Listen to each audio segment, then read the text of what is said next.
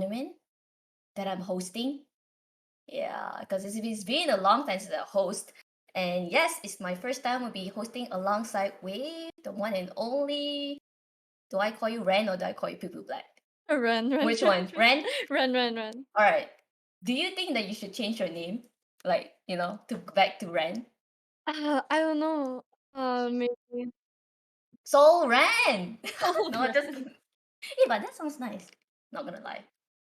Very ran, Ranberry. very ran. Hey, Ranberry sounds good too.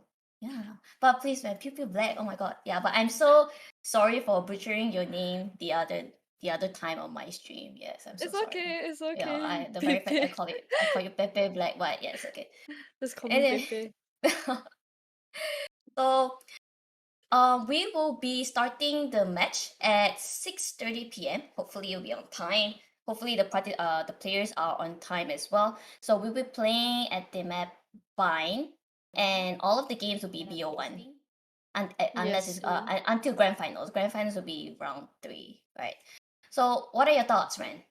Of the first team, the first group that will be streaming live, which is Tommy's Maidens versus Ravage Esports. Do you know any of them inside? I actually don't know any of them Mm. yet. But we'll see how they play. I bet they both will be very good. I see, I see. Because I checked on the list that I was given to me, and yeah, to be honest, I don't know any of them in the team except for one from Tommy's Maidens, which is TMGY Tinesh. Oh, Yes, Tinesh. yeah, you should know, right? You should know Yeah, him. yeah, I know Yeah, Tinesh. He's a very yeah. good player. He Mm-hmm, played mm-hmm. with me quite often before. Yes. So I'm just gonna introduce like who are in the teams of the Ravage Esports and Dummies Maidens, right? If you realize for Ravage Esports, they are pretty high elo because they contain of Immortal 1, Diamond 1, yeah, Immortal, Diamond to Immortal. But in Tammy's Maiden, it's a really like campur, like rojak. There's gold 3, there's black 2, there's diamond 1, there's immortal. So it's so mixed up compared to like Ravage Esport. So to be honest, like from my side, I think I'm actually like excited to see how Tommy's Maiden is gonna be played out because it's like there's a lot of like different ranks. What do you think? Are you rooting for like any team, right? Mm, I'm rooting for Tammy's Maidens because Dinesh is inside. Uh, well, yeah. I mean, to be honest, it's bad to be like biased. It's Yeah. like, just in case later say, why no one support Ravage Esport? What kind of host is this? What kind of co-host is this? But yeah, but I mean TMGY Dinesh is one of our GMs, our BerryFam GM. So I mean I am actually anyway, RVG Shin. I know this guy too. Actually from Ravage Esports. Yeah, RVG Shin. I heard of that name. Wasn't he one of our we scroll a little bit to see. Oh my god, he is our GM, dude. So his GM is a GM. Oh, Sorry. oh, I oh, RBG shit. okay, I'm so cannot sorry. be biased. I'm so sorry. There's two GMs playing. I am so sorry. So it's Ravage Esports versus Tammy's Maida. I am looking forward to that. And there's like 5 minutes starting soon. I'm going to introduce the casters for today. Ren, would you like to bring them in or introduce them? Let's introduce our two amazing casters, Riverina and Cinder Faith. Yay! Hello, everyone. Clap, clap, clap, clap, clap, clap. Hello, I just want to say hello. I'm not supposed to be here, by the way. Y'all gonna scam? Y'all gonna Thank you. scam? Thank you so much for Scam. being here, Cinderfaith. Yeah, just to like explain to the viewers, I know it's supposed to be Eliminate, but she is currently coming back. She's not back yet. That's why we called Cinderfaith here. I'm I hope you gonna guys are replace. I'm gonna excited. replace her until she comes back. Yeah, But yeah, yeah. exactly. Yes. So, Cinderfaith, thank you so much Yes. for being here, really. No problem. No problem. Yes. I know you were like last minute and all, but yes, thank you so It's much. okay. I'm not suffering from a hangover right now, but it's okay. Let's go. We can carry this All on. right, you had a hangover. Did No, you no, drink a no. lot? No. I anti-alcohol. There's no drinking, no drinking. Oh, right. Man's had a man's had a hangover Oh. without any alcohol. No. What time did you wake up? Mm. Huh? You woke up just now? No, right? 4 Serious, p.m. ah? 4 p.m. 4 p.m.? Alcohol at 4. Honestly, that's Wow. the average Valorant player wake up timing. No No, cap. and then 5:30, Average so Asian. PM me. I was like, dude, I need you to cast. You okay? Huh? Oh, okay. No, my reply was now. Okay, I see. So yes, casters, so you'll be casting for the teams, okay? Tammy's Maidens and Ravage Esports. Any opinions? Actually, I don't know both the teams. I don't know how they've been playing. But one name is very bright for me. It says Boopy Waffles. Isn't she like a streamer? Who? Boopy Waffles is a streamer, right? Bloopy Waffles. Waffles, right? Oh, Diamond Tree, yeah. I didn't know she Diamond Tree. Yeah. I didn't know she was Diamond Tree. So Oh wait, I'm Bloopy? yeah, we have. Wow, really? No, host and co-host never see team name, only I see did. the guy. I don't know. Never No, see I girl. saw. No, you only see the guy down there. What GM never see girl. One. Never mind, I will see the girl. It's okay. I am here. I'm Scuff streamer and Don't Scuff worry, host. River. We will hold a male standard. All right. Yeah, we got the boys covered. No cap. All right. Bloopy Waffles is what? Is a girl, ah? Yeah. Oh, okay. Oh my god. Okay, I'll go check her out later. But yes, it's my first time seeing her name. This is my first time hearing That's it. what. I'm so So sorry.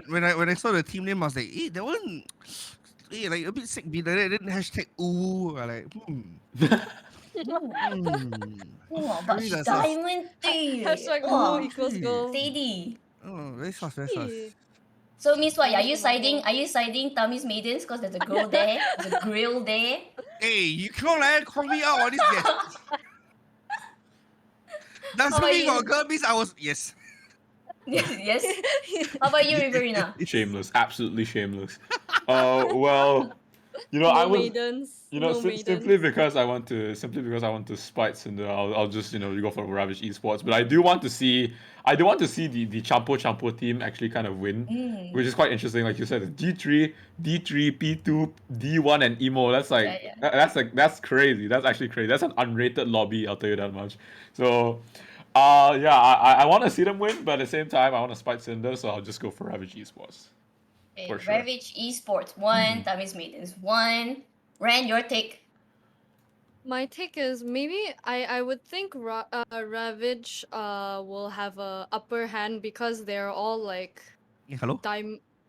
they're all like diamond up, right? Yep. Yeah. So and as you said, Tammy's maidens are more rojak, so I would say Ravage will have the upper hand, but we'll never know till we watch. Yes. Tammy's Maidens. You can call it like, I don't know, dark horse, but to be honest, I'm also rooting for Tammy's Maidens because it seems like they're just here for fun. Because BerryFam Mini Tournament is supposed to be like joining like for fun, because it's a community tournament.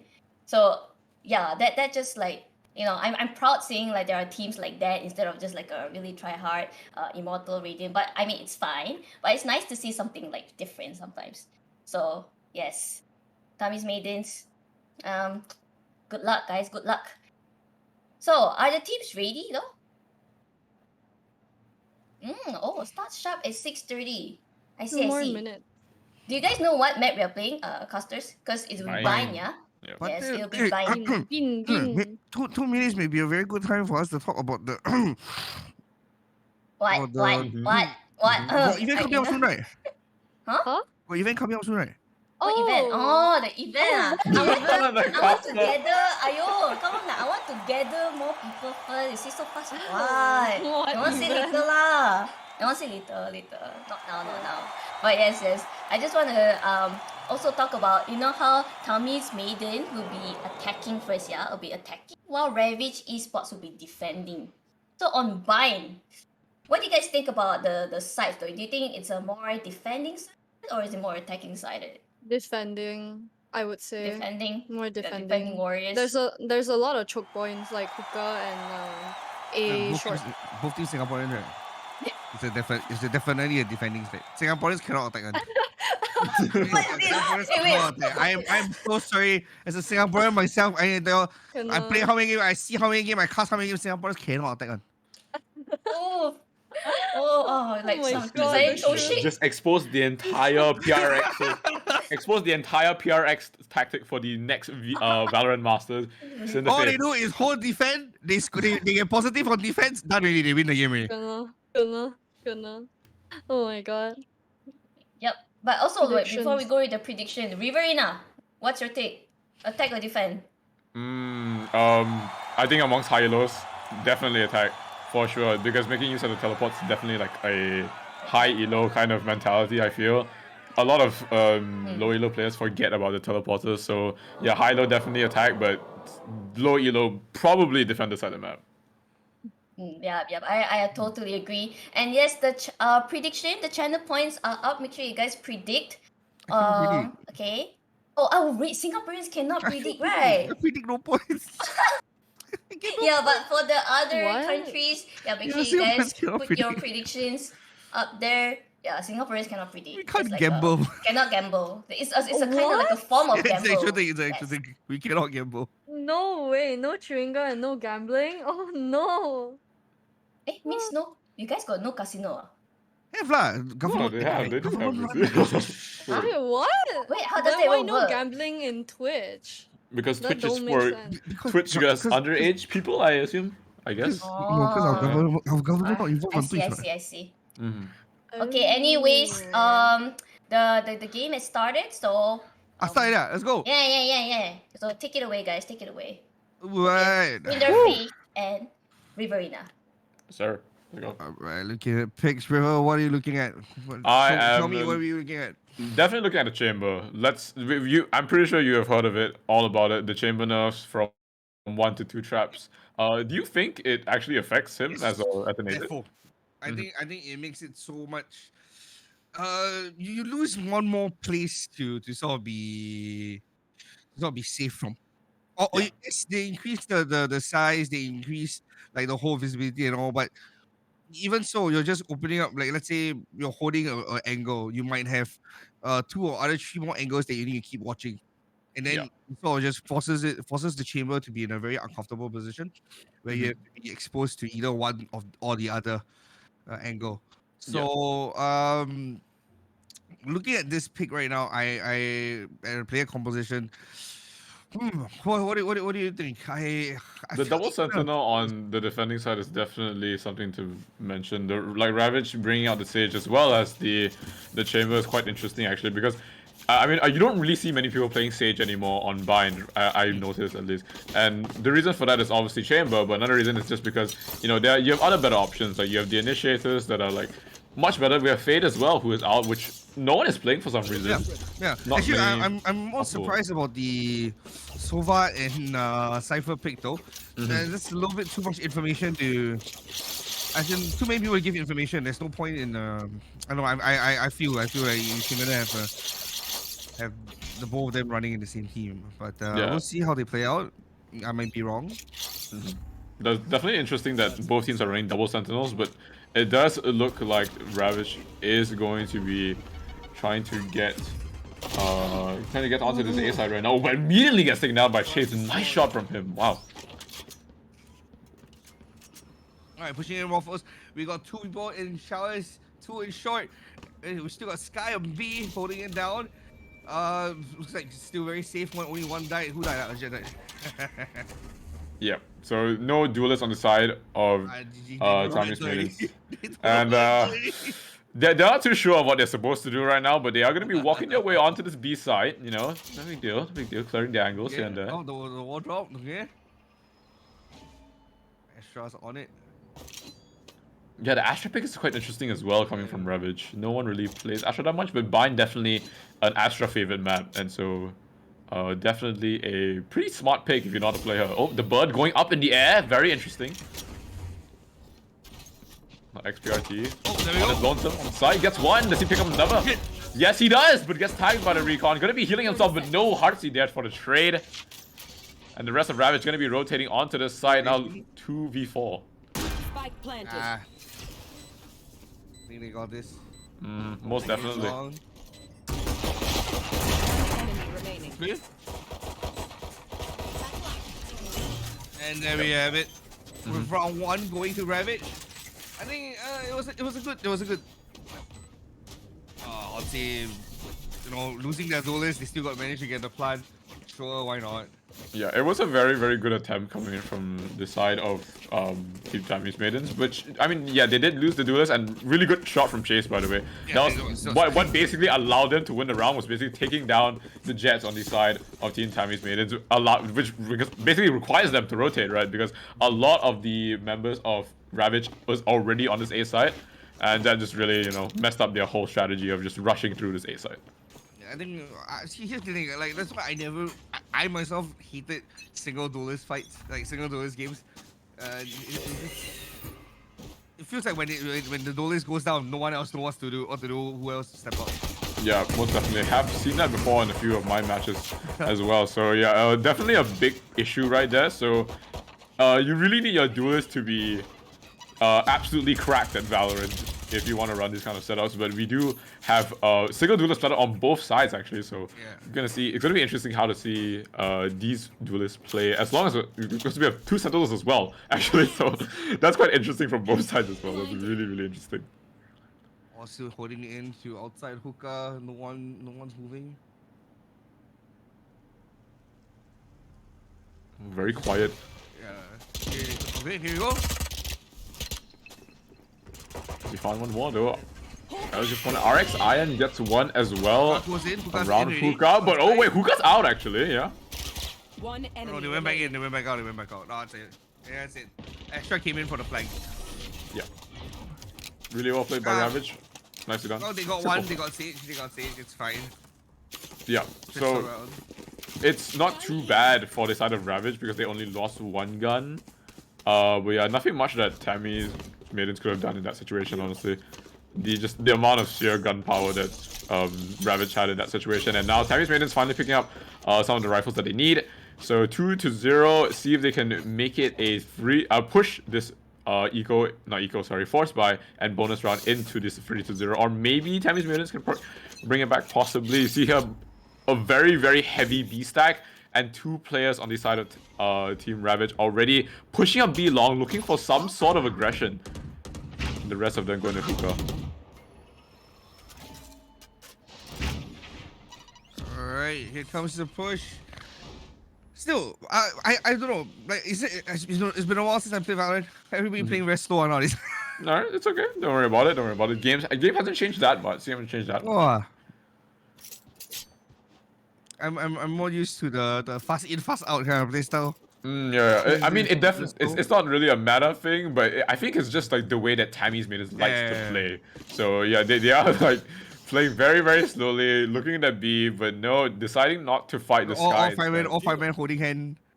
Yeah, you know what? We ring around a rosy around here. What's this? What am I to get? Chase? Oh, he picks up 1. Does he get caught out though? That's the question. No, he does not. Able to pick up the Vandal, and he gets out at the same time. Yeah, they all went on the site already. Showers, Astra, you wanna... Astra. Nice! Okay. Okay. Nicely done. Spike planted. Concuss comes in as well. Does he find it? No. Boopy was there to cover. This Trade comes in everywhere. Heartseed picks up 1 as well, while Thins cleans it up. 2v2 post-plant situation. Sky does have flashes, if I'm not wrong, so this could be quite the interesting reset we have here. 2 players going U-Haul as well. Shin finds 1. Shin trades out, and he just runs and guns. So like I said, Cinder, this game has not changed much. Run and gun is still here. Okay. That one is just because he had a Spectre, okay? That is just a Spectre problem. Alright, now, okay, we'll see. It's fine. It's just normal. They just won they won bonus. It's fine. That is really good by Ravage though. Really well played.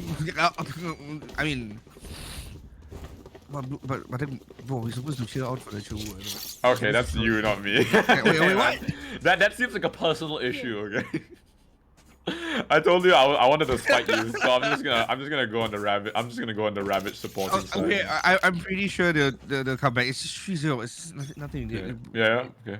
No copium here. No copium here. Is all they get, Ravage. Yeah, they are gonna be Same moving thing. towards hookah. Okay. Because you know why? The pace is decided. The pace is all decided on Jet, on whatever he feels like doing. If he doesn't, you see, he dashes back out again.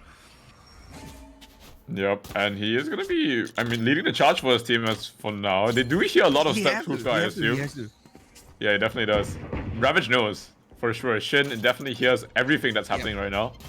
One rotate gonna coming in, the Ray is gonna be going on to the B side as well. So 3 players on B. And look at that. Look, Tammy's main is just chilling.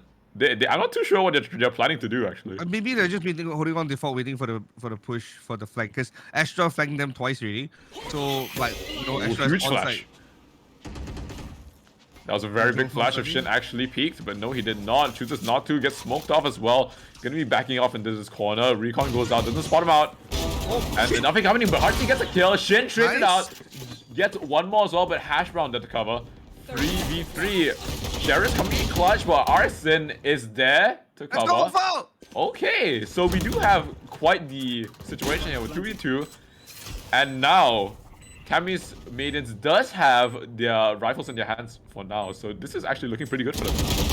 Oh, Close? Oh, very, very close. I thought Hashbro was gonna hold it. I thought he had it. That was very, very close. Whoa. Oh my, okay. Whoa. Okay. So that was bro, you need extremely to hold down the close. mouse. Yeah, just pushing out of the smoke like that. I mean, definitely an interesting option because they did have a lot of time. Yeah, bro, I think it was bad on Ravage for both of them to push out the smoke like that. Oh But yeah. then, at the same time, Ashbrown just didn't, you know, he had the opportunity. He had that double kill on hand, but I think he just, I think it was 50, I think you only take like, take bodies, I think. It wasn't even. Yeah, about 50 HP or a piece, my and then like God. couldn't finish it up. Yeah, absolutely. But I mean, really good try, a really good eco. In fact. Oh my God! A bit too aggressive. A bit too aggressive. I like that. I like that aggressiveness. I So love it. This is the but- Valorant that you know, right? Exactly, but Alright.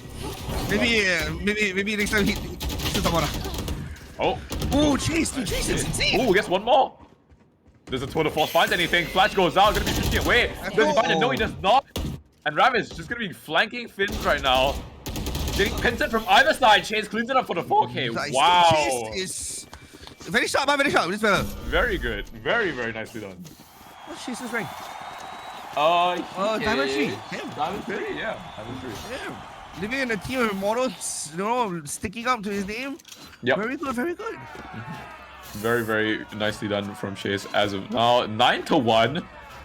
One death on both Chase and Shin, by the way. So, really dominant performance from them so far. I mean, we'll see if they can continue on. You know, it's their realm. You know, you gotta. It's hard to push aside with both. I mean, even though Sky is not a sentinel. You know. Yeah, but it's still hard. Sky definitely has a lot of util that prevents don't you. like this, I don't like this, I don't Oh like- my! Oh! XPRT. Kind of a grim wall going on here, standing on top. You know. I mean, she had Waffles had a judge. She was prepared for that, but no. Oh, Okay, that's a good plan. Shin. Nice. Does he find one more? Yes, he Nice. does. Oh, does he find one more? Yes, he does. 3-piece for Shin, a 3K. Last player alive. Gonna be Junikura, gonna be running away for his life right now. 1v5 situation. And oh my God, they are hunting him down. Oh no, not even one. The flawless coming in from the side of Team Ravage. Wow, that was a very big flash. I think he was deciding whether the flash was to go out or not. But damn.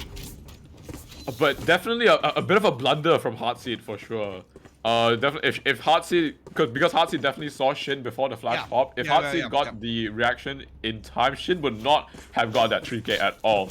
So yeah, a bit of a blunder there from Heartseed, but Shin with a really nice flash coming in with a 3K as well. It's just absolute dominating performance so far from the side of Team Ravage. I mean, so far, whatever Tammy's maidens are doing, just need to do something else. They need to fix this. Oh my God, what is happening? What is happening? What is happening? No! How is he? Okay. He should have died 6 years ago. They Yes, shouldn't have he been was- alive. Their fight took too long. What was that? Okay. Okay, this is Chase. Oh my Chase. Chase. Uh, Yes. finds one. Does he find another? No. Okay. I thought he was just gonna silently take all three. Yeah, I thought that was the plan, but the plan seems to have faltered a bit. Chase gonna be backed up by his two teammates as well, though. Are they gonna swing? Bloopy Wobbles gets one. Flash goes out. Smoke goes out as well. Cybercade is gonna be blocking off the entrance. Rez does pop. And Shay is gonna be backing up for his life here. A lot of util being invested for this side, on both sides actually. If you're gonna be used, both players gonna be making their way towards the B side. And it looks like Ravage gonna be following in suit. What was that though, Cinder? What was that? I'm still kind of like, One what? enemy remaining. What happened? Yeah. I hate that. Okay, like Jet was pushing out. Like he did have knives, but was still alive. And okay, there we go. Chase with the final kill. Very easy retake. But yeah, that one race play was very questionable. With the showstopper, Jet with the blade storm, and then everyone with their shots with their pistols. Why would the two of them just left alive like on shot and like nothing happened? Like it was a good 30 seconds of no one dying. It's the duelist mentality, surely. Alright, Yeah. looking into 7-0, this is way too much of a one-sided victory. Yeah, Ravage definitely on form for today, and we can see like they do have a few star players in their team right now, like Chase being one of them, obviously. And yeah, Tammy's Maidens just need to find a way in, honestly. I don't think they've like successfully found a way into a site, like first try, because they always go to the other side most of the time. But look at that, 2 Astro Stars on this A shot right now. Gonna be a lot of util being invested. Twitter Force gets used as well on the side of Ravage Esports. Unfortunately, Chase misses. Chev though picks up a kill. Johnny Kura for the frags, and Chase Raze pushes out. They're already coming in for the flank. Yeah, look at, oh my. Okay, this is gonna be interesting from... This is bad. Very bad. Arson, does he find it? No. Ooh. Oh! Hash brown dead to cover. Chase now left with the AWP in his hand. Twitter Force. 3 shots remaining. Recon, where's the recon going? I think that was a molly. It was... Yeah, it was a molly from Bloopy Waffles, but Bloopy Waffles doesn't need it. Just in case from the Chase gets one more as well. Alright, let's go. Let's go, boy. Please don't get a shot. Oh my goodness, Fins with the geometry coming in clutch. Shock Dart gonna be taking down XPRT, and that's the first round. The first round. On chat, they're calling it Expert. His name is Expert, by the way. Expert. Oh, I see. He's one of those no vowels kind of guy. Okay, my bad. I'm sorry. My bad. I'm sorry. I feel so bad for him. Again, I feel like we have to call his name out, right, for getting a shock dart to the face. Yeah, Expert, terribly man, sorry. I feel your pain. I feel your pain. Got you. That's what you don't get. That's what you don't doesn't get any shock dart again. All right, finally, one on the scoreboard. Yep. Really good. Tammy's Maidens on their way, like it's forging their path towards his comeback, possibly. And now they do have the guns that they need to, I guess, take over this B side. Play quite slowly once again. Shin with a very nice flash. Doesn't catch anyone out just yet. You're going to be backing off as well.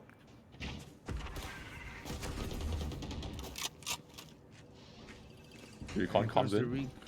Oh, wait. That goes all the way back to CG. That's quite interesting. Alright, there we go. Okay. One enemy remaining. Oh my god, expert. You guys see that laugh at him? I'm gonna shoot that. Look at his clean aim though. Oh my. Oh, Blue Wobbles. Oh, but he did tag it a bit. Does tag him a bit. Blue Wobbles now in a 1v3. You know, I never see her lose this before. Yeah, she has the orbital strike as well. I've never seen her lose this before. No way she loses. Yeah, but 45 seconds remaining on the clock, and she does not have spike. She does not have spike. Quite difficult actually, but definitely doable possibly. Maybe catches at Arzen? Question mark? Question mark? She's just gonna. Oh no! No! That's an iPad moment. No! Don't do it. Oh, okay. Arzen. Contemplating his life decisions right there, Arzen. Thinking about the knife possibly. I know he was. Yeah. I think any Valorant player would have been. Do I knife this? But yeah, definitely very interesting situation. Not very favorable for Bloopy Waffles at all. But she is at the top of her team right now. Look at that. She's top fragging. Sorry, gonna get the scoreboard up again. Observer. Yeah, 8-8 right now with 5 assists as well. So yeah, doing pretty well. The rest of the team. Shin and Chase, goddamn, dude. Yeah. Oh, the classic ulti of you almost find the kill. Oh my, oh my. Fed This is okay, by HP. the way, guys. Yeah, oh. This is Okay. Junikura, that's fine. Chase is so low right now. Oh, Chase managed to get a kill for that. Okay, he does find it, yeah. 3v3, kind of low. Planted.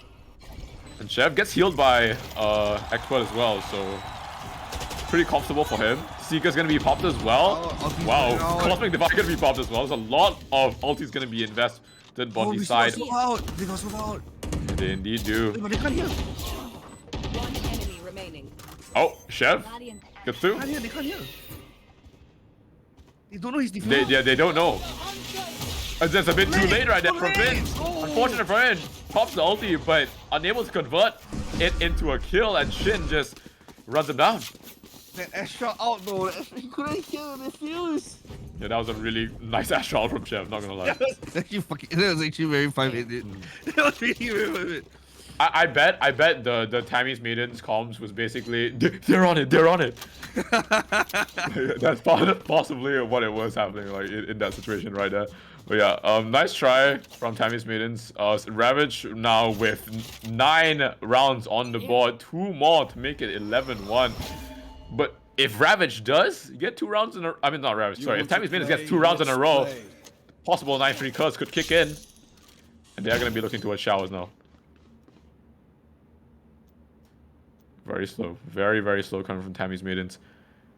Seems like that's how they're comfortable with playing. Trademark spots them out. And they are going to be committing to the side. Junikura might find one. Dashes in as well. Chase there. On site. Does he find it? That's the question. Definitely nothing happened. Oh, yes. Chase. Oh, he finds another one. 2k for Chase. And Arzen goes in with the shorty. He doesn't find anything. So far, but all goes in. Wow. Really aggressive coming from Arzen while Chase backs him up. Hash Brown did pop the tour de force as well. But I don't think there's much he can do. No. It's pretty much, you Oh, Chase. How is Chase alive, by the way? They were like, he walked straight into the showers. Okay, Arzen. Fast, So- very fast. They were on eco. It's fine. Yeah. All right. This is It's where they alright. come back. Like I said, okay, because defending, I see Singaporeans cannot attack one. Yep. So Yep. we'll see lah. We'll see where they swap sides lah.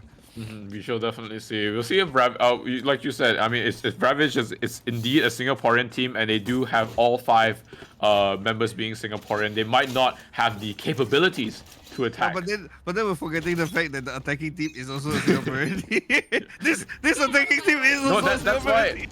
No, that's why Ravage is winning now. That's why Ravage is winning now. Dude, come on. That's how it works. Yeah, they are gonna be looking towards B right now. Hookah as well as Long is gonna be the point of contestants. While just like Tammy's Maidens are playing very slow, and I don't think this is the play, honestly. Like I feel like Ravage Esports has gotten used to this pace. They know how they play. Yeah, It's- I think honestly it just boils down to that one duelist factor. No one is gonna help. The smoke doesn't come out. Okay, wait, smoke comes out already. Oh, that's it. We got Shane finally. Yep. With Expert there to cover. Very good hole on the jet. Oh my, Expert. Okay. Expert, don't crash on that again, please. Oh my God. Does he get the ace is the question. Res available to him as well. Probably gonna res his teammate. Oh, If TP. they do Sorry, move, sorry. yes, the res gonna be coming out. Yeah, 5v2 retake. Oh, not even retake. They can't even get on the side. Look at that chase already on showers. Do they spawn him out? No, they don't. Yes, they do. Fizz with the chase, but no. Chev with the trade. And that's gonna be Ravage 11-1 in the first half. My goodness. So Sender, not looking too good, huh? Here we go, early break. No. I believe that the first game I cast will always be an OT. Eh? OT. Yeah. That's. Someone give me Chase's PayPal. I think you could probably if you could DM him on Discord right now. DM him on this guy. Yeah. Give him like 50 sing, you know. Boom, done. Bro, make it Yeah. OT. Hey, bro, make OT. But I don't know, man. I think paying off Chase is just not enough. I think you need to pay off the whole team because they're all playing good. They're all playing well. What do you mean? They're all playing well. Just pay Shin to flash the whole team. Yeah. Actually, though. Oh, Yeah. that goes very aggressive. Oh. Okay, Arlen, a bit too aggressive. Bloopy Wobbles gets the kill, while Shin catches off Bloopy Wobbles as well. He had his hands on the boombot. That's so bad. Yeah, a bit unlucky. Oh, Oh, save it of Minecraft. Mike. Yeah, Minecraft, yeah. Oh, run. Nice. Yeah, Chase, as usual. Ah. A bit interesting. Junikura dashing towards Chase's face, but Chase unable to follow up. Expert though gets a kill onto Thins. 2v2 situation. Shin with the flash. Stalls it out for a bit. Hard scene. Does he find it? Yes, no, I don't know. Expert needs to reload, but Junikura there to back him up. And that's gonna be Team Tammy's Maidens taking up the first round of the second half. What just happened? See, a lot of things happen. Do you notice that Prince didn't shoot at all? Wait, did he not? He didn't shoot. He peeked out, saw shit, and was like, "Sup, bro?" He didn't shoot him at all, and then Chase just got him off. A bit unlucky, I guess. A bit unlucky coming from Thins. I mean, you know, it's alright. His team got him covered. No big deal. No big deal. It's okay. It's okay. But yeah, we do have. We got them on the score again, 11-2. They cannot waver. They cannot back this down. They have to. Yeah, for sure. They can't really drop a single round, honestly. To give Ravage any sort of leeway at this point. You see, they're still playing quite safe actually, even with the Spectres in their hands. Hash Brown does not have his rendezvous on the ground as well, so it's gonna be quite risky to peek this, especially if Chase as well as Shin double peeks it and they do trade him. Because he does not have anywhere out, but does he... Oh, very risky! No! And no, Chase! Oh, and they get healed up as well. Oh, that is tragic. That is tragic. Looking good. The Spectre gets headed over as well to the side of Team Ravage Esports. So that's not really good. Shin. Now with Spectre in hand, Chase as well. But look at that, Ravage Esports making their way towards his B side. Just these two here are going to be making a lot of noise, being a complete nuisance to the side of Tammy's Maidens, and it is just a fake. Judge gameplay? Judge gameplay? Okay. Uh-huh. You back to the whole team. Everybody's getting up in short, all holding hands, cuddling up, wondering what's the next step. What do you think they should do now? Yeah, with Are 30 they seconds. for the rush? They have to make a move, yeah? 30 seconds left. With this Shin Junikuro, coming. is he ready? Yes, he is. Gets one on Shin. Does he peek out again? Chase there. Ready. Gets one more. Does he find another? Shin with the dash. Gets about 8 bullets. Does he find another? No, not enough ammo. But Finn's already defusing and just swings out with the Spectre. Tammy's Maidens winning the bonus. All good, all good. Hush round. Next time, let's run and gun with proper care. Most definitely. 11-3.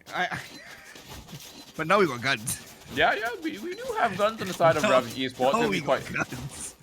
Yeah, but I would like to mention that if somehow Tammy's Maidens is able to win this round, I feel like the momentum would shift quite immensely. Both economically and by morale. Yeah, okay, the thing is that if Tammy's Maiden win this round, it's going to be a mental issue when it comes to Ravage. I mean, like, why? How? Yeah, and then I think they're just going to equal one round and then they're just going to win the game. That's just basically what's going to happen. Yeah. Pretty crucial round. And now as we see, everybody's playing default. No one's doing anything special other than the longs coming in. Bloopy Waffles with the judge gameplay right here. Interesting trip wires as well. You can see that. What is this? What is this? It says L for a loser. What?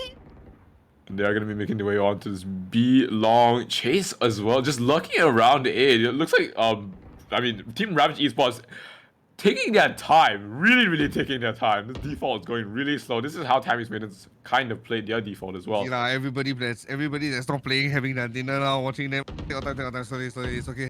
Yeah, don't worry, guys. Else to go, huh? Guys, carry on, Yeah, no worries, guys. Just continue eating. We'll tell you when something happens, and something might happen, something might not happen because flash goes out, but no. TP? Okay. TP, but going into short. Ooh, hash brown. Oh no, hash brown, don't push out. The dog spot's not. Okay, never mind. TPing away. Yeah, okay, fine. 30 seconds left. Here they come. Where the judge?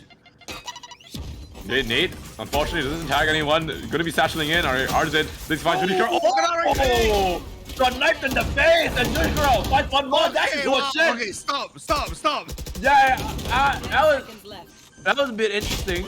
But okay. He does that all the time. You notice? He does that all the time. He likes to dash into people's face for no reason. It's the Scare art of tactics. it's the art of confusion. Oh, wait a minute. Okay, Chase. Wait, hello? Wait, whoa. I thought they lost it here. I thought they lost, but no, thought they Chase lost. with the Chase. 12 force gets 3 kills. that? 3 successive kills. They That's lined up for him. Chase was low, and then I thought we were just talking about the jet The dashing, dash, you know. yeah. I was like, you know, when they won the round, and then Chase just decides to do his thing, you know. What? Huh? No. Mm-mm. Hey, so, That should not be it. Chase pay actors, yeah, serious. Yeah, definitely overheated from the side of Team Tammy's Maidens. Unfortunate from them. Got to a bit excited there. 1v3 situation. Just peeked out one by one. Chase easily got those 3 kills. Won them the round. Now fell 12-3. Not only that, but Ravage has guns. And Tammy's Maidens are in a very, very, very poor spot right now. I don't know how they're gonna deal with this, especially with Tammy's Maidens gets rushes in. Judy Kura gets 1. Shin now with the trade. They're gonna get the spike down quite easily, I assume. And Seekers goes out as well. Oh my goodness. Everybody's on site, no one's dying. Oh, we got CT, we got 3 on CT. Pushing it out. Come on. Oh, no, shotgun. Oh, okay. Oh, touch round. Wait a minute. Recon very good. Chase, you can hit so many good shots, but you whiff the recon. And Spike finally goes down, actually. Oh, okay. So Chase finds 1, but Finn, with the additional firepower, keeps his team in the game. Tammy's Maidens now 12-4. And the dream is not over. The dream is not over, Cinder. I was gonna get my dinner. I was gonna get ready. I thought we were just gonna call for break, get our host back in. But looks like we still have to do our job. Hello, guys. Yeah, of course. You never know, with these teams. You never know. They always bring out something new to the table. And now, Ravage Esports I was really on an joking about eco. OT, but I was really joking. I really don't want to OT. He just wants to eat. Cinder just wants to eat. No, I just want to bring our beautiful host back in. You see, look at our beautiful host doing nothing. He's just sitting on there enjoying the Look at how beautiful down host here, doing and then nothing. I have to do this Chase guy. Hello? Because the recon scans nothing, found nothing. Found nothing. And Okay, shit. okay. Wait, shit. Oh no, Chase, not Chase. No, Hash Brown gets a nice kill. Okay, trades this classic for the Spectre, probably for the Frenzy, but takes it back. And now Ravage Esports losing their chamber. Gonna be watching out for that flank as well. Quite annoying for them to deal with if Team Tammy's Maidens decide to flank. But it looks like all of them are just gonna be sitting on side, waiting for the aggression from the side of Ravage Esports. Definitely the smarter play. Definitely. I think. Yeah. I really don't think Tammy's is gonna be aggressive. They're just gonna hold their ground. They know that if they hold the angles, they're gonna win this. But the problem is Hash Brown. Hash Brown will be problematic. Hash Brown keep picking. I a bit scared. Yeah, I mean, he did find a few kills now. Here comes the entry. Satchel goes out. Artisan, does he find it? Does he? It's gonna be used for zoning as well. Oh! Big orbital strike. Pushes Ravage out for a bit. Stalls the plant as well. But no Hash Brown there. Artisan gets 1. But Bloopy Wobble's there to cover. And that's last bit alive. Artisan, does he find it? Okay. Let's go. 3 more. 3 more headshots. That's all you need. Yeah. Okay, see that dash again? 13 seconds though. Okay. Oh! No. Very close. Very, very close from Artisan. Very, very valiant effort from Artisan. In fact, good nade as well. Gets the kill onto Bloopy Waffles, but no Heartseed there to shut him down. And that's going to be 1 more round going to Tammy's Maidens. And this is one more opportunity for Team Ravage Esports to close it out here. I can't take this constant teasing. I can't take this. Don't worry about it. It'll probably conclude soon. We do not know. I do not know. Okay, the thing is, I just want either you just end my pain or you give me a confirm OT. They might give you a confirm OT. I'm not gonna cap with you. I'm not really gonna cap. Oh, showstopper possibly going out right now from Arzen. No, doesn't pop it. You go away. Wait, Arzen going the wrong direction. Unfortunately from him, thought the drone was coming out from U-Haul, but no, it was from CT. Fins lives from that situation. Really nicely done. The dog gonna be spotting him out as well. Spike already down. And that was gonna be quite the interesting situation that Team Tammy's Minions gonna be Team Ravage put in right now. Arzen finds one onto the level. Because honestly, the most Showstopper gets popped as well. Okay. Did it find anyone? No, what's going on here? Okay, there we go. Okay, Trick Chase coming goes down. Oh shit, That's Trick over got Chase. one pin. Does he find it? No, no. Ash Brown gets one. Hush But I don't think it's enough time. That's game. Oh. Unfortunate from him. GG. Very, very good effort. GG. Very good. Good try. I think honestly, from a 0, what we're seeing is there was a 7 and 0, right? 9 to 1. 9 to 1. I mean, okay, they hit the ground. I think let's bring our host back in and see what our beautiful hosts feel about the previous game, what they had to say for themselves. Yep, welcome back, We guys. have our host back. Hi, Chobo. Hello. Hello. Oh my Hello. god. Oh, I'm so. Oh.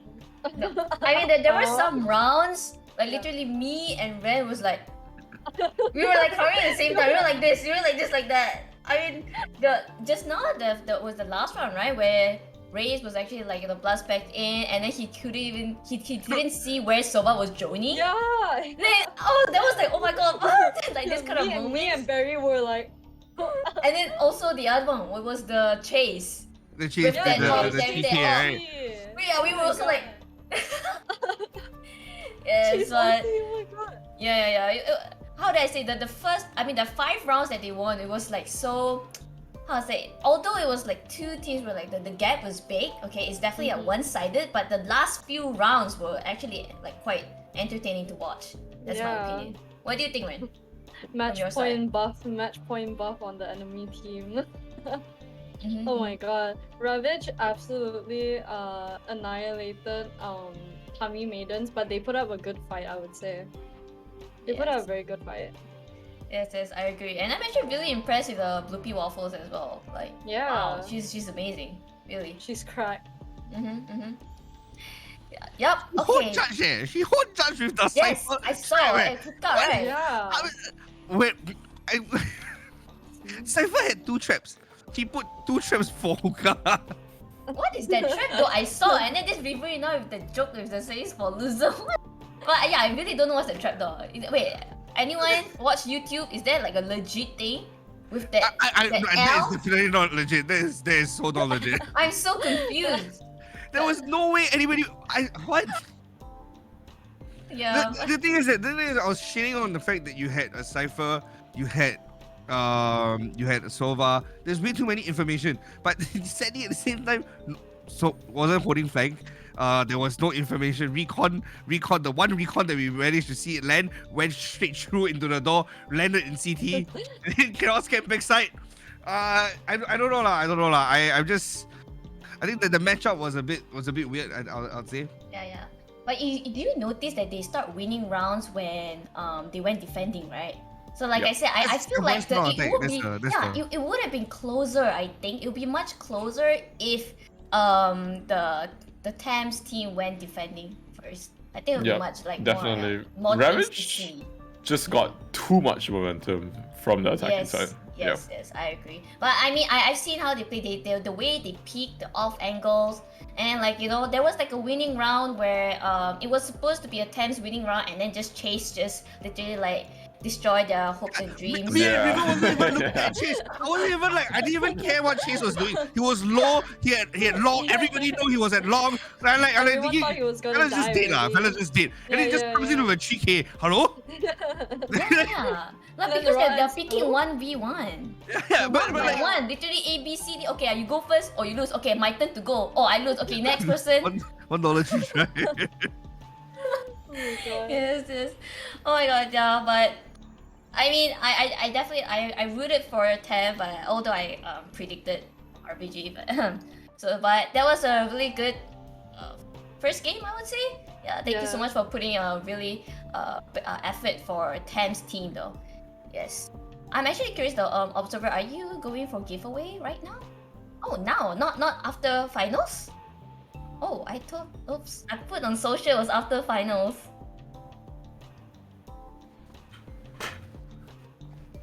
Fine. Okay, my fault. Although I asked you. Anyways, Sorry, anybody who don't understand, the host and productions are having an and the rest of us we lost always right? have arguments. The rest This of is us nothing. lost child. This is nothing. Okay, this is nothing. But okay, let's go with the giveaway now. Oh my god, but I wrote something wrong in social. But okay, never mind.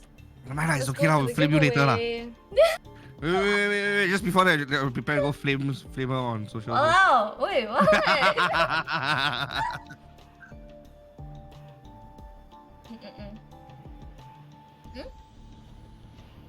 290. There are 209 entries. Oh my god. Wow, like PvP, yes, huh? I mean, yeah, I mean everyone wants the Valorant points. Like I'm actually really amazed that Valorant points has more response from the crowd compared to like peripherals. Yeah, people really be struggling in this economy. Let's just say that much. Yeah, but I mean, wow, everyone wants the skins, yeah? What you guys want to buy? What are your favorite skins, man? For me, it's Forever Horizon. Yo, if you guys are gonna buy the Titan Mail, I'm disappointed. Yeah, I'm Team Matte Black. Default skin for the win. Team Matte Black. Default skin for the win. But yeah, I just want to bring out that, you know, the giveaway, even if you guys did not win, we are going to choose 3 winners, right, for this giveaway. Even if you guys did not win for this giveaway, we will have more giveaways in the future, so don't feel like super sad about it, because I think like most of you guys also realize that we have giveaway every month, because we had it last month, 2 months before. So yeah, let's just see who's the lucky ones today. The lucky 3 winners. Wait, isn't it the 3 of us? Huh? Berry, you're gonna give the 3 of us, right? That one that was the under table. I'm not supposed to say it. Oh, I'm sorry. Why you like that? Imagine we actually win it now. I also put my name there. I don't know if my name. And the wheel too big lah, spin too long lah. It's not spinning, man. It's not spinning, man. Oh. Oh. It's not spinning. I'm not spinning it. You're still hangover, dude. Are you good? Who's gonna call for you? Why not Ren? Why don't you do it, Ren? Okay, spin. Cinder. Oh, okay lah. Okay, can Cinder, you do it. Spin. Then you wait for what? Christmas ah. We're on for BerryFam Winter Tournament again, is it? You know what? I'm too lazy to do the drama. This takes like 5 minutes. You're gonna be. I can't regret doing the drum roll. It is. You're gonna be doing that for at least spinning for how long, huh? Waiting for Winter Tournament, yeah. Close eyes first. I'm still hello. For 1 minute. Wait, is there songs? I wonder there's like some music or something. Oh. Who is the lucky one? Oh my god, damn lucky, to be honest, if you get it. I mean, like, the probability, guys, is 209. It's 1 out of 209. How lucky can you be? I can't even see the name. Yeah, I can't even see it. Yeah, I can't see the name. Yeah, it's stopped. It will pop out, right? Is it stopping? It's not. What in the lucky wheels? No. That one is shuffling. Almighty. Oh my god! Woo! We have our first winner! Yay! You can buy the new Titan. Are we checking first? RIP. So rip this guy. We get another name just in case. Oh, we get another name. Another potential winner. Very good. I have prepared already. Let's go. Spin the wheel. I got background music for you already, don't worry. Yes. Oh, just to explain to the viewers, so we are going to have a second potential winner for the first one, just in case that Almighty Fifi did not did the requirements, which is like comment 3 people, share on Instagram, or like what else? Like message us, like just in case that he's missing, he or she is missing, then we'll have this second potential winner to take his or her place. Yes. A bit too epic. I want to hear the music.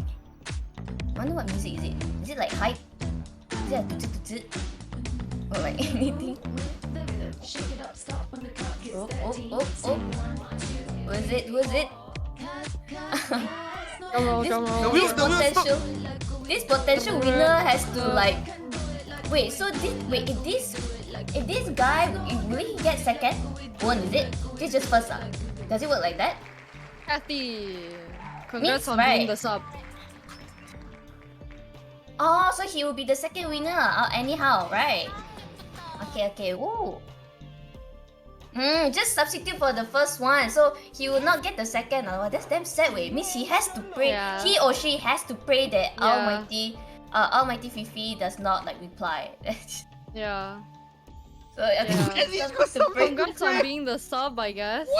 Congrats on being the sub. Yeah. Maybe you can like black me. Just kidding. Don't black me. But yes.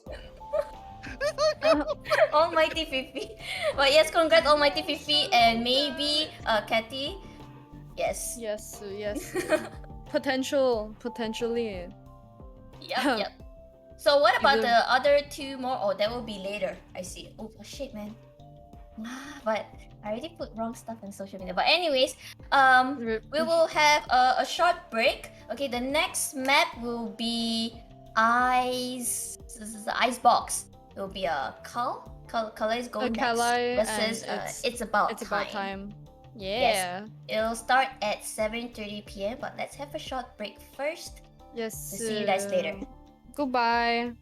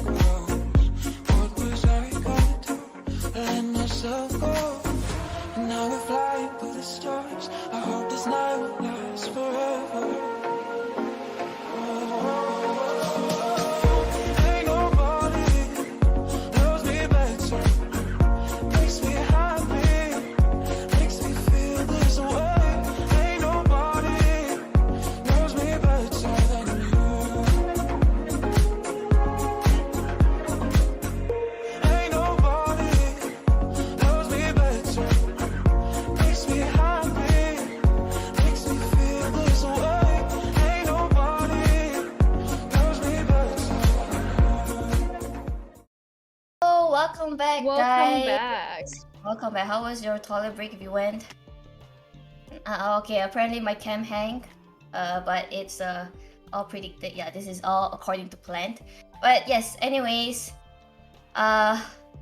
we will be having our second game, okay, which will be Let's Go Next versus It's About Time. But I just want to bring up the fact that just now I didn't like have a proper goodbye. I mean, not funeral lah, Ren. Why did you say funeral? Why did you bring up funeral? But no, not funeral. I meant like a proper, let him like go red carpet, let him bye bye, that kind of thing. Okay, for Cinder Fame, because apparently Eliminate is back. And I'm gonna introduce you guys to this lovely girl. She's really, really pretty, really professional caster, seriously.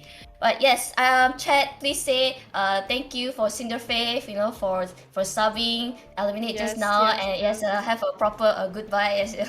So yes, rest well, Cinder Faith. Bye bye. Bye bye. Yeah, let's introduce our casters again. Welcome, I'll bring them back. What's up, guys? Yeah. Eliminate and Riverina. Hello. So yeah, why don't you introduce yourself to Eliminate?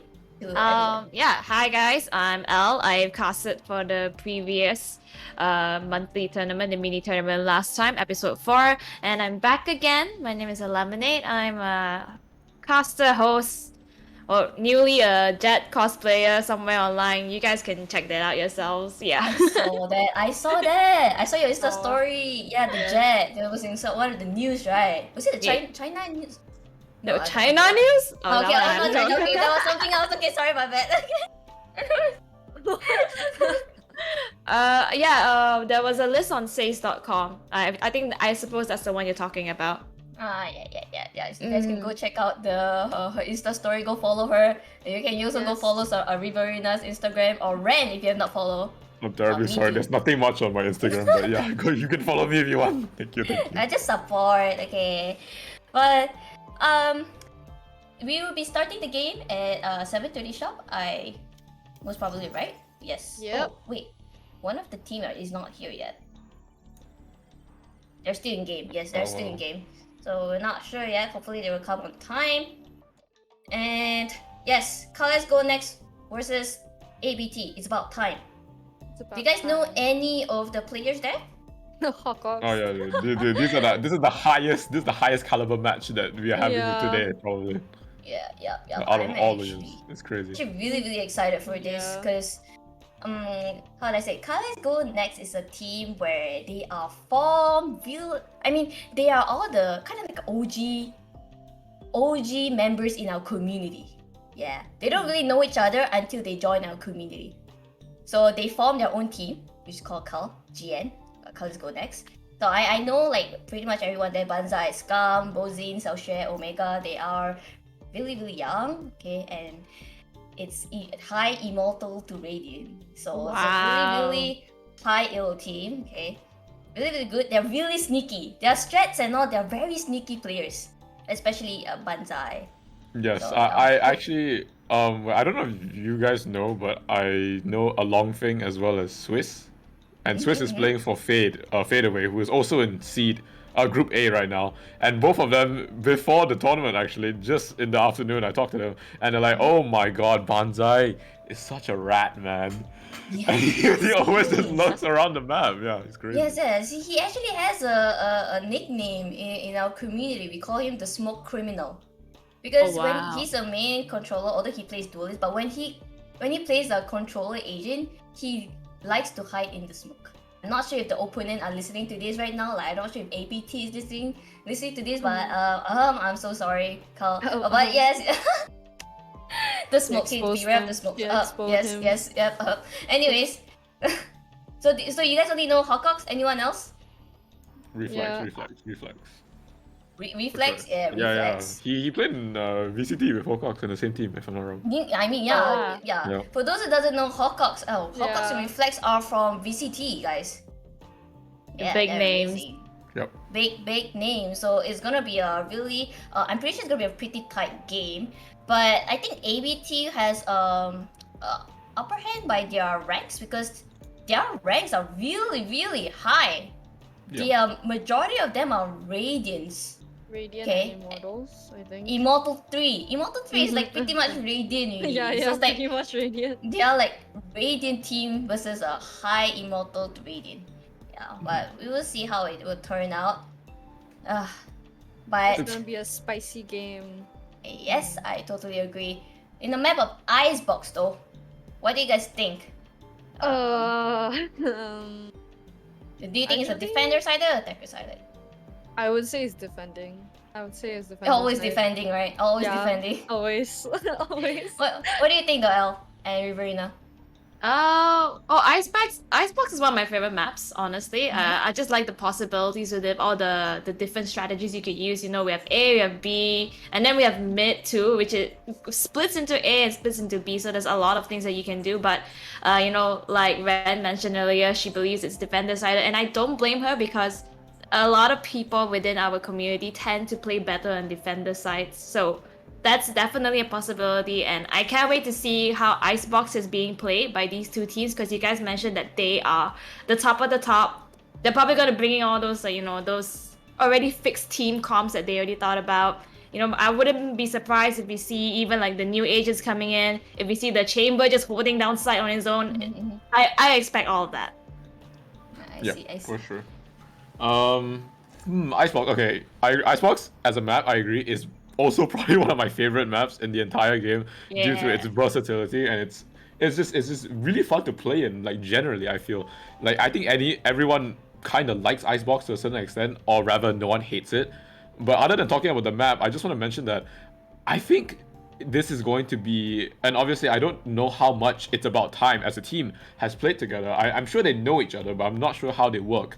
But I know Kali Go Next has played as a team for an astronomically long amount of time, and they definitely know how to work together as a unit. And even though they are of a lower rank, I definitely see them pulling out strats that maybe It's About Time has not ever seen in their time playing. And so this is probably going to be a game about individual skill and aim versus tactics and teamwork, I assume. Yeah, I totally agree. Because I know from ABT, because Hawkox just joining the team not long ago, and so they're most probably a new team, at least for like Hawkox, because he just joining not long ago. And then yes, like I said, that Colors Go Next has been it's an OG members and they formed this team like really long time ago. And again, I'm actually really like happy to see our communities like you know, getting close to each other. It's really nice to see that.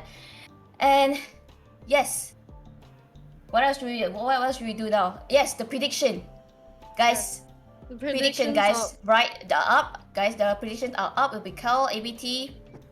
So sorry for the Singaporeans, but for the other regions, please, you know, put your prediction. How about you guys though? For the casters and co-hosts, what do you guys think? Any predictions? I think It's About Time is gonna win. Just It's About cause Time. it's higher ranked. Yeah. That's kind of based of me, but you know. Yeah, honestly, reasonable. You look at statistics, and yeah, they are theoretically better, right?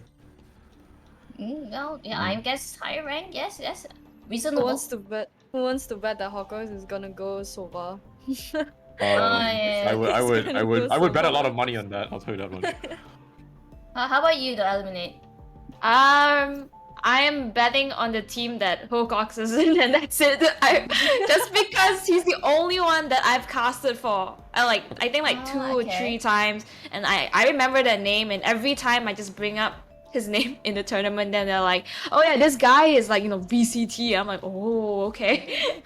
Yeah, but this time it's not 1 VC but 2 VCT members on the side of It's About Time. Honestly, really hard to pick for me because, but I'm rooting for Colors Go Nets because I know pretty much everyone there, so yeah, hopefully they will do their best, you know, because they are like a really tight team. Like what Riverina said, they have been together for so long, so I really do wish that, you know, they would proceed further. But yes, we will see about that. Yeah, for sure. Personally, I would go for Kali, even though yes, I agree, It's About Time is higher rank and they're probably better in aim duels. The thing is that I feel like Icebox does not rely on aim duels. It relies on teamwork, and which is exactly why I would rather go for Carly instead of It's About Time, and simply because I'm a big advocate for Valorant being a very, very, very interlocking kind of team-based game where all these members have to have perfect coordination with each other. We've seen how, like, for example, PRX has played in the last Masters. They played as a unit, as a team, and even though they have the individual players like Jin as well as Forsaken, they do have other supporting members as well, which is what makes them shine. And that's why I would probably choose Carly, especially on Icebox right now. Yeah. Yes, I agree. Because to be honest, for high elo, most of the time is everyone has good aim. So it's not about the teamwork that matters right now. Because Immortal and Radiant, yeah, I mean there's not much gap, but it's all about the how well they sync together. Yes, because after all, Valorant is all about a team play game, right? There's only like a certain an area where how far you can go with aim. But teamwork wise, it's really hard. Because if you can master your teamwork with your aim, I think you can just go to BCT, Yeah. Yes. Yep, So for sure. yeah, I am really really excited with this game because wow, it's gonna be really tight. But although if looking at the channel points right now, there's quite one-sided. No one is predicting for Why? Oh Wait, my really? Everyone's predicting Whoa, for 90 ABT. 96%. Come on, guys. Hello, guys. Again with the disparity. Why? What happened to why, the what happened to the power of Base- friendship and teamwork? Yes. Base man. chat. Base chat. Okay. Super Uh-huh. base. Right. All right. Or maybe, yeah. Hopefully, Carl can call some of their friends to come support me. Maybe I'll predict. I will support Carl. I'm gonna put my prediction on Carl right now. Yeah. Let's see. Let's just vote that. Okay. But it seems like the game are about to start, but it's not starting. Oh, the spot. Oh yeah. Yeah. Oh yes. Oh yeah, Let's go. I wanted to Just- mention about that, but I keep forgetting. But thank you so much for bringing it up. Just to let you guys know, this whole tournament is sponsored by Team Salty, an amazing sponsor and partner. If you guys want to know more about Team Salty, the links will be down below in the About page. Yes.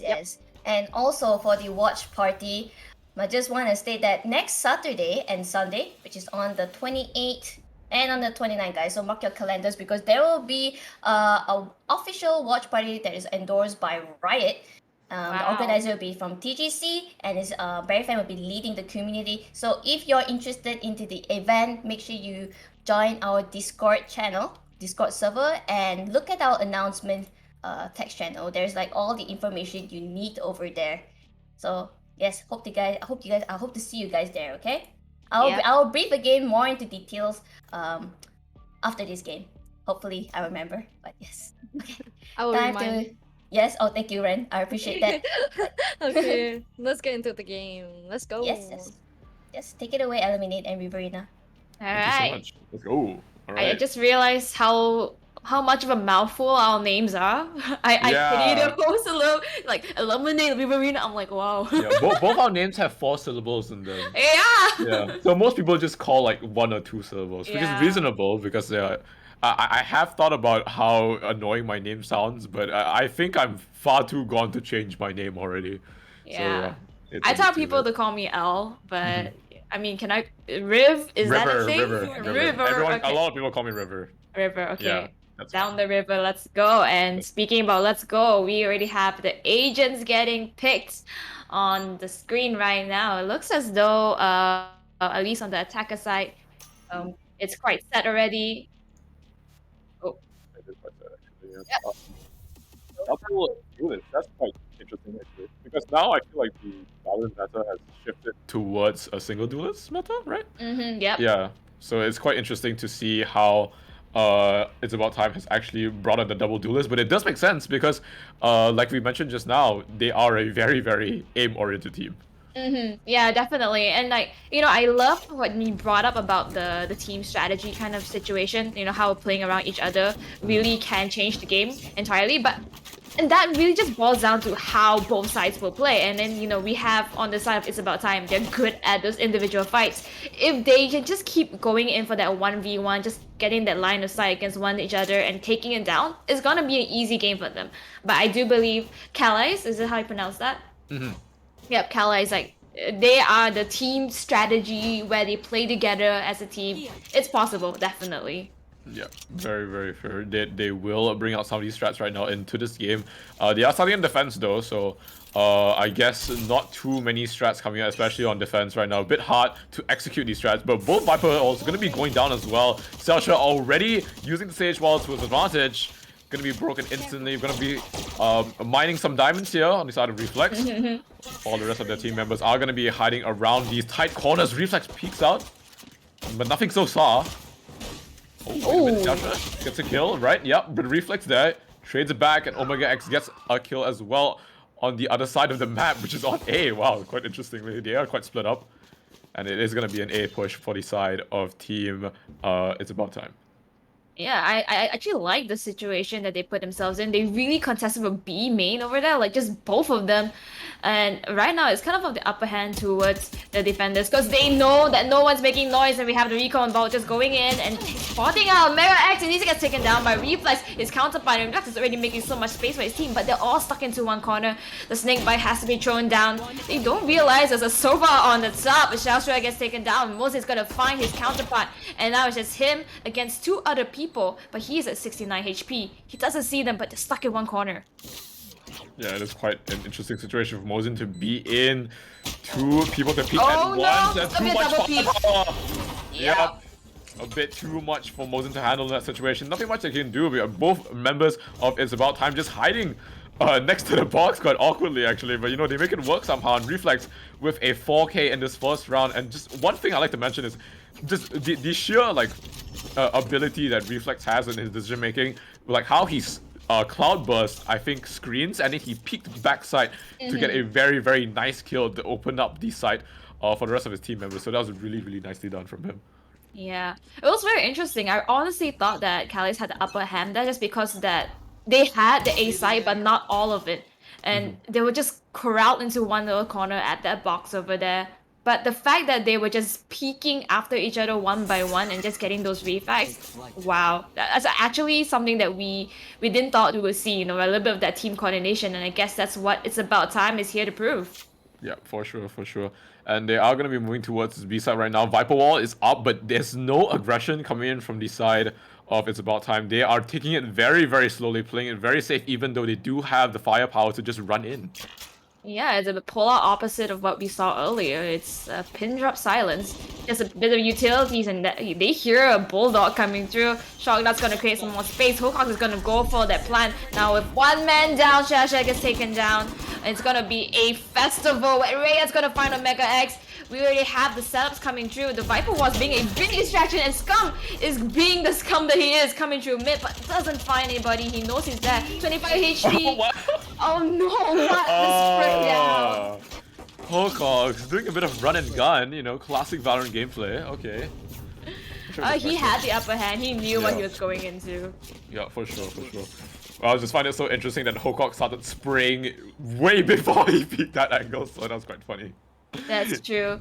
It's pretty interesting because, like, you know, they were the attackers, they won the round, they had the gun advantage, and they took their time to go in for the plan. Yeah, it's really, really... I feel like it's quite bizarre because you think a team that has like the aim potential, like It's About Time to just go in, right? But no, they're actually playing quite, you know, properly. Definitely.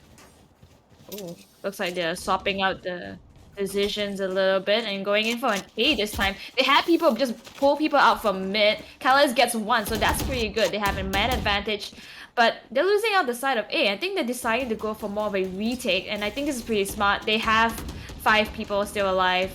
Focus goes for the plan, and now it's just the trigger of when they want to go in. Yep, definitely, and they are going to be making their move as of now. Reflex now on his lone sub around 410. Quite dangerous spot that he's actually in. There's time to dash build, but no, Omega X gets one kill on to back up, while Hokok trades it out as well. Mosin gets killed to Hokok. Reflex trades it out once again. Mosin, the trades flying everywhere now, and Reflex with a really clean kill onto Scum.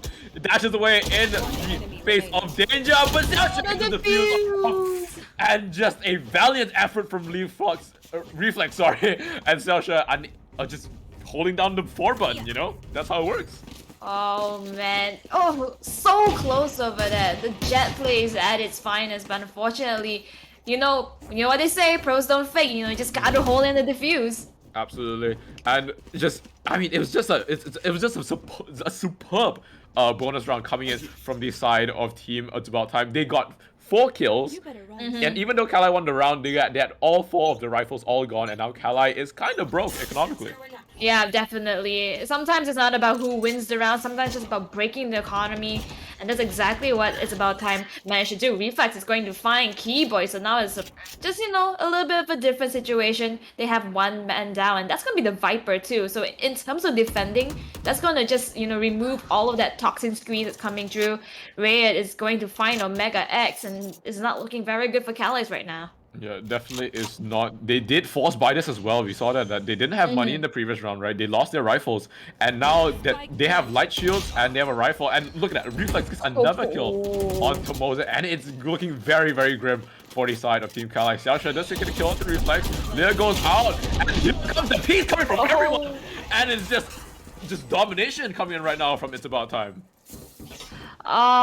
You don't want to be in Calais' spot right now. It's just, when it rains, it pours. You get the guns, you lose them all, and then it's just gonna be an extra bonus round, almost as if because the economy's just been broken. Yep. Absolutely, and now they're very, very broke. They forced the previous round, and at this point of time, they probably will not be able to buy for maybe the next 1 or 2 rounds, because if Kali does try to force Sheriff possibly, it might not go well, especially against a team like It's About Time, who, like, so far is having an absolutely dominating performance, both aim-wise and teamwork-wise. Yeah, and just taking a look at the defenders, they did try to just pull back a little bit going in for those retakes instead of just getting those peaks in information. And every time they seem to peak, we have It's About Time punishing them. So that's the worrying part, and it's as if they have to give the site and play retake. If not, it's not even gonna be in a position where they can potentially fight back. Yeah, absolutely.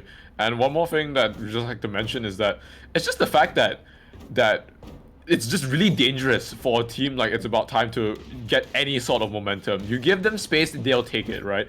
Yeah. They just seem like that kind of team who knows their limits, and so they'll work around what they can and cannot do. And so if you give them space and you give them all of these rounds, all of this economy, it's just gonna go out of control eventually, right?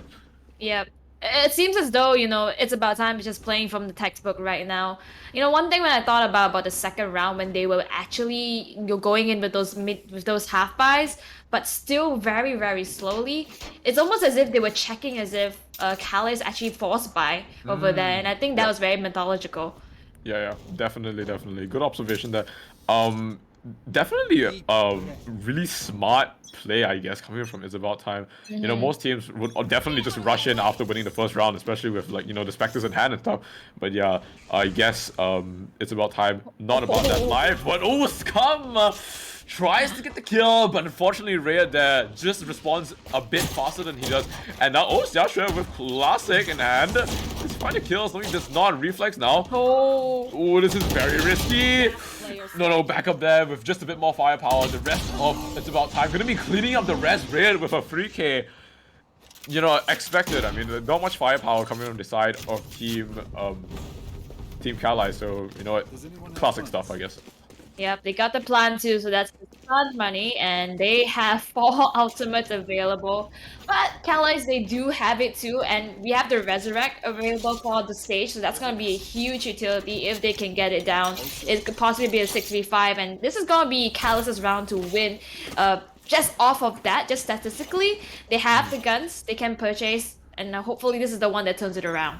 Yeah, definitely. They do need to take 1 round off of Team It's About Time, because just giving them that momentum is just way too dangerous. And just at the start of the round, Red gets 1 kill onto Scum already. Opens up the map, but no, Omega X. Ooh, nice shot. Right onto Reflex's head. It looks like Team It's About Time going to be moving towards its A side instead. Doesn't want to fight doesn't want to fight Omega X as well. Yep, they lost one. It's actually 3 people on the side of B. If they actually go for it right now, there's just gonna be Mosin to deal with, and that's gonna be pretty much in their favor because there's no one there to refrag for him. Right now we have the Chamber going in with the spike, passing it over.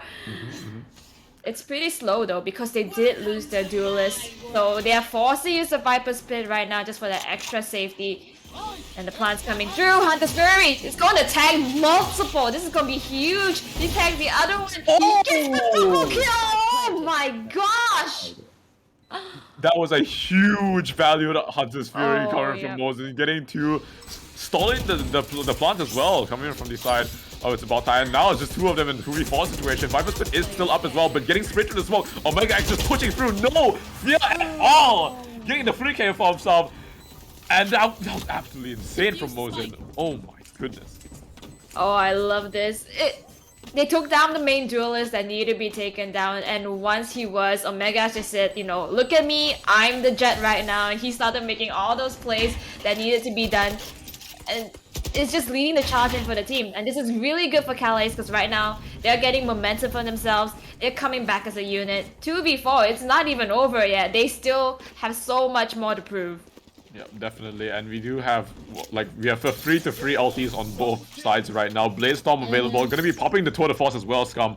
And so he is going to be watching quite an aggressive angle, I assume. So you're putting down the rendezvous as well. Blaze Storm available for Omega X, as well as the rest, like you said, hasn't even been popped yet. And so Kali in a pretty good situation because I feel like the ultis that Kali has have much more value than the ones on the side of team. It's about time and Scum. He gets spotted out, gets flashed as well. Gonna be backing off into this corner right now, using the rendezvous to TP away. Smart decision not to overpeak. Keyboy now on his own with the support of Scum, if I'm not wrong. Yeah, Very they're slow holding pace. off B main, but Spike's actually back all the way, almost at base, and we have a Viper just watching. There's actually 2 from Calais is actually going through to the mid. If they manage to take him down, this is gonna be big for them. Yeah, and look at the chamber on A already. Wait a minute, what's happening there? Oh, wow, okay. Very, very interesting stuff coming in from the side of It's About Time Hocox. Signature pose right there from the side of Sova. Oh, very close shot. Very, very close shot from Scum. Does he find it? No, he does not. Hocox does not want to repeat that. But the kills are coming in. The trades are coming in as well. Backup. Takes on Omega X. 4v3.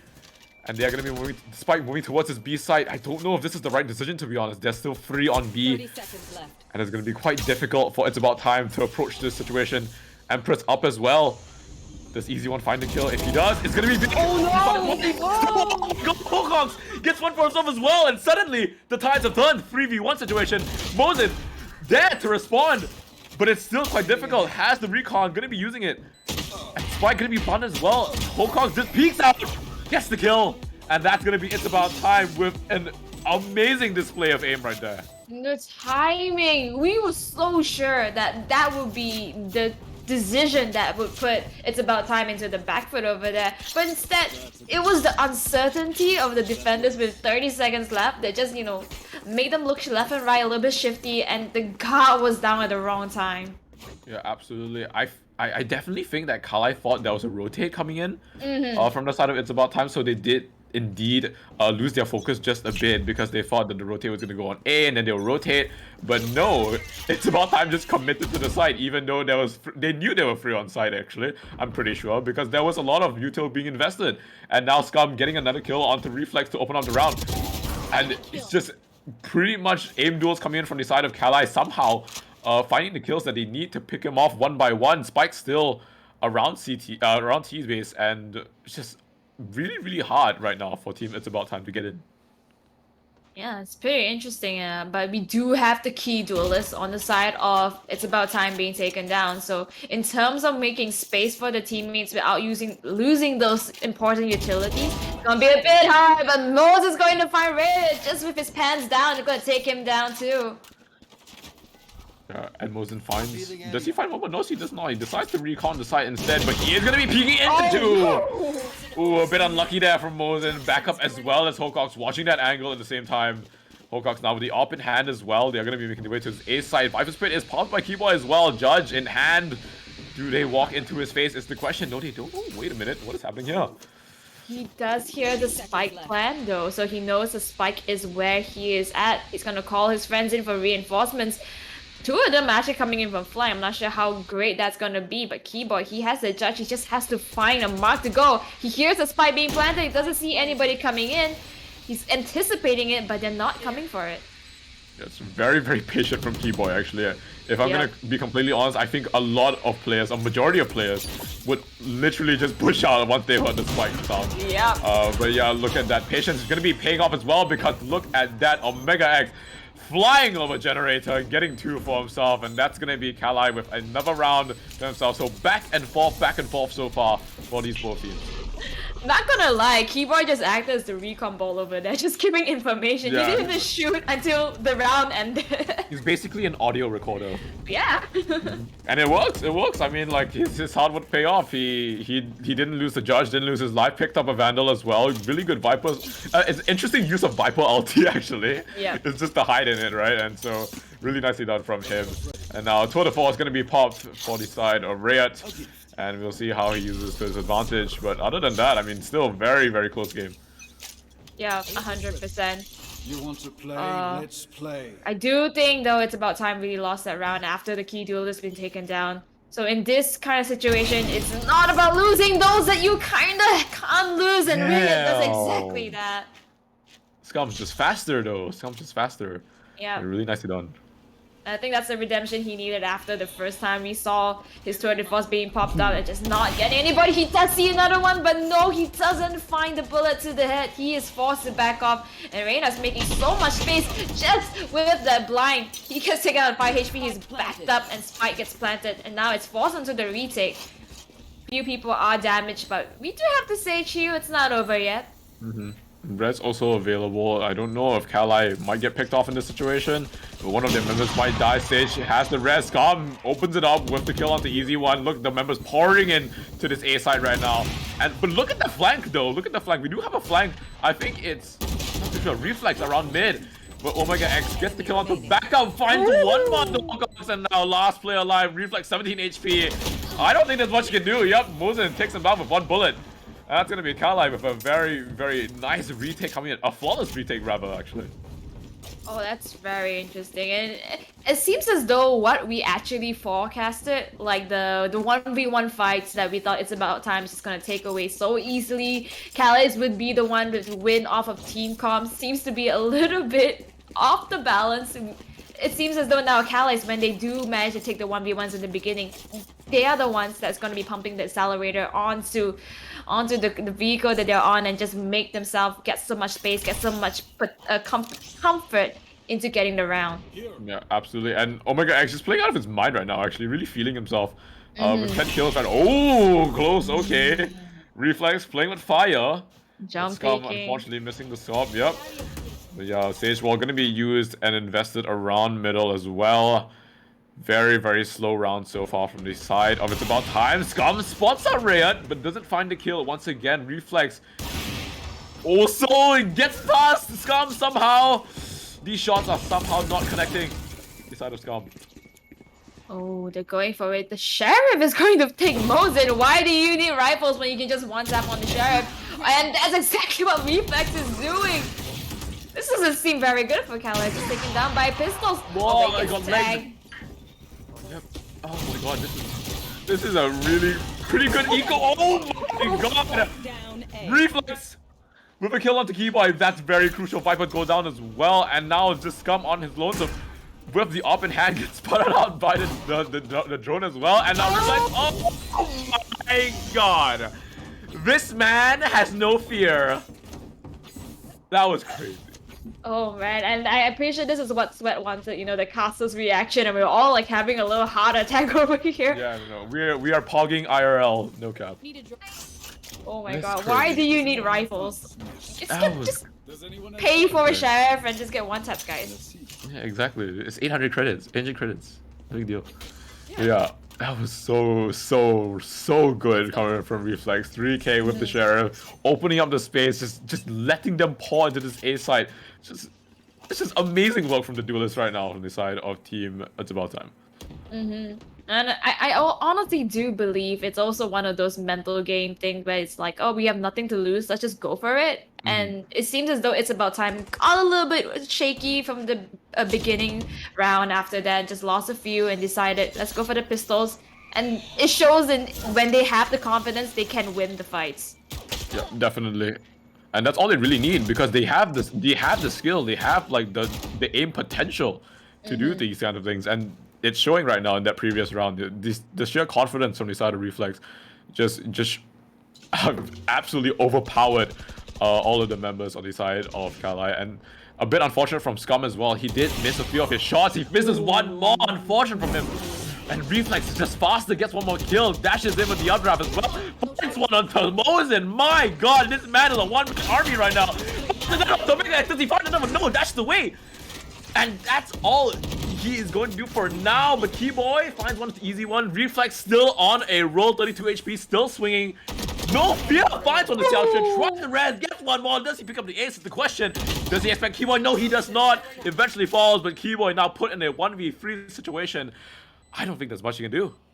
Oh man, he doesn't need the ace. He just created so much space for his teammates, and now Keyboy, I think he's gonna choose to save right now. He knows he's up against 3 people who basically haven't been scathed at all. He has to run for his life.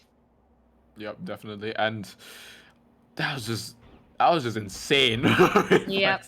I think that previous round just like alleviated its confidence by an exponential amount. That was crazy. Yep. You love to see it, and I also love to see how, you know, Reina was coming in, just supporting him. And then at the end of the day, it didn't matter that he was just taking up the duelist space and going all the way to the back. He had people supporting him, and I like to see that the teamwork coming in. Yeah, definitely. And it's just so crazy because Reflex is putting on a masterclass for all the gen mains right now. Like if you are a duelist player, watch this man. Watch how he goes in. This guy is absolutely insane. The amount of space that he creates and the amount of like comfort that he brings his team is just absolutely crazy. And now they're gonna be moving towards this A side. Looks like it's gonna be a default once again because Spike is around T base and they're gonna be playing quite slowly. Yeah, Reflex does have his Blaze Storm popped up as well. He is stuck in mid though, he's just trying to see if he can get anybody with those updrafts. And Hunter's Fury is gonna come through after the tag. He does tag one, and that's gonna at least disrupt them so that they can actually start a skirmish, and that's gonna give them some form of positions that they want to be in after all of those deaths. Yeah, absolutely. And both blades are going to be popped by both jets as well. Keyboy catches Reflex off guard. It's a big kill coming from this side of Kali, who is now going to be... Ooh, does he find backup? No backup. Up onto Omega. Finds one more for the 3k. And now it's just Viper v Viper. But Keyboy there with the operator stops him in his tracks. And that's going to be Kali taking one more round off of the side of Team It's About Time. It's going to be 5-7 halftime. Wow, this is what you want to see, you know. If you're up against something you can beat, at least bring it to a 5-7. I think Kali did it really well. Yep. It was sad to say they lose quite a lot of members, but I guess with all the utilities that you were up against, you know, you had the Blaze Storm to deal with, you also had the, I believe the Hunter's Fury coming through. They did really well. Yeah, absolutely. And now, this is where I feel the magic starts to happen from the side of Kali. If they have not lost their composure and they have not lost their minds playing against the madman that is Reflex, they probably have a lot of things up on their sleeve right now. On this attacking side, like the sheer amount of potential that Icebox brings to a team that has, you know, practiced it time and time again is just absolutely insane. There's so many things you can do, and I feel like if Kali can, I guess, execute these plans properly, definitely be in their favor. Yeah, 100% agree into it. And I like the setup that we're seeing from the side of It's About Time. It's the pretty much the usual things. We have some people a little bit aggressive. We have the Jet that's able to just dash away, tailwind away, if managed to meet anybody in kitchen and not get those pointers. We also have Riot here, who's going to play a little bit aggressive on the chamber. Pretty much looking as if VCT is happening, guys. This is peak Valorant gameplay, guys. Come on. Positioning 101. Absolutely. Everyone just standing in place. Everyone is literally standing in place. Everyone is just standing in place. Literally, no one is moving. There's no lag, guys. It's just default. It's just default. Yeah, it's just default. Yeah, your screen is not lagging. Don't worry. But yeah, they are gonna be moving slowly, very slowly towards the B side. So fast back at base, guys. Yeah, don't worry about it. The first piece of util has been used, and there it is. The XU coming in. Viper gonna be using the wall as well.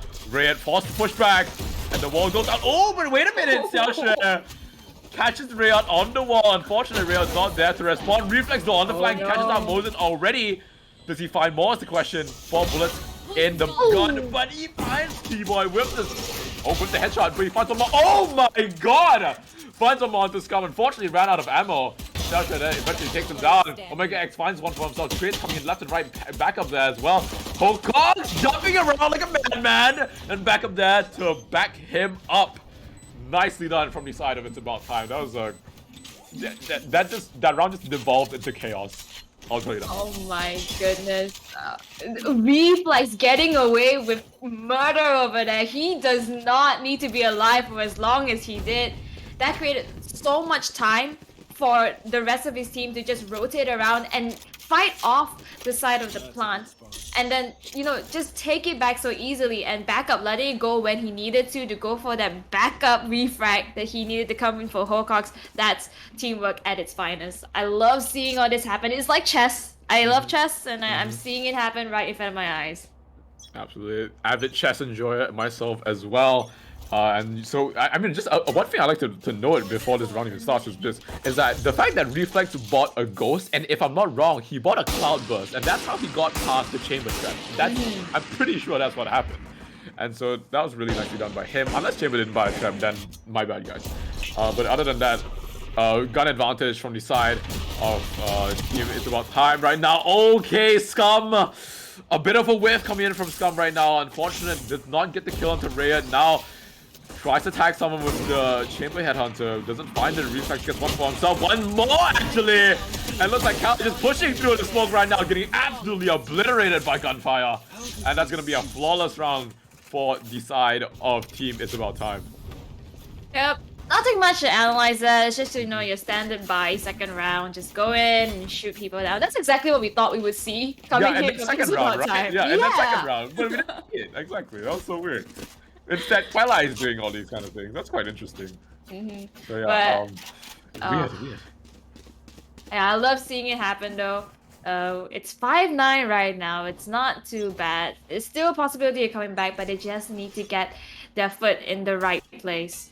Absolutely, and Kali absolutely cannot let It's About Time win this round right now. This bonus is huge, and it's gonna be really, really harmful on the side of Team Kali if they do lose, both economically and mentally. And it's just a bunch of util being used for the side of It's About Time right now, trying to push Kali back. See that Reflex as well, watching this B main angle. You might have Scum peek into it actually. Not too sure. Oh, look at the information that's just being thrown around though. And if you look at it, oh no, Reflex. Oh no. They have to double push him. He knows there's an op over there. They have to push him down. Yes, exactly that. Now they're making space for themselves, but there's actually reinforcements coming in. The sign is about time. Reflex. Oh no, he gets Moses, so that's gonna be the consolation for him, and he's going all the way back right now. Keyboy is gonna find Ray at the same time. Oh no. Reflex is doing work with this Marshall right now. He's an absolute madman, especially on this bonus. It's crucial for Kali to win this round. They do eventually get a spike down. Reflex misses the shot and gets it wall banged by Omega X through it with their Phantom as well. And that's going to be a really clean retake coming from Kali. Lost only one member, so they do keep their rifles for this next round. Yep, they took your advice, made sure they didn't lose that round, and that's the round they absolutely need to win. So now, it's gonna be a bit even. We have rifles on both sides. Ultima is actually available for Reflex, and at least on the defender side, that could be something that he could really use to be a little bit more aggressive and create much more space for him, and maybe at least contest for the side of A or even mid. I think those would be the two key points that he will want to lock down with that Ultima if he uses it. Yeah, definitely a decision that Reflex needs to make right here. I don't think he is gonna pop it for now. Definitely gonna save it for rainy days instead. And we'll see here that easy one, wow, very, very aggressive, pushes through Tube. And I'm not too sure if the side of Kali expects this. They don't really have the chamber trap to on mid as well. So easy one gets a free flank and they don't know. Oh, and the person at the back gets taken down, and this is gonna be the spike carrier! That's the spike! This is gonna be huge for the defenders. Easy one gets Mosin, and he also gets Keyboy. It's gonna be one of those reflex situations where he just gets away with murder. Yeah, absolutely. And it's just a bit of a whiff coming from Scum as well. Didn't put the trap down mid, allowing easy one to just, walk through, just stroll past, like a walk in the park. And now Scum finds the kill, but 70 HP. Ooh, this is looking very, very grim for Scum. Yep, there's the kill. For backup right there. Onto Scum. Very, very simple stuff. But yeah, MVP of the round. Definitely easy one with a very, very well-timed flank, in fact. Gets the kill onto Xiaoshui and then catches the rest of Kali off guard for the 3k. So yeah, nicely done by him. I think it's pretty interesting because most of the times we actually don't see the contesting happening at mid. That's why Scum maybe thought that it would be more of a B main push. He puts his trap over there. He makes sure that doesn't get any form of push, but mid is left open. Yeah, absolutely. And it's just, I guess it's just the timing, right? So like, Yeah. just that one round that Scum didn't put his trap on mid, easy one just coincidentally decided to walk through with you. Small opportunities that you need to take. Absolutely, but yeah, I guess a bit of luck plays into that factor as well. So yeah, it is Valorant after all. There is going to be a bit of luck as a factor, as we all know. But yeah, for the force being used by Scum as well. Whiffs the shot. Going to be backing off for now. Hocock's investing the drones, trying to spot out anyone mid. Well, Mega X trying to convince his team to go B, I assume. Too sure. Yeah, I like the discipline we're seeing though from the attackers. It's quite a polar opposite of what we saw before. They're trying to just spot out any information, and in this kind of situation, information is key. And that's why we always have the Sova on the map. It's pretty standard, guys. So, I mean, even after the nerfs, he's been really good. And now, Mosin gets a pretty easy kill onto Easy One. Unfortunately for Easy One, he had the off angle as well. He had the advantage, actually. But yeah, unfortunately, with his shots. And now that opens up the map just a bit more for Kali, who is looking to go A. Back up, gets the Viper ult in time. The spike is eventually going to go down back. No, he does not, because the Sage Wall is there to block him off. And Omega X gets one more onto Raid around mid, if I'm not wrong. So this is looking pretty good for the side of Kali so far. And Scum with the waterfalls, he finds the kill! Wow, oh, really nicely done from him. The quick stroke coming as well. And that's the Viper's pit going to go down, and that's going to be a Homecock as well as Reflex left alone. Gets the kill, but Keyboy there for the trade. Homecock now 1v4 situation. I'm not in too many angles, getting peeked from everywhere. That's just too unfortunate from the side of Homecock. Nicely done by Kali though, getting picks here and there, eventually pushing the A side and getting that round. Nicely done. Yeah, I 100% agree with you, and then nicely done indeed. It's 7-10 right now. But we're seeing everything happen, at least for Calais. What do you think of the strategy that they've been putting out so far, Reverina? Do you agree with it? Do you think they should just stick with it, or maybe something else that needs to be played out? I think they need to change up tempo a lot, because they can't let It's About Time be very comfortable with how they play. And so I guess tempo is a big part of how they should be playing. And now this might be a bit of a blunder, because they don't know that actually all of It's About Time has stacked A, and we see here that Raid already walking his way back towards his B side. So Kali, pretty slow push onto B, because they don't know that all of their members are actually flanking. Look at that. This is crazy. Oh no, they lost the 50-50, but they might win the war over here. But there are two people looking at flank. They decide to go through mid instead. Reflex is going to find Omega X, and that's going to be good for them. At least the defenders have a chance under it. And well, right now they don't anticipate a flank, so it's not going to be even in their favor that none of them has been revealed. But they have to go for the retake right now. Mosin is just holding on this angle. They hear the defuse. They have to do something. Shotgun's going to join in. Yellow is going to be the place of skirmish. Keyboy, Xiaoshui is going to find one for themselves. Reflex is going to use that Blaze Storm and just take down Keyboy. And now it's all eyes on Spike. Xiaoshui is going to find Reflex. He gets taken down by Raid. Now a chamber and chamber fight. Who's going to not miss? It's going to be Scum. Attackers win that. Oh. Yep, really nicely done from Kali right there. I mean, a bit sloppy, obviously. I mean, there's just a lot happening at once, a lot of chaos, a lot of people just running yellow, I feel. Yeah. I think everyone was just like tunneling into yellow and trying to trade their teammates, and so just like here and there happened. Eventually, Scum as well as the last two players alive, Scum just got the better upper. I mean, sorry, what am I saying? The upper hand on the side of his gun, and that's really nicely done from him. But yeah, Kali just, I mean, a bit of a blunder, right? From It's About Time, tried to stack A, didn't really work out, but surprisingly was much more close than I think it was supposed to be. Yep, I definitely agree with you. I love that you said, you know, let's have Kali switch up the tempo, and that just happened. So that's Yep. pretty interesting to see. Easy One's going to find the spike carrier, so they know it's going to be A. You already have the rotations coming through. Oh, doesn't quite see the red man over there. Moses going to take down Easy One. Yeah, nice kill from Mosin. Empress gets wasted essentially in that situation. And now back up, playing quite a cheeky angle here. Very, very interesting. Reflex gets one on the just side of the map though, onto Omega X. See here that It's About Time with a majority of map control. Does hear the spike! Does hear the spike. So they do know the spike is around A. And we see here that Hokok's gonna be pushing mid, walking mid maybe? Not too sure. But yeah, quite a slow round we have so far. I am wondering though at the defender's position, because all eyes is on A. They know Spike is there, but mid's not really being cared for. Pocox, he's gonna be the one that pushes out mid, so this is gonna be great information for them. They know it's either A or B, but not mid. Moses take him down. Because Moses takes down Jack. That was not right. The Vandal should not be that accurate on the rope. Very interesting, okay, very interesting. I mean, we are playing Valorant after all. Gets straight through the screens as well. Scum eventually gets out.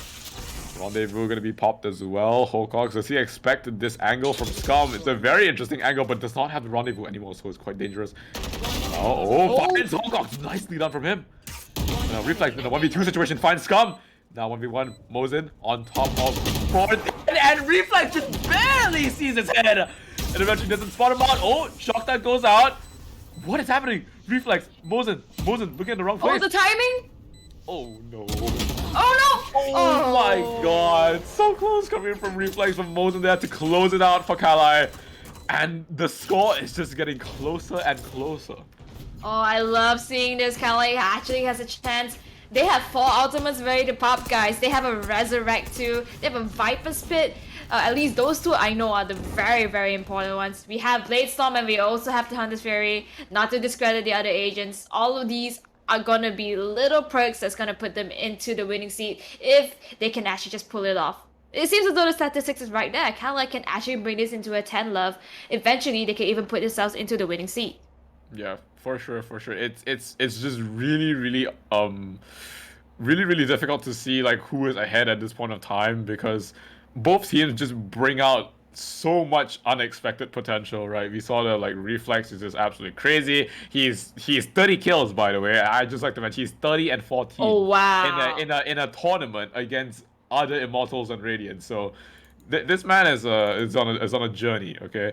But yeah, obviously Kali just if you bring up the scoreboard, Kali's KDAs are all very close to each other, which just shows like how much they work as a team, right? Like they rely on each other, they trade each other, and that's just how it works. On the other side, It's About Time though, looking very Reflex favored, not to obviously discredit the other members as well. Oh, you know, I won't deny that. I'll call it as I see it as well, and I definitely see that exactly what you just pointed out. I do think though a lot of Kali's momentum right now is honestly from that 50-50 full stack at A earlier onwards. Yeah. Oh my, okay, easy one this time. Trying to look mid, but doesn't really work out with the Sheriff. Xiaoxue all the way back at base. Tags him with the Phantom. Oh, Xiaoxue uses the res onto Omega X as well, so Kali does have the man advantage as of now. Decides not to fight Reflex, gonna go back towards A, and this is a pretty good decision, I think, because there's not many members on the side of It's About Time on A. Oh, Reflex! A bit too confident. Gets picked off by Mosin. Now drone gonna be used to clear the close angles around B main, as the rest of Kali is gonna be moving towards the site. Yeah, I like this right now. They They already made so much space for themselves. It's just 3 people all the way at the back, trying to hold off 3 different points. They're putting down the stage wall, the gadget gets destroyed, there goes the spike, and there goes Raya too, and Hokak is going to find Mosin as a return refrag. Sheltra is playing a little bit aggressive, just right at her wall. When Mega X is gonna take down backup. And now it's just Hokak's. One man of a Marshall, I don't think he can do this. Ooh, yes. This is very, very difficult for him. He gets stage wall as well. This is almost impossible right now, honestly. Yeah, he Dark needs a doesn't find miracle. him. Definitely needs a miracle. Recon Vault finds it. No, it does not. It gets destroyed immediately. Does he find the kill? No, he does not. Peeks out onto Xiaoshui. Doesn't find the shot at all. And that's going to be Kali evening up the scoreboard 10-10. And this game suddenly just got a lot more interesting. Let's go! Exactly what you mentioned earlier, you know, this would be the match to watch today. I love seeing it being this close. You know, it's one of those things where casters be like, you know, oh, I love seeing this in overtime, but then they don't feel like they want to cast the overtime. But this one, yeah. I'm excited. Actually, no, honestly, same. Like, honestly, same. I've been, like, when Sweat actually sent the matches that we were gonna cast, and I saw the people playing in this match specifically, I was like, holy, this match is stacked. The amount of crazy cracked players in this game are absolutely crazy. Reflex, again, look at that, tries to get a pick on top of the rope, but eventually backs off, gets spotted out by the recon as well. Now Kali gonna be making their way towards his A side. You see here that I think Scum is still watching on CT, watching for this flank. Easy One has pushed down mid a few times already, so I guess Easy One did learn his lesson. Yeah, very, very slow so far, and we'll see what Kali decide to do here. Yeah, Kali is playing really disciplinedly. Omega X actually tried to skirmish with Reflex over there, scared him off a little bit, but that doesn't mean they have the site yet. And it seems as though they're just trying to get any of those curious cats, trying to bite the bait and get them heads off and try to get those picks that they really desperately need over here. Yeah, most definitely. I think Kali is definitely waiting for some sort of move from the side of It's About Time, but no, it's not going to give it to them. So they are going to be moving on their own. Reflex picks up a kill on the most infects. One more onto Xiaoshui. And now suddenly Kali being stopped in their tracks. No spike in hand as well. So this is quite the situation for them to deal with. Very, very unfavorable. Drone going to be spotting out Omega X. Reflex doesn't decide to peek. Does he decide to peek? Not too sure. Keyboy there though. On top of Nest. And 10 seconds remaining. Spike it not in hand. It's not looking good for the side of Kali. Easy One with the flank as well. Picks up Scum. And it's just around going to be going to the side of It's About Time. 11-10. The question is, does Kali save their guns? No, Hokok just one more. And Keyboy on his lonesome finds it. No, he does not. Oh my god. That was a flawless basically for the side of It's About Time. Oh, that's pretty interesting over there. The fact that they got sight, they ended up losing the spike, but the movement that they were holding is as though like something went wrong there. Like technically, maybe someone DC'd. It seems as though that was the case, right? That looks like our kind of ranked games. Like, oh no, we can't win this right now. I'm not too sure, but the fact is that It's About Time claim 10-11, and that's gonna be huge for them because right now they just need one more to put themselves into match point. Oh no! Oh my goodness. Okay, so Easy One gets 2 around mid, but eventually it's taken down by Mega X. He dashes into his face. Brilliant dag kills on Mega X. Come with the trade as well. 2-2. Spike in hand. Probably gonna go down onto B as Viper's Pit gonna be popped as well. Scum with a very, very dangerous angle, gonna be TPing away. Very smart decision. Yeah, Spike goes down. 2 of the Kali members very, very unhealthy right now. 30 HP. They find it. Oh, backup. Expected the push and gets the kill onto Scum. Hokok now last. No, sorry. Hokok as well as backup now against Keyboy. Recon gonna be used. And there it is. Hokok with yet another very, very clean kill onto Keyboy. That's gonna be backup with the defuse. That's gonna be match point for the side of It's About Time. Oh, match point indeed. I'm just gonna check the economy coming in. Oh no, it doesn't look very well for the side of Kali's right now. Yeah, Well, did not. yeah, but you know, we have the Jet, we have the Chamber, they have the Ultimate, so this is a bit more of economy-friendly kind of team composition. They can play the Blaze Storm, they can play the Tour de Force, and the rest of the other 3 can go ahead and purchase their rifles. It's not over yet, and that's exactly why this kind of compositions work so well, especially on Icebox too. Definitely putting in. I mean, just being put in this situation right now, I'm pretty sure the odds of winning would have been much lower if the chamber, as well as the tour de force, as well as the blade storm was not popped. But yes, we see here that they do have sufficient funds in order to buy their gun. And look at that, Monin, the sharpshooter himself, picks up the kill onto Easy One, while Hokong gets the kill onto Omega X. But he does get tagged in the process. And they do not have any healers on the side of It's About Time, so they are going to be playing the rest of the round with that amount of HP. And no one is going to be on the flank, so Tour de Force is going to be just staring down mid, not of much use so far. And slowing down the pace once again. Yeah, Kala's looking in a really good position. Hocox and backup, they're already tagged. So it's gonna be half the battle taking them down. But I'm wondering though, if they don't make the aggression right now, they're gonna be seeing possible flanks. They're gonna be pushed up at B. And now they have 40 seconds on the clock. They're gonna go for a recon ball. Does spawn out backup. The spy's gonna be planted down. I was waiting for people to walk through the screens though. So this is gonna be something more of a, a defensive kind of play. Make sure you just block on the spike. Yep. Oh no, reflex. He's at the flank. The scum, no. Oh, he doesn't. He doesn't. No, he didn't turn. No, the timing. No, scum. TT's at the wrong time. Reflex gets the kill. No, they have to deal with him around the backline. Rhea gets one more. Moses gets the trade. Keyboy as well. Last player alive. Gonna be Reflex, and that's gonna be It's About Time taking this second game right now. What a performance from that team. Oh my goodness. Oh, I love this match. Oh, the timing. Yes, the timing. Oh, come on. Okay. You know what? Fair enough. Well played for It's About Time. Well, very, very well played. Oh gosh.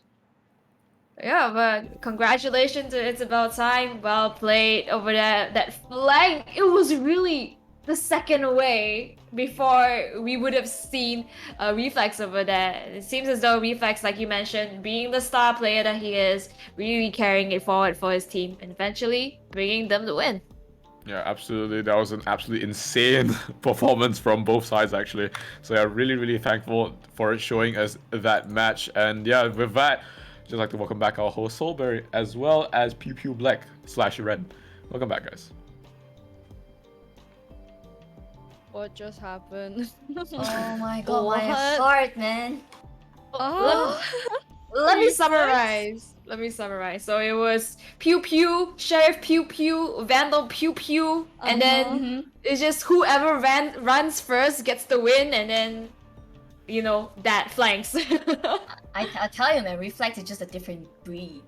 Seriously, what does he eat? What does he eat for breakfast? What's that? Reflex. Oh my god. Yeah, but I mean, 35 bomb, 30 something bomb. Yeah, 34 bombs. I mean, he shaved his own point, and also the last round. I mean, but that was just so really unfortunate, right, for the chamber on Kalai's side. I mean, the time was like just so sad. Oh my god, he was looking at flank, and then he just decided to TP when Jet was about to pick him. Okay, but it is what it is. Really good fight. Thank you Kalai for putting such a great fight against About Time. Okay, so we are kind of like running out of time, so we're gonna have a short break. But before that, guys, do you guys love the casters chat? Right? I mean, that was like a really amazing commentators. So remember, guys, all the donations on this tournament stream will be distributed to all the production members involved, and that also including like co-hosts and me as well. So it'd be nice if you guys like kind of support our tournament. And then give some, maybe buy a bubble tea for Eliminate, and for Ren, and then for River, and for me. So yeah, just to bring that up. And also once again, thank you to our sponsors and our partner Team Salty for funding this tournament, because without that we will not have the current prize pool that we have right now. And yes. And also remember to follow BerryFam's Discord and Instagram, and if you want to follow them, the links are in the About page. Yes. Okay, so the next game will be at 8:30 p.m. But we will take a short break first, because the match will be X-Ray 2 versus 100B. So yeah, stay tuned, guys. Let's have a short break.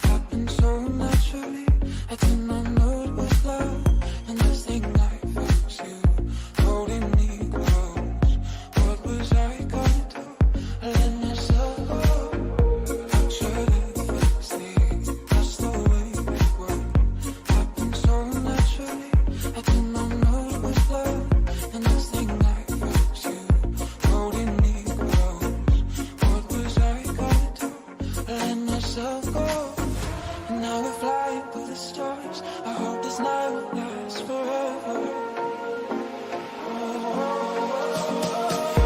Ain't nobody loves me better, makes me happy, makes me feel this way. Ain't nobody knows me better than you.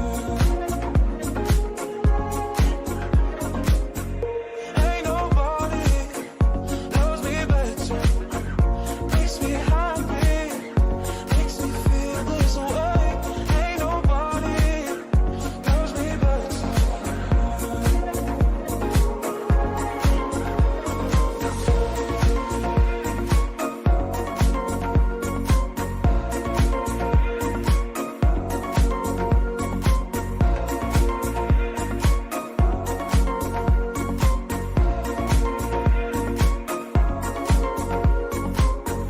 Picture this, that's the way it worked. Happened so naturally, I did not know it was love. The next thing I felt you holding me close. What was I Picture this, that's the way it worked. Happened so naturally, I did not know it was love. The next thing I felt you holding me close. What was I gonna do? I let myself go, and now we're flying through the stars. I hope this night will last forever. Ain't nobody loves me better, makes me happy, makes me feel this way. Ain't nobody knows me better than you. Ain't nobody knows me better, makes me happy, makes me feel this way. Ain't nobody knows me better than you. Ain't nobody knows me better, makes me happy, makes me feel this way. Ain't nobody knows me better than you.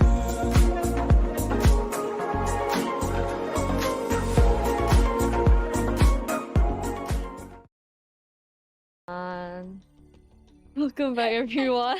Yes, welcome back. Do you guys have you guys ate yet? Because if you have not, please go get something. But Yeah. yes, before that, before we start the game, I really want to bring this up, okay? Because I haven't like really briefed the full details on what's coming up because it's really huge for all Valorant players in Malaysia. So yes, BerryFam, we are proud to announce that we'll be leading our very first run event, which is endorsed by Riot, okay? And it's happening on next Saturday and Sunday, which is on the 28th and the 29th, guys. It will be Yes. starting at morning, and the latest will be at 7 p.m.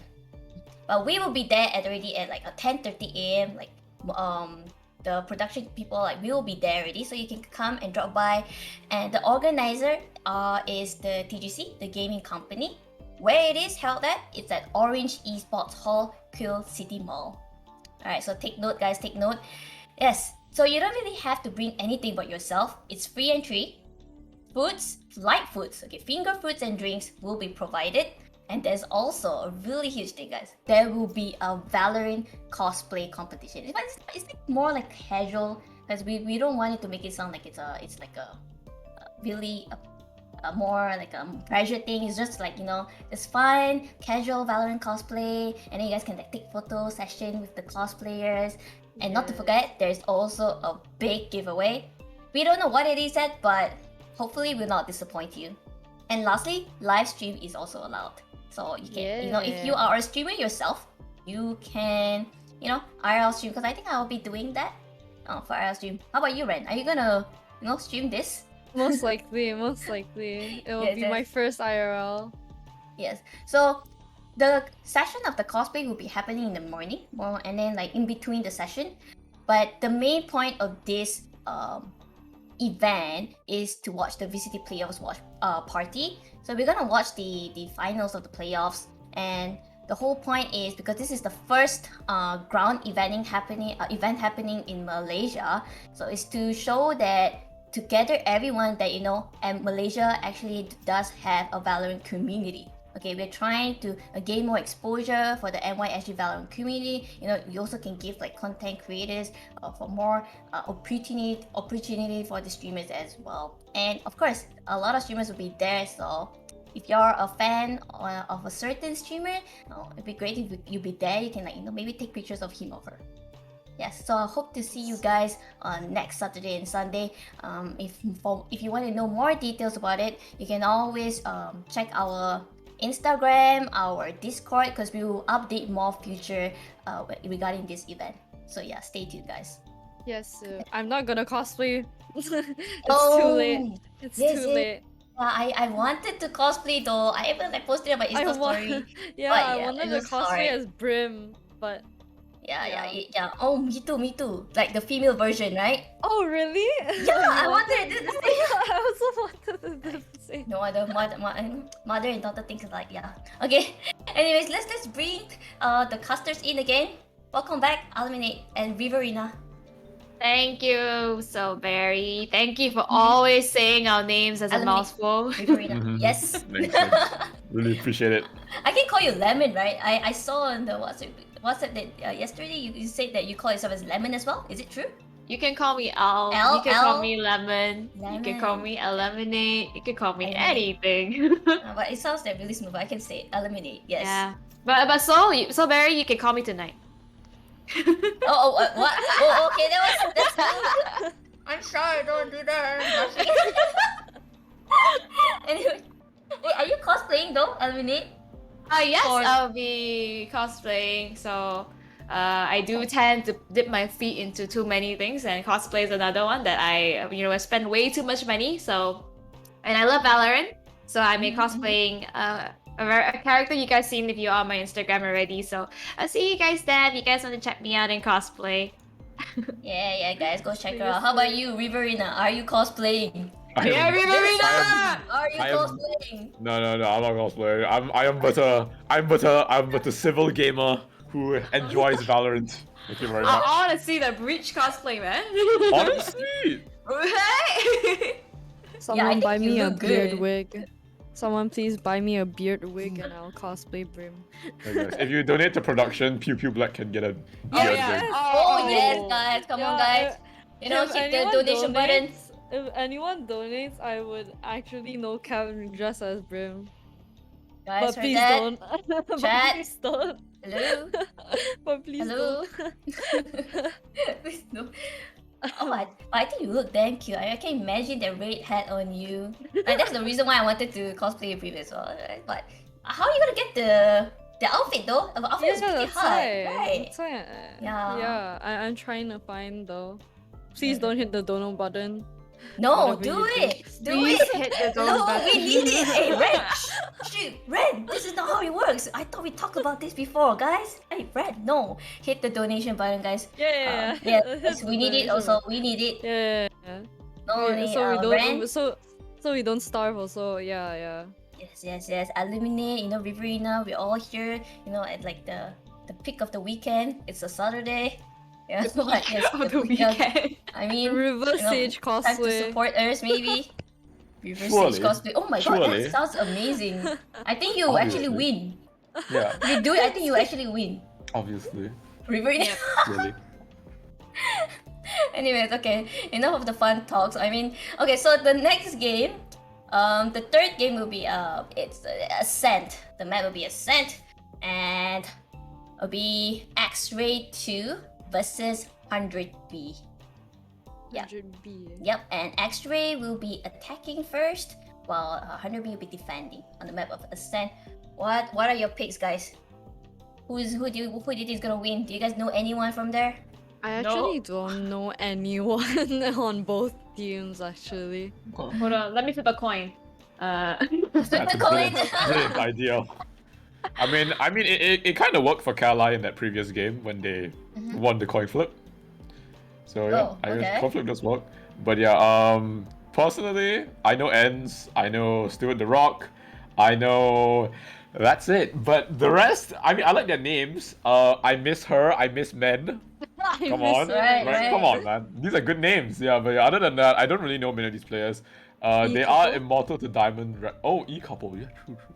But one of them is I miss men. I mean, whatever. But Right. yeah. Anyway, some of them are immortal, some of them are diamond. So still quite a high caliber game we have here, right? I mean, compared to the previous, not to compare, obviously, but still very very high ranking players that we have in this coming up game. I mean, upcoming game, what am I saying? And yeah, I'm just curious, really. I'm really just curious because I've Also, never seen them play. predictions are you guys can predict. No more one-sided predictions, chat. Stop. I mean, to be honest, this is really hard. I mean, for X-Ray and 100B, they are both pretty much the rank are quite similar. Like you know, immortal-ish. The only one that is Diamond 3 is on 100B. There's one, right? But still, Diamond 3 is pretty much like immortal for me, my perspective. And I mean, I know like some of the people there. X-Ray, I pretty much know all of them. And for 100B, I only know Thai days. For my prediction, right, for me, I think that I will root for X-Ray. I think they can do it. How about you guys, though? I'm not sure yet because I don't know how they play and stuff. So I'll save my prediction to after the game.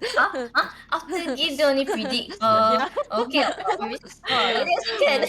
When Really it's like makes you think. 11, 12, she's gonna predict that, you know? Yeah. How about you guys? How about you, Lemon and Riverina? L. Yes, L. Hard to say. We don't know much about it. But just looking at like, you know, a little bit of the champion picks, I guess, you know, I would say, you know, I guess 100B just for the, you know, getting a little bit of contrast in. And I'm seeing them pick a lot of like, you know, those classic picks. They have like the Sage, they have like the Sky, they have the Reyna, they have the Sova. I mean, they're hovering over it, guys. You can't see it, but that's what I'm seeing. Yeah. I guess for me, I don't know why, but I like the name X-Ray too. There's something so ironic about it. Like, is this the second X-Ray or is this the sequel or what's happening here? But I'm not too sure. I think they used to name it as X-Ray before that. I think. Oh, so like Yeah. this is the sequel, The sequel, yes. I right? guess Okay, so. gotcha. I mean, yeah, I'll go for X-Ray too. You know what? Alright, alright. Yeah. Alright, I guess. Okay, I guess the game is starting right now, so you guys can take away. Eliminate and Riverina. Okay, River, start us off. Yeah. So Ascent, it is gonna be X-Ray 2 on the attack, while we have 100B on the side of defense. We have a lot of new things happening here, as you can see here. We have the single duelist on both sides, right? Pretty standard for this meta, I assume. But we also have the KO coming in, so that's quite interesting. I love watching KO. That's like I think it's the most fun agent to watch, in my opinion.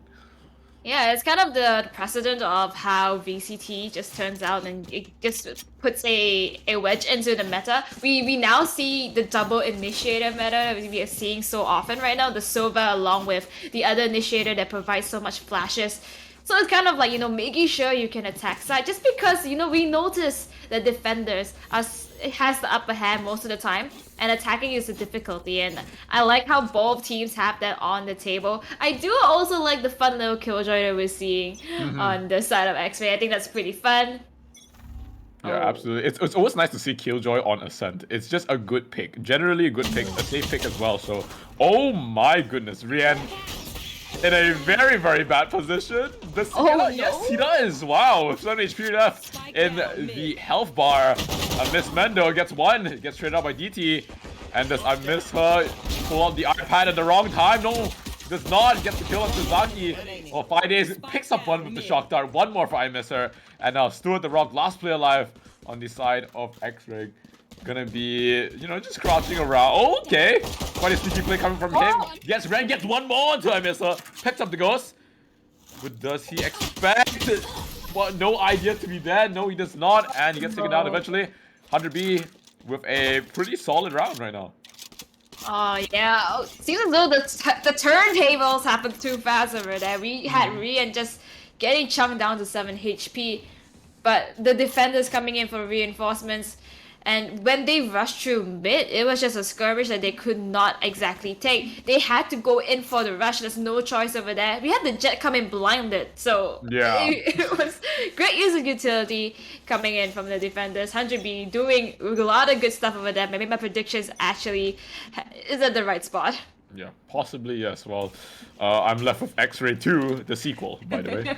But yeah, Recon gonna be spotting out one of the members on the side of X-Ray. Rian might peek this, not too sure what he's gonna do. Okay, does eventually peek it. No shots getting connected on either side. Gonna be suppressed as well. Oh, that's just into the wall. Dismisses away Rian with a very, very easy kill. No idea, gets one for himself as well onto ends. Does he push even more is the question. Gets healed as well. 2 healers on the side of 100B right now. So gonna be topped off in health right now. Snowwolf gets taken down as well. Just a absolutely chaotic round coming in from the side of 100B. It's what you expect to see in the second round, guys. Absolutely.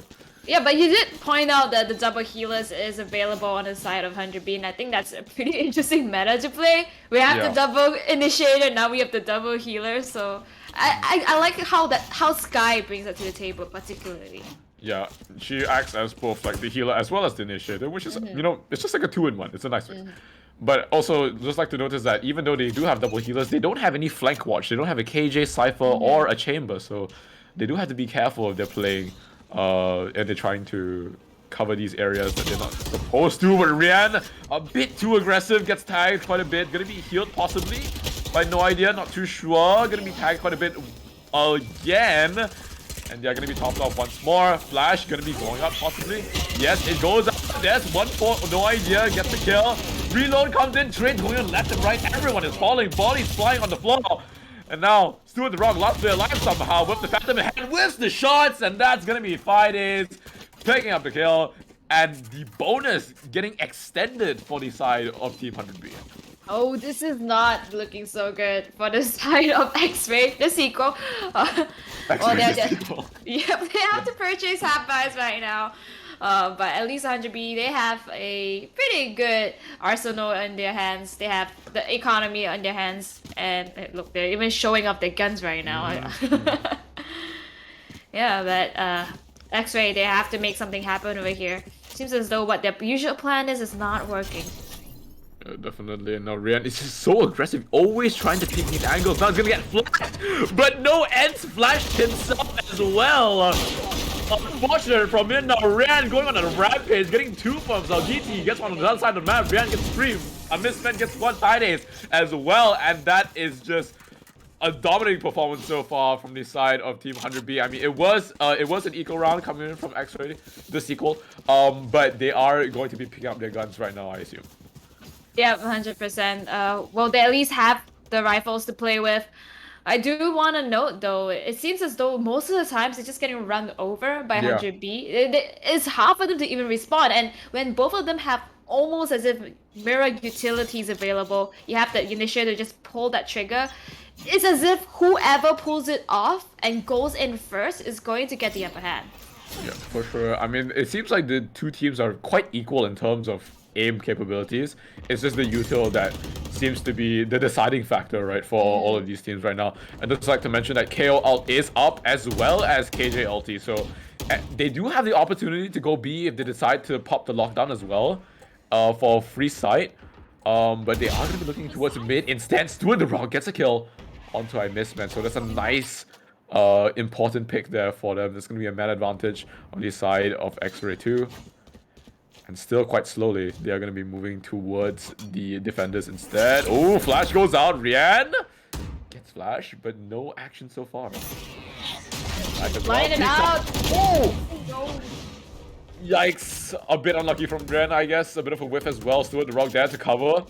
And now they're going to be making their way towards his B-side. Lockdown going to get popped as well. I miss her, gets a kill on the ends, but no. Snowwolf there for 5 days, and I miss her gets 1 more DT as well. So that's going to be quite a few members on the side of X-Ray 2 dropping. Spike going to be going down. KJ ulti already invested. And it's still quite doable actually for the side of 100B, who does pop the orbital strike as well.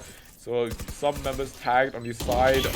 Oh, this is just really fun. Okay, so Zaki gets the kill onto no idea as well. Flash gets popped at the wrong time.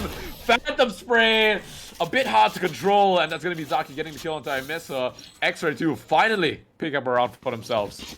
Honestly, close over there with the Phantom Spray. You know, the pull down, it was there for him. But and the Jet Iqbal, he was alive with just 25 HP, so it was really possible. But unfortunately, I think a lot of it boils down to, you know, having the Killjoy, the fun Killjoy utilities, you have the Nano Swamp just stalling it down a little bit. Once they have the plan, they actually kind of have the post plan that just comes in as a combination. Yeah, absolutely, and they didn't even pop the KO ulti. That's the thing, and now they have KO ulti for A.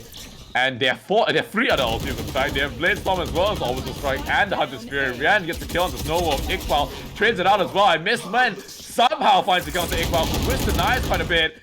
And that is the double swing coming from the side of X-Ray 2. KO gonna be popped as well. No util for the side of Team 100B. And now Friday is gonna be peeking into Enz's crosshair. 2 kills for himself, and that's gonna be X-Ray 2 picking up yet another round for themselves. Yep. I really love the way that the attackers played over there, because they realize that they have to make the move. And especially when defenders are usually just holding off 1 point each, they essentially can run them over with just a man advantage. And that's exactly what they did. They ran through it. Sage Wall, we don't care about it. We're just going in for the site. They just ran through it, executed it so well. Eventually, they got that round. And I love that plays coming in from attackers. I love to see it happen more. Yeah, and they do have to play that way. I mean, it seems like they like playing that way rather, because you see that they have not seen any defaults on the side of X-Ray 2. They've just been going in one again and again and again, and now we have somewhat of a default here, just mid as well as B main. But other than that, they seem to really like just running in, and it's working. Oh, now the Killjoy turret gets gets put out, so now you know the Killjoy is in that corner. Still, the Rock is in a bit of a pickle. Oh, there goes the Molly, the Incinerate. Oh, he actually misses it. Oh, no, but Rian's gonna take her down. Quite interestingly, I don't know how that happened, to be honest, but yeah, I guess it is what it is. The press goes out, spots out Fridays. They are going to be making their way towards mid, possibly Market going to go towards B maybe, not too sure. Flash goes out, Recon goes out as well, going to be spotting out all the team members, but no, Ends there to respond in time, as the rest of them are going to be making their way towards the B side. Rian picks up one of the Iqbal, no DT, gets one comes off as well. I miss Men. Oh, what? The Sheriff's coming in clutch right now. Red goes out as well, and finds 2, oh my god! 4k for him, and that's going to be a low KO versus a low Reyna, but Rian gets the better of him in that aim duel. 4k for both of these members on both sides actually, but Rian coming up on top right now with 10 kills on the board. My goodness. Wow, really good stuff coming in from Men's over there too. Now he has his ultimate again, readily available. I think that's gonna be really useful for him, getting all those kills earlier onwards. Just the timing. They knew that they were actually pushing out through mid. They had the Brimstone Smoke just blocking that out, so they had that indication. It's surprising though, because usually when we see that happen, they usually get pincered down. But unfortunately, the spray down didn't just connect. Yeah, and I'm not too sure what happened, but there was just no members on the side of 100B that tried to flank the side of X-Ray 2, and now Empress being popped and just sprayed through the smoke. Ran absolutely helpless in that situation. The kill ulti is going to be popped as well, so that's going to be no abilities for now. It's going to be quite hard for 100B to retake, as Spike is going to be going down. And we are going to have a standard retake situation right here. Does have the Hunter's Fury for the post plant on the side of X-Ray 2, as well as the Orbital Strike, so this is going to be quite difficult for the side of 100B, who is just getting mowed down by gunshots here and there. But no, wait a minute. I miss her, as well as Tide is getting a few kills on himself. Iqbal tries to get a kill, he eventually gets it. I miss Mendo finds a kill to Iqbal.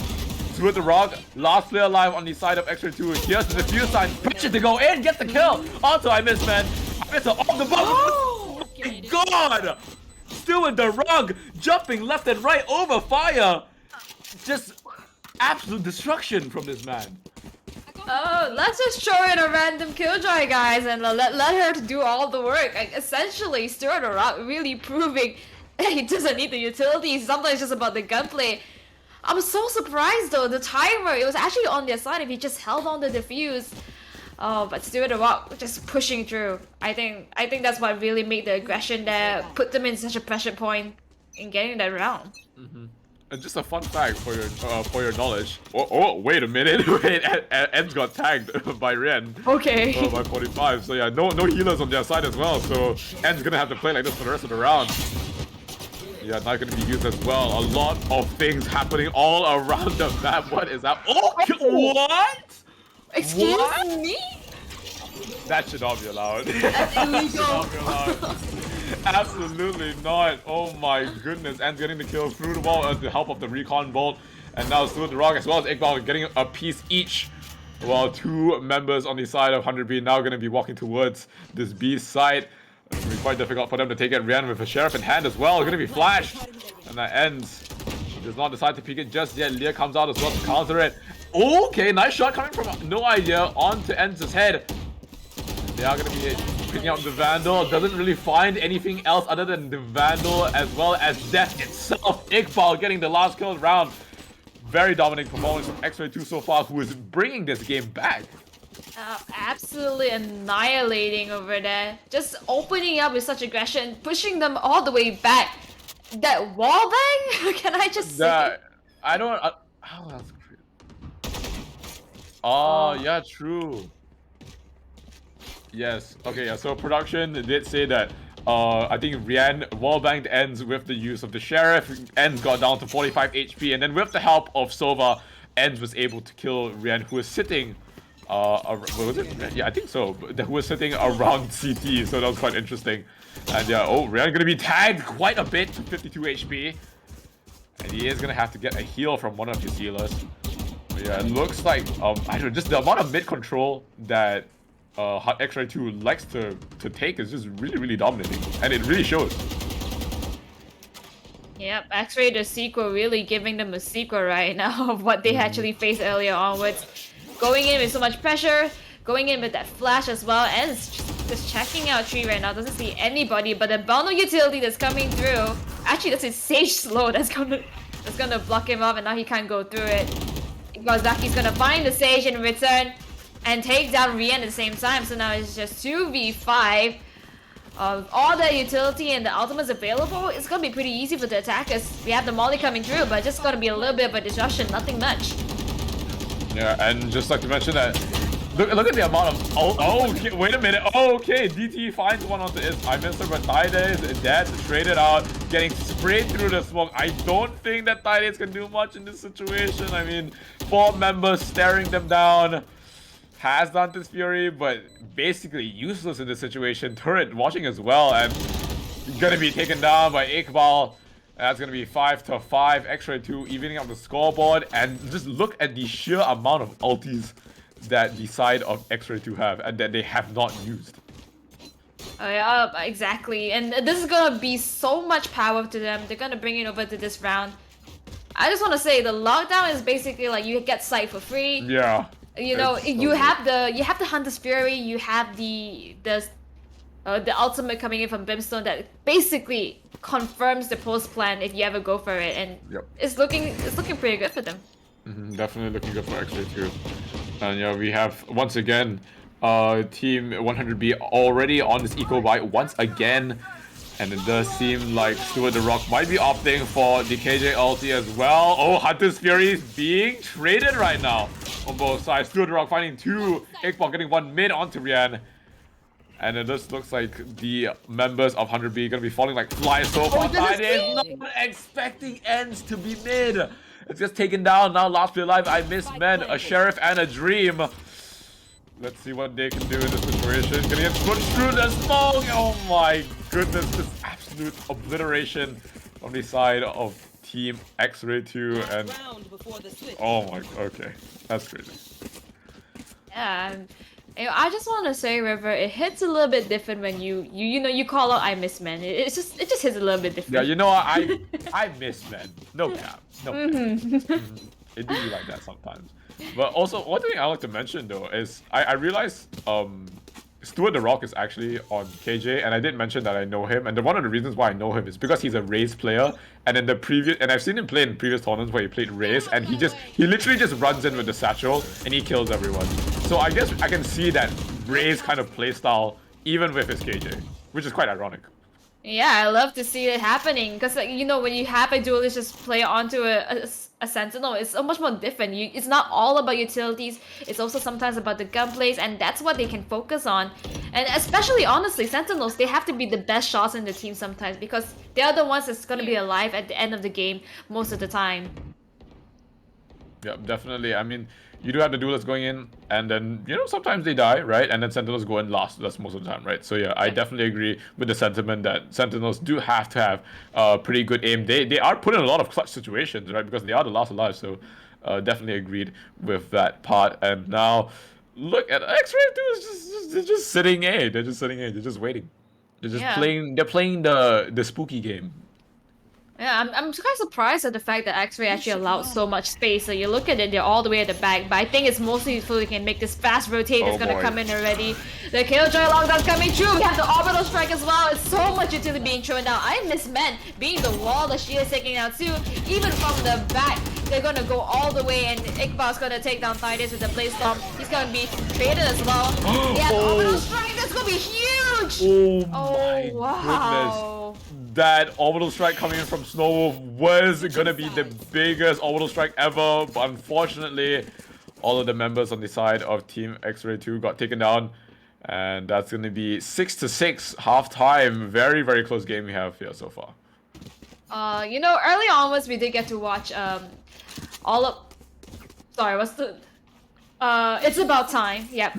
It's About Time, and as well as Calais over there, and we saw what it used to be, you know, the professional kind of strategies, right? Yeah. You know, the discipline, all about the mind games, and this one is looking a little bit more like my lobby games, you know, my ranked Yeah, games. yeah, you know what it is. You know what it is. Absolutely. I love it. I love it. Yeah, I love seeing it. You know, it doesn't mean they're playing wrong. They're just playing the way that they know, the way that we know, guys. Just normal Valorant player. Normal Valorant player.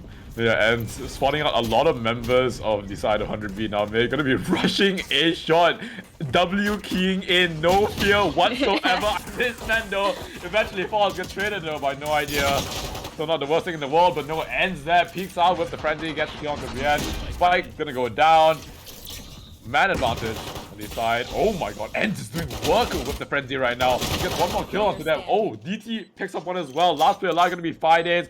Smoked off with a classic. Has a shock duck. And does he find it? Yes, he finds the kill onto Snowwolf, but no Ends is there to clean it up. And that's the defuse coming in from the side of X-Ray 2.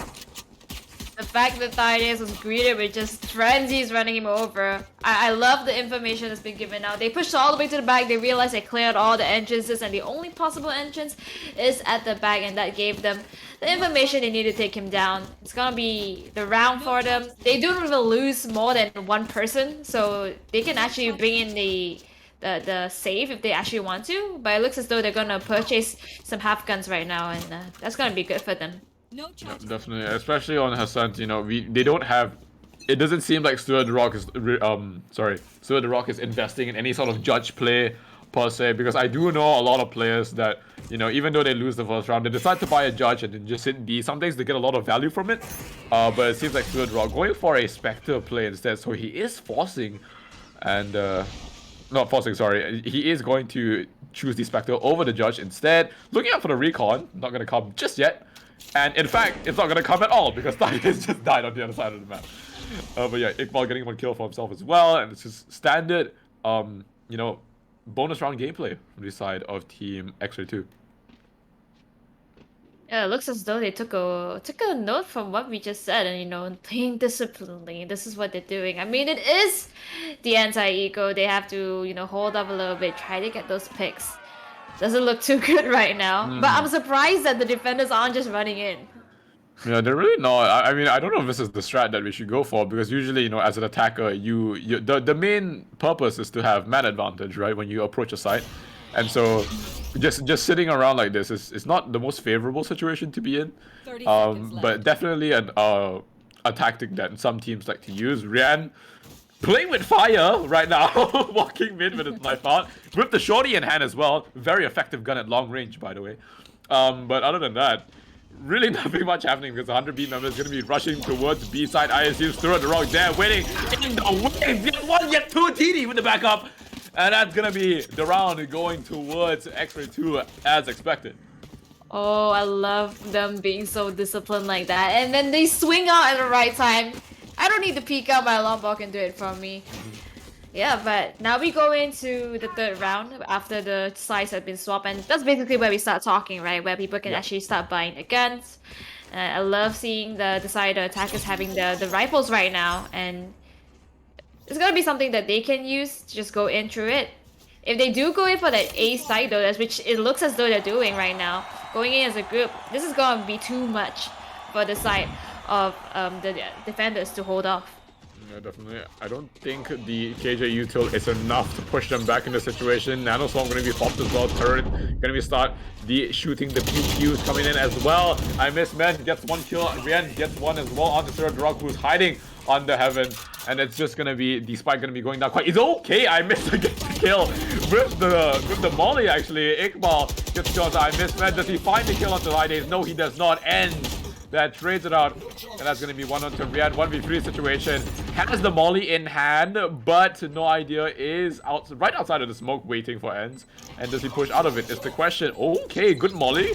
Coming in from Ends. Does he spot out? No idea. No, he does not. Gets tagged by the recon ball, and that's a team ace on the side of 100B.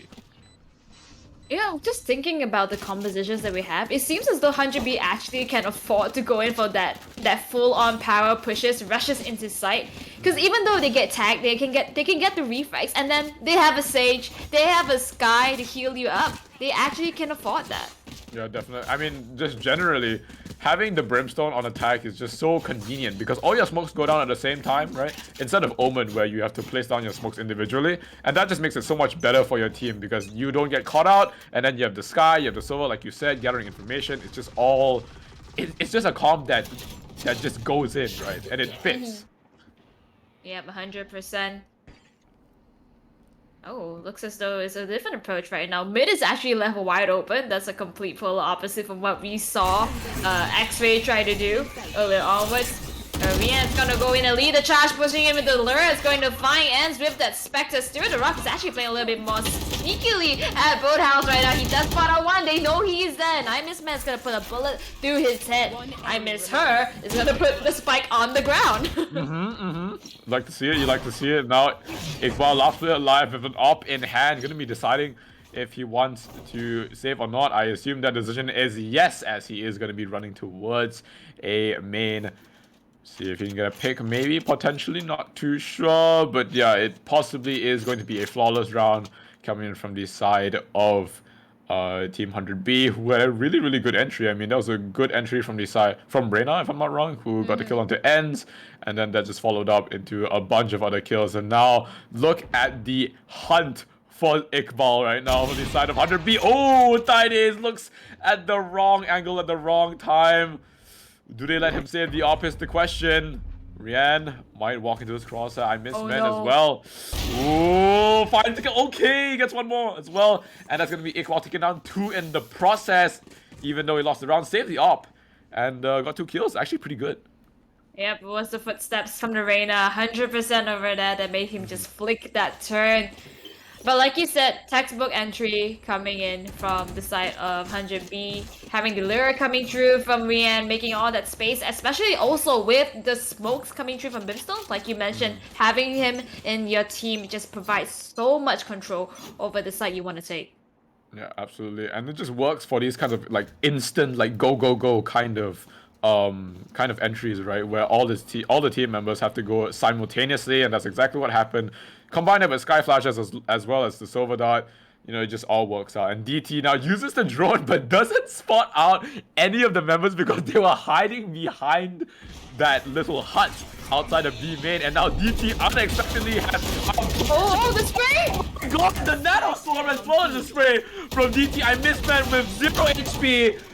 My goodness, finds 3, no idea though, trades it out. Tidis gets ends, but he's still in the ulti form, so he can be revived. Iqbal, does he find it with the blaze bomb? Yes, he does. Finds the head of No Idea as well.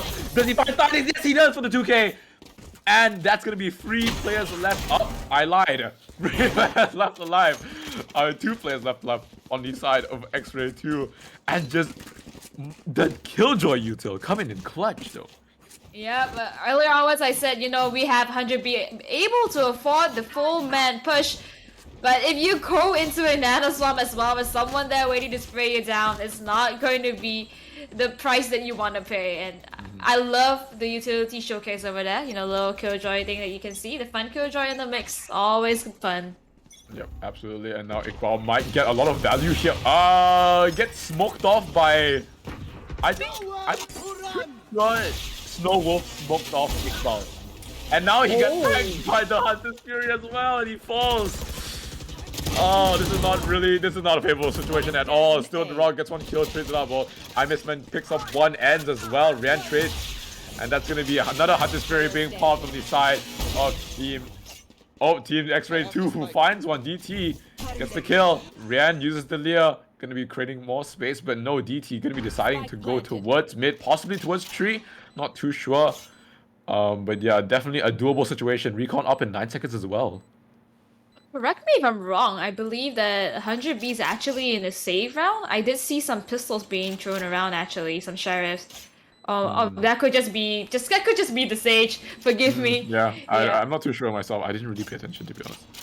Yeah, but I love seeing the Hunter's Fury coming through, the aggression. They're just creating so much space. The Owl Drone is there to look at him, and Rian's gonna be the one that's gonna put the bullet to his head.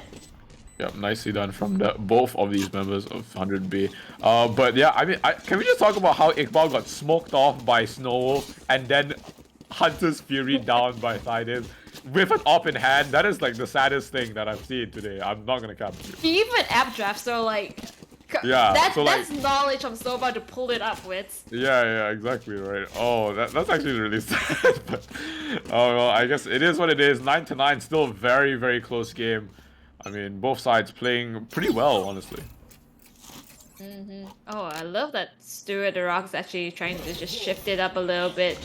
They are forced to go into an eco round, having the Spectres and the Sheriffs over here. So 100B can actually get this round free if they just go for it. And it's 9-9 both sides, so this is going to be a round that they really want to take. Yeah, definitely. And we see the Seekers being popped as well.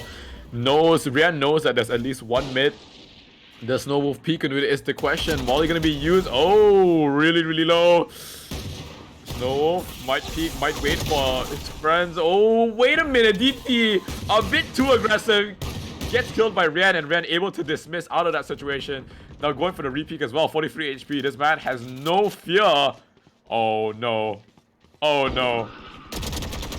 Oh, wait a minute. Rian doesn't get the kill, but still the Rock gets the kill as well. And now Fides gets 2 on the side, while Ends picks up 1 for himself as well. 3v2 situation. Spike is down as well. Gets flushed. No idea. Gonna be retreating to cover. But while Imisman gets down by Ends, and then I miss her. Oh my god, gets traded and gets the kill onto Ends. Orbital strike available to him as well, but no, Stuart the Rock is gonna be saving the gun as well as the lockdown for another day. Oh, that was dangerously close. Yeah. I like the decision making coming in from 100B over there. The Seekers went out. They pointed all towards mid, all towards the side of B, and they just went. They made a beeline towards A. I think that's really smart decision making, claiming it without any contesting and then fighting afterwards. Yep, absolutely. I mean, just general Valorant macro, I guess. I mean, not much to say there, but also, I'm just curious as to why there were so many people at mid on the side of X-Ray 2. I don't think there was like 3 or 4 mid, and that was not very necessary. But yes, I guess we have 100B might go B. I'm not too sure. They're gonna be playing quite slowly this time. Lockdown available for Stuart the Rock once again. So if they do decide to go B, he is able to pop that for assurance. But yeah, nothing so far. Yeah, I do think that the previous round as to the positions of the defenders was due to the fact that they were saving. So mostly going in for the refrags instead. I believe so. I don't think they decided to split up just because of that fact. Yeah.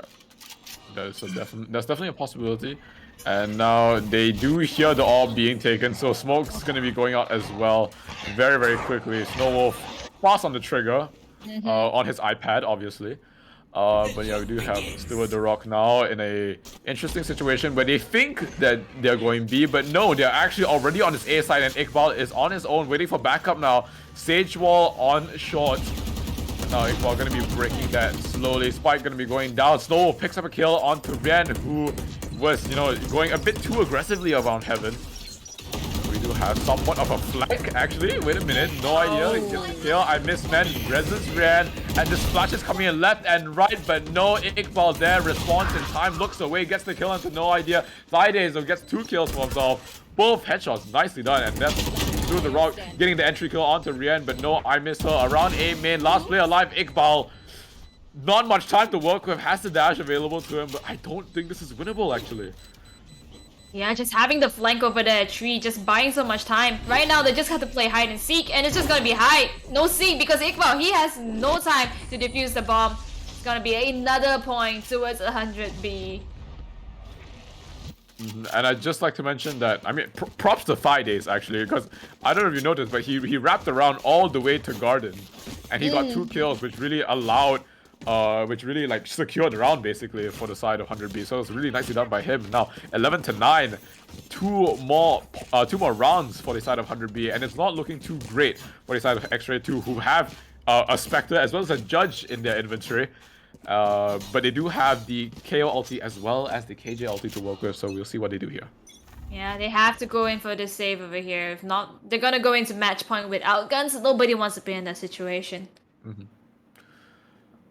Iqbal's anticipating a early skirmish. He pops his tailwind, but doesn't seem to meet anybody. So now that skill is basically, not in use. Yep, essentially, yeah. Unless he gets 2 more kills, and we'll see if he gets it back. But yeah, DT just holding this A short angle, and he might actually be rewarded for it, because Ran might walk right into his crosshair. But does he? No, don't move.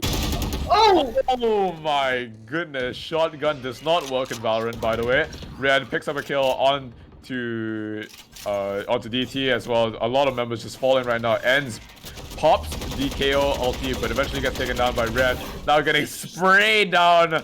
Unfortunate from him. Ren gets the kill, and that's going to be a 4v2 situation. Very, very great on the side of Team X-Ray 2 as Rian picks up yet another kill for the 3K.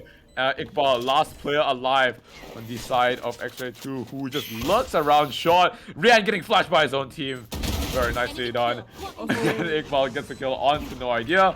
But he has so many angles to clear that it just seems virtually impossible. Standing ahead. Exactly. Thidays is gonna put out a recombo too, just to make sure he gets spot out. He does find Rian. That's gonna be a consolation, and he gets another. Wait. Oh, the clutch.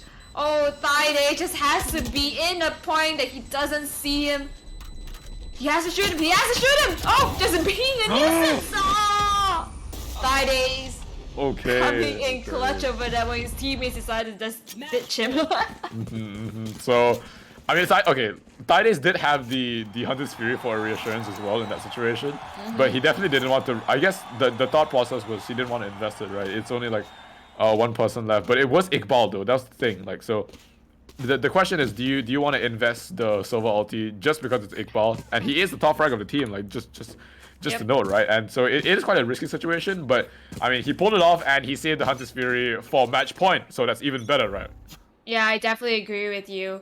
DT though, he opts for a judge, so that's pretty interesting.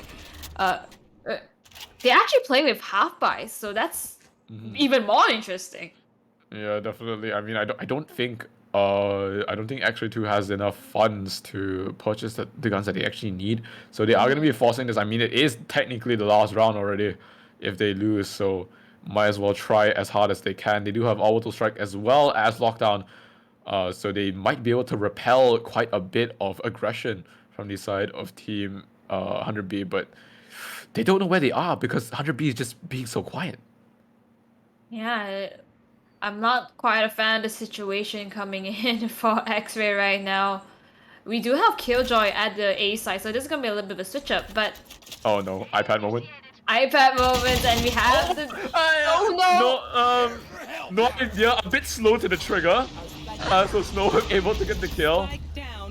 Orbital strike gonna be going out as well, possibly. Yeah, that is gonna be delaying the plant.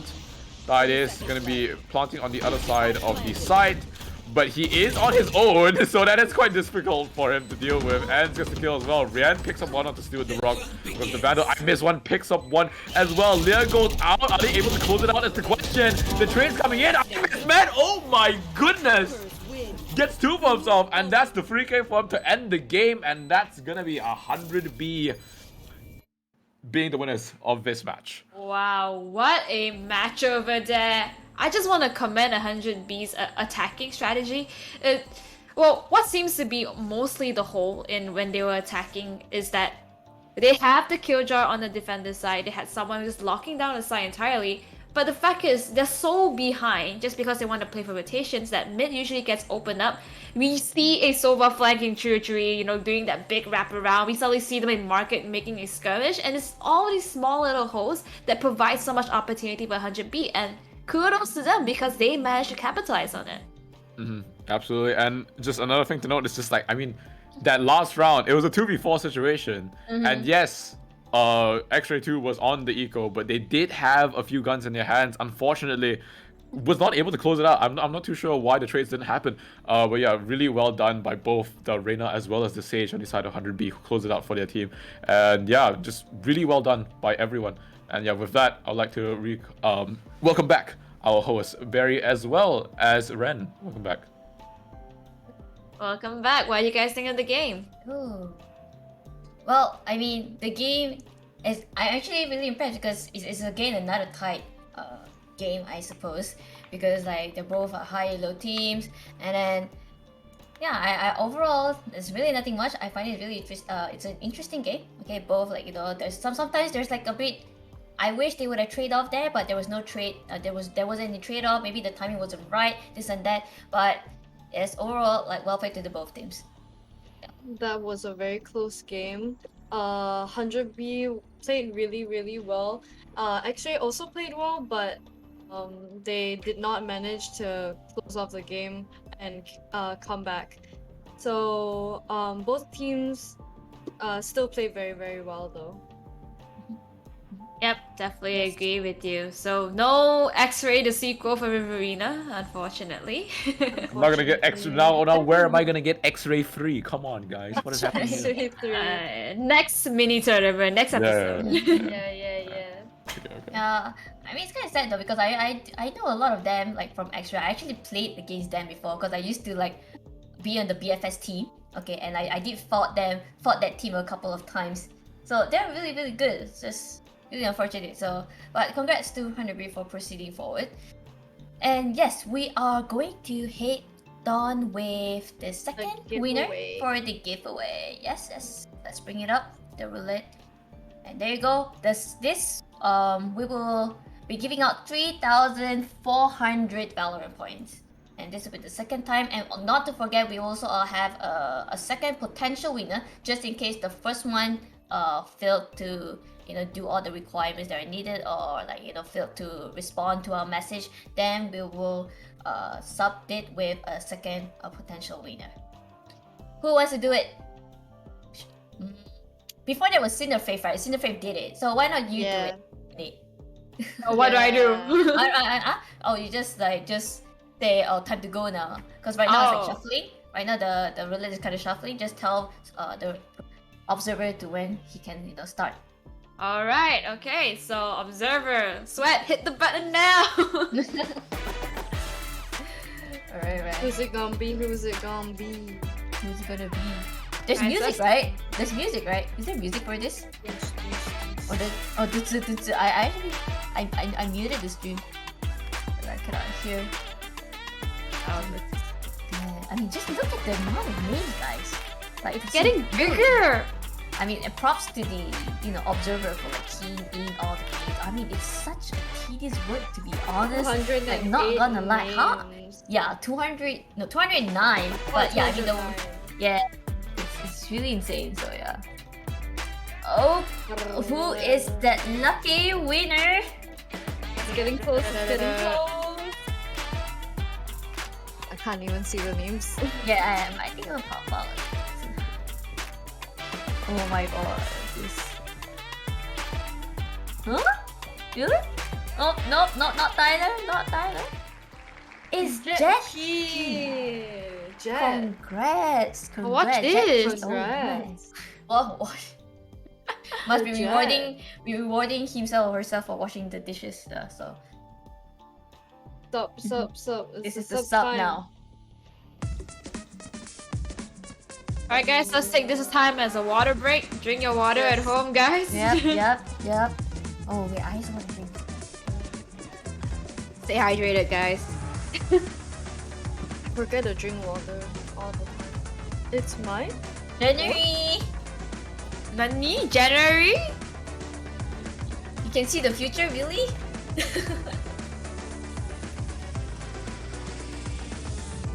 Oh. Anytime now? That's a lot of names. Well, to be honest, Oh, have you guys ever win in this kind of giveaway before? never. No. No, I mean, No. how do they win this? I don't understand. You must be super lucky. You must have did something so great in your past life, really. Yeah. Carry your teammate in past games and then you get one. You get good karma. Okay, who is it gonna be? Matt P. Matt Peace 30. Congratulations for being the sub. Pray that the first Yeah. person doesn't do Yes. the requirements. Then you get it. Yeah, or maybe he didn't respond the message. I have a question. What happens if the person who didn't do the requirements got the first place and then starts doing the requirements after he realizes he won? Okay, production said no. So you can't cheese the system, guys. You can't. I Yeah. mean, it's such at doing the production, right? Obviously, he have taken every single measures down just in case someone is trying to find a way Yeah, in, don't cheat, trying to don't find the cheat. loophole. No cheating, guys. No cheat. All right. Okay. So let's have a short break before we proceed with the next match. So I hope to see you guys, and that's it for Soulberry, Eliminate, Ribena, and Pupil Black. See you. Stay tuned.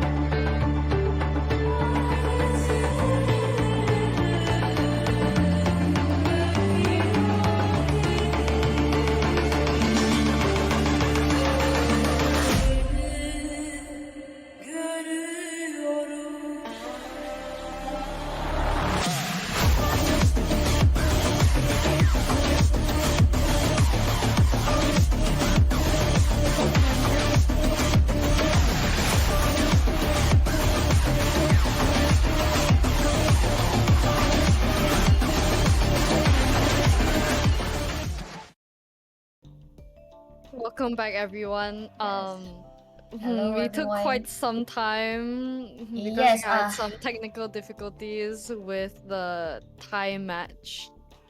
Tied, yes, the tied. tied match. Yes, Yeah. yes.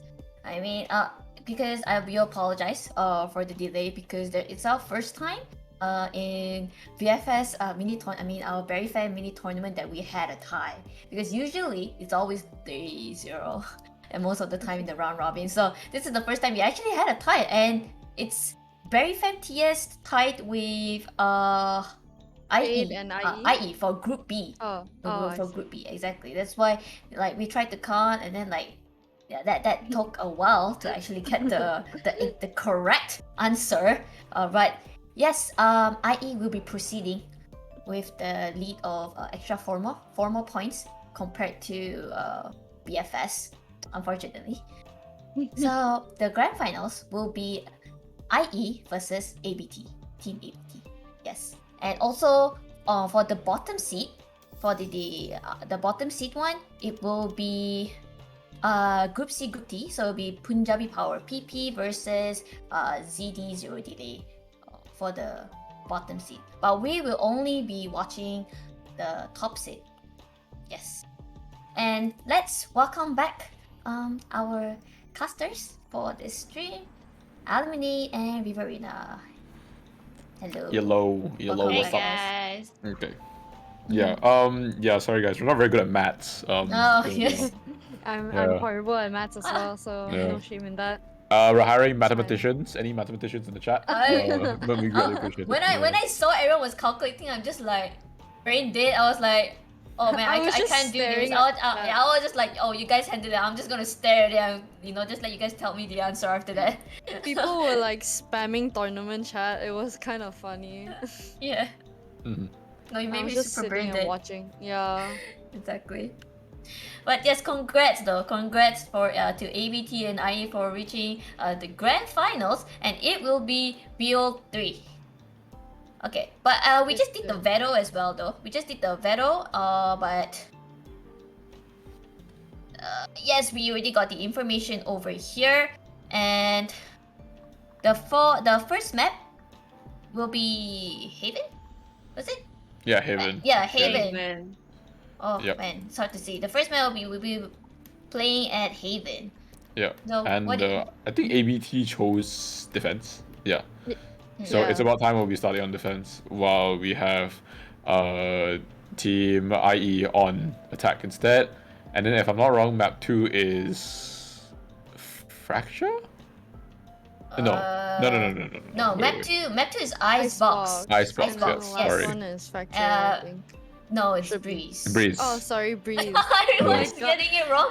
I think okay, guys, we were brain Everyone- dead from the tournament chat. Okay, You guys sure apologize you're for just that. bad at We were so confused and like so focusing on the, the calculations and this and that. So yeah, the battle was happening super fast. Yeah, so we apologize. So okay, again we summarize. The first map will be Haven. The second map will be Icebox, and third map Breeze. Yeah. All right. Okay. Yep. So, Predictions are up. You guys can predict who will win. Who do you think will win, guys? ABT. Which teams are you rooting for? It's just ABT, right? Like I'm pretty sure like everyone will say Wait, ABT. what's the background of IE? That's what I want to ask. Does anybody know? Yeah, we didn't really see any IE games, and yeah. I don't really know anyone in IE. Immortals. Yeah. They But are I like do know they're all immortals. So Oh, they're gosh. 4 Yeah. immortals, 1 radiant, so wow. Wow. It's a So- stacked teams. it's basically a full team of immortals versus a full team of radiants. Full Yeah, team of This is- because yeah, because pretty ABT is all Yeah, radiant. pretty much. Yeah. So statistically, you know. Statistically, By going with the rank Yeah, itself, yeah. then maybe it's ABT, but we would never know. There could be a dark horse. IU could be the one. Who knows? So it's like we Yeah. said, sometimes it's all about the teamwork. For skills wise, for aim wise, there's only how far you can go. But for teamwork, it's a different story. Yeah. Right. And from the previous match, we see from ABT they have very good team synergy. They have very, very good team synergy. Yeah, so, which is surprising, right? Because Hokong's just Yeah. joined the team. So like, I mean, it's just, I guess this is general like good player mentality. But I assume. apparently they know each other in real life, or so I've Oh. been told. Oh, Yeah. I see, I see. All right, Oh. makes It sense. must be the real life buff, you know? Yeah, When you it's see the someone in IRL RL, buff. IRL RL buff. buff. Understandable, honestly. But yeah, IE is like, I mean, IE is itself is an esports like organ themselves, right? And so I assume, I mean, looking at the players, they all have IE in front of their name, so you know, it gotta mean something, right? Like they Yeah, it gotta probably mean scrim a something. lot. They probably have their own sorts of tactics and stuff up their sleeve, strategies and all that good stuff that they possibly can use against ABT. So it could be a classic, going back to Kali versus ABT, teamwork versus aim thing. But I think I've kind of debunked that because ABT, they're good at everything. So I I mean, don't Sure. know. you know, Radiants are good at everything. But anyways, um, so IE is actually attacking first, guys. IE is attacking for in Haven first, and then yeah, for while the ABT is defending 1st. Yes. So to be honest, I feel like I'm not sure how IE plays, but I kind of know how usually the Hawkox play because I really because the thing about ABT is like I only know Hawkox, right? And I've been playing with him a lot of times. His playstyle is really supportive. His playstyle is so meant for defending. And he's a Sova rat. Yes. I'm actually really excited to see how is he gonna like defend because I defending warriors, man. Come on. But yeah, he's really good at defending. So maybe you can see some action from there. Maybe you can look forward to it. Well, what do you guys think, guys? What are you guys looking forward for this upcoming match? I expect Ratty plays from Hawkox with his Sova lineups. Because I Yeah. know he has a lot of lineups on Ascent. Mhm. Because I've played with him before. Oh my god, it's gonna be a very interesting match. Yep. Definitely. L. You know, yes. Yeah. I agree with Ren entirely. Ren and I were on the last episode of the mini tournament. We saw on Haven itself, right? You know, Sova Yeah. shot that. So I expect all those to come out. But Oh my god, you know, did I say Ascent? Oh my god, I did, oh my god. but it is a Radiant match, so Radiant, well, basically Radiant, guys. You know, we're already there. Immortals Radiant the same, right? So Berry, code So Berry 2022. What? Yep. So we might be seeing like totally different types of strategies that we would never see in our rank because we're not there yet. But I am on a 2-for-2 winning streak in terms of predictions, and I want to throw in a wrench there and say, you know, maybe IE will win this one. Yeah, just to put it there. Yeah, fair enough. I mean, generally, for me, even though Kali was like the teamwork team and they didn't really get past ABT, and after watching ABT, I think I will reconsider my decision about teamwork and say, yeah, maybe pure strength is the option here. And so, yeah, Power. ABT for me, power, yeah. So, yeah, we'll be heading into the game soon, I think. Yeah, we are. Oh my god, the disparity. Well, Again. no, I think maybe it just started, right? Oh yeah, that's true. Yeah. But yes, take away, guys. Take away with the eliminate every arena. Yeah, thank you. Good luck, everyone. Thank you. So, if you guys take a look at your screen, you will realize there's a Fate being hovered, and that's going to be a very interesting agent to be put out. And, well, Riverina, have you actually tried Fate? Have you actually tried her into strategies? No, but sorry, before that, I just put all my channel points into ABT, so Lamar, so yeah, we'll see how they do. Hopefully they don't throw with the Fade right now. But yeah, back to Fade, I mean, I think she's genuinely good if you know, like, certain lineups, obviously.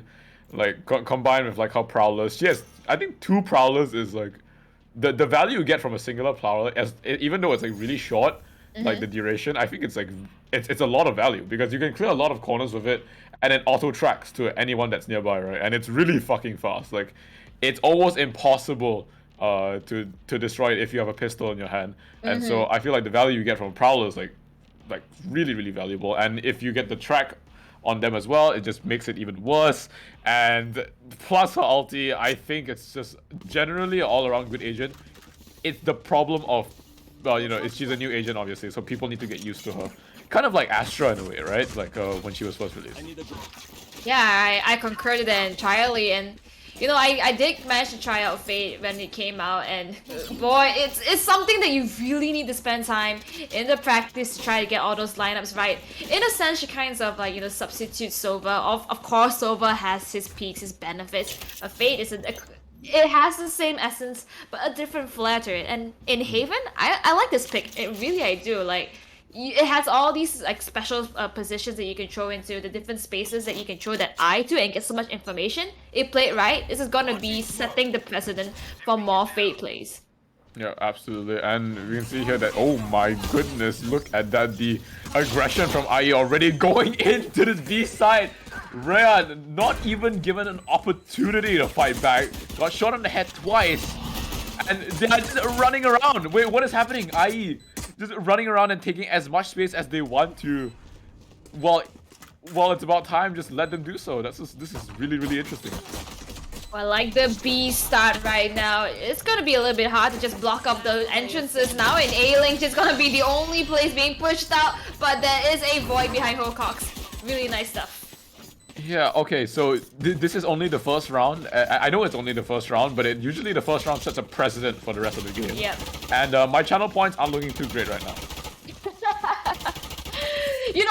I would elaborate just now my prediction. I wanted to say, IE, they've been held on for 10 minutes, they wanted to be inside the finals and they fought for it, so maybe they're angry, maybe they want to get that win. Yeah, maybe they are. I mean, they seem very enthusiastic in the tournament chat just now. I mean, they really wanted to play. And they're showing it right now. They are rushing a B. One small fault line goes out. Aftershock as well. Rhea has nowhere to run. They are going to be rushing into this B side. Oh, but Hocox there.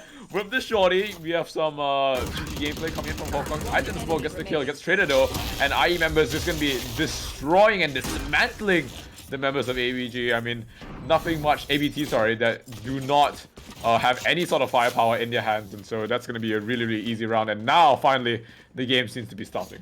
Yeah, IE truly taking advantage of that double initiator comp. As soon as the flashpoint came out, everybody ran in. And it's like as if B is always the unorthodox place to pick a spike plan onto, but they decided this is the place we want to play, and this is the place that works best because we have a breach that can just clear off with all the tight corners, with like all those walls, and the team just runs it.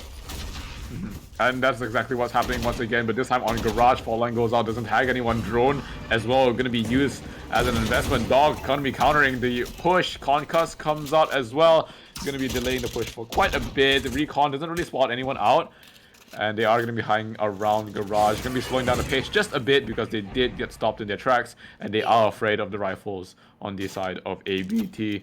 So yeah, are you gonna be looking for another course of approach, possibly? Oh.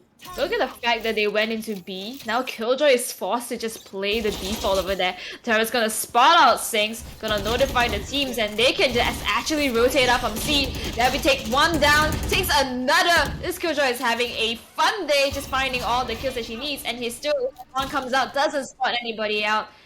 It looks as though IE, they're forced to rotate once again into Garrett.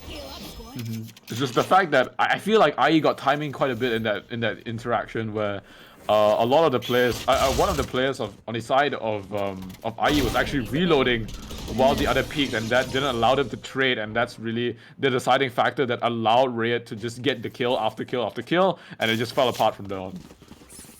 Yep, we also have to know it was the third round in, so at least for the side of About Time, they actually have the rifles, and extra gunfire, it always plays into your favor. Yeah, definitely. And on top of that, generally just ABT only losing one member, which was Hocox, in that previous round. So that was a really, really good round from them as they don't lose any sort of economical deficit, and IE now able to buy their guns. So this will be the deciding factor of how the momentum will shift, I feel, in this game so far. But yeah, Reflex very, very aggressive, pushing up this A-long, and he doesn't know, but there's actually two IE members waiting in the wings for his approach. Yeah, and it's a complete opposite of what we saw earlier with all those rushes into B, rushes into Garage. Now it's as if discipline is coming through, and it's almost, you know, the same as what we saw earlier between Calais. Oh, but Reflex is gonna go for that. It doesn't even get the refract coming in. The side of IE. Yeah, that was an extremely clean shot from Reflex. The reaction time on this man is absolutely crazy. Obviously, we have to think about it from the perspective of them, right? They can't see what we're seeing, and so this is the fact that he got that kill was just so insane, and that really opens up the map for the rest of his team. But look at that, IE already taking more space around B, gets the kill onto Easy One, who does eventually fall, and now Smoke's gonna go down as well. Oh, flash out, no, doesn't find anyone, but no, Teddy's on a rampage with a 3k right now, 2v4 situation. Pocox and Rayot guessing now one more. Does Teddy find the ace? No, he does not give it away. Rayot going to be picking up the kill. 1v3, going through the smoke with a nano swarm in hand, and I don't think he can do much.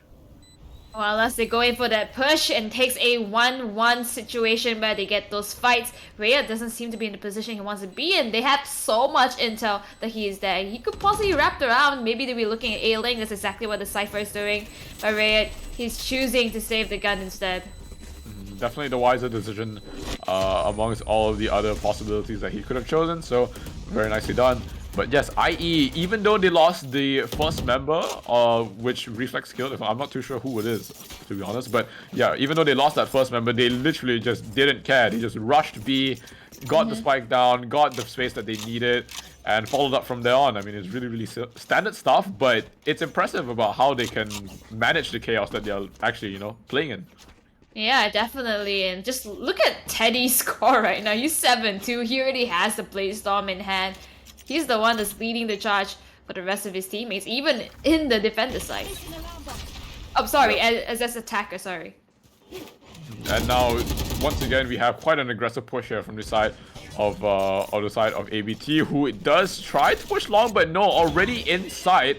And Rayet is in quite a weird position. I'm not too sure IE will check this, but Spike is going to be going down, and Teddy. Oh, does he check it? No, he does not. A lot of IE members are watching the smoke right now, and yes, eventually falls things goes down as well. Trades coming from backup as well as Teddy. That's going to be a 2v4 situation once again. IE is dominating so far in this round. Well, Reflex going to be trying to find another way in, possibly, not too sure, but you do have two members of IE quite low on HP. But I don't think they're gonna. I don't think ABT is opting to push any further. They're gonna be opting to save their guns as well. Yep, ABT is smart. They know which fight to take and which fight not to pick at. And this is gonna be the fight that they choose not to pick at. But I do want to say, I feel like Rhea got robbed over there. He had such a great flank position. He had trigger discipline, but they checked. They checked when the smoke was gone. I mean, really, but I mean, just general, really good game sense coming from the members of IE, right? Knew that there was possibly one A shot, and they just watched it and punished. Very, very nicely done. And not to mention, look at that, Glenn with 11 assists. This guy has 11 assists. He is the epitome of a support, basically. Yep, 100%. And when people say, you know, controllers, they don't do much. No, they do a lot for your team, especially when you have all these corners that you want to cover up. In Haven, that's exactly the person you want in your team. Yeah, absolutely. And Brimstone is, I would argue that Brimstone might be generally better than Omen on Haven, actually, especially when you're on the attacking side. But yeah, Hawkeye with a very clean kill onto Sinks at the start of the round. Yeah, I do believe that's a debate that a lot of people would like to get at. Yes, I think it will. I might get cancelled. Who knows? Oh, I mean, 83 viewers right now. Who knows who's gonna point you out, right? Yeah, exactly. Well, I'd just like to mention that ABT now on a eco buy once more. Oh, actually, Hawkeye, with the saved Vandal, was able to get the kill at the start of the round, so nicely done. Prowler goes out as well. That's gonna be the I forgot the name of the ability, to be honest, but the pull from Fade gonna be tagging a few, as well as the Haunt getting a few of the members of IE. They're going to be backing off though. Void picks up Reflex, who is trying to look around, see long, and now it's just a bunch of aggression coming from IE, moving towards the C side. Spike is probably going to go down, and I don't think there's a lot that It's About Time can do in this situation. They don't have the guns to do so, I think, but it looks like backup going to be getting the flashes ready. A lot of util being invested, trades going left and right. Teddy gets one easy one trades it out. Now Glenn gets 2. Oh, and yep, there it is. Void with the cleanup, and that's going to be the round going towards IE. And I mean, standard stuff, right? Coming from a team that is against an eco buy. Yep, 100%. I do want to say though, the utilities being expanded by the team that was having the eco buy, I do believe it was a bit too much for what we should expect, because they already had the lesser of the guns that they want to have, you know. So in that case, I might be wrong over here because they do have ultimates to spare. I'm pretty sure they have to rebuy the skills though, and maybe this is gonna be the round that they're gonna turn around. Yeah, possibly it is, and Reflex now with an operator in hand. I'll see if anyone peeks him and goes right into his crosshair.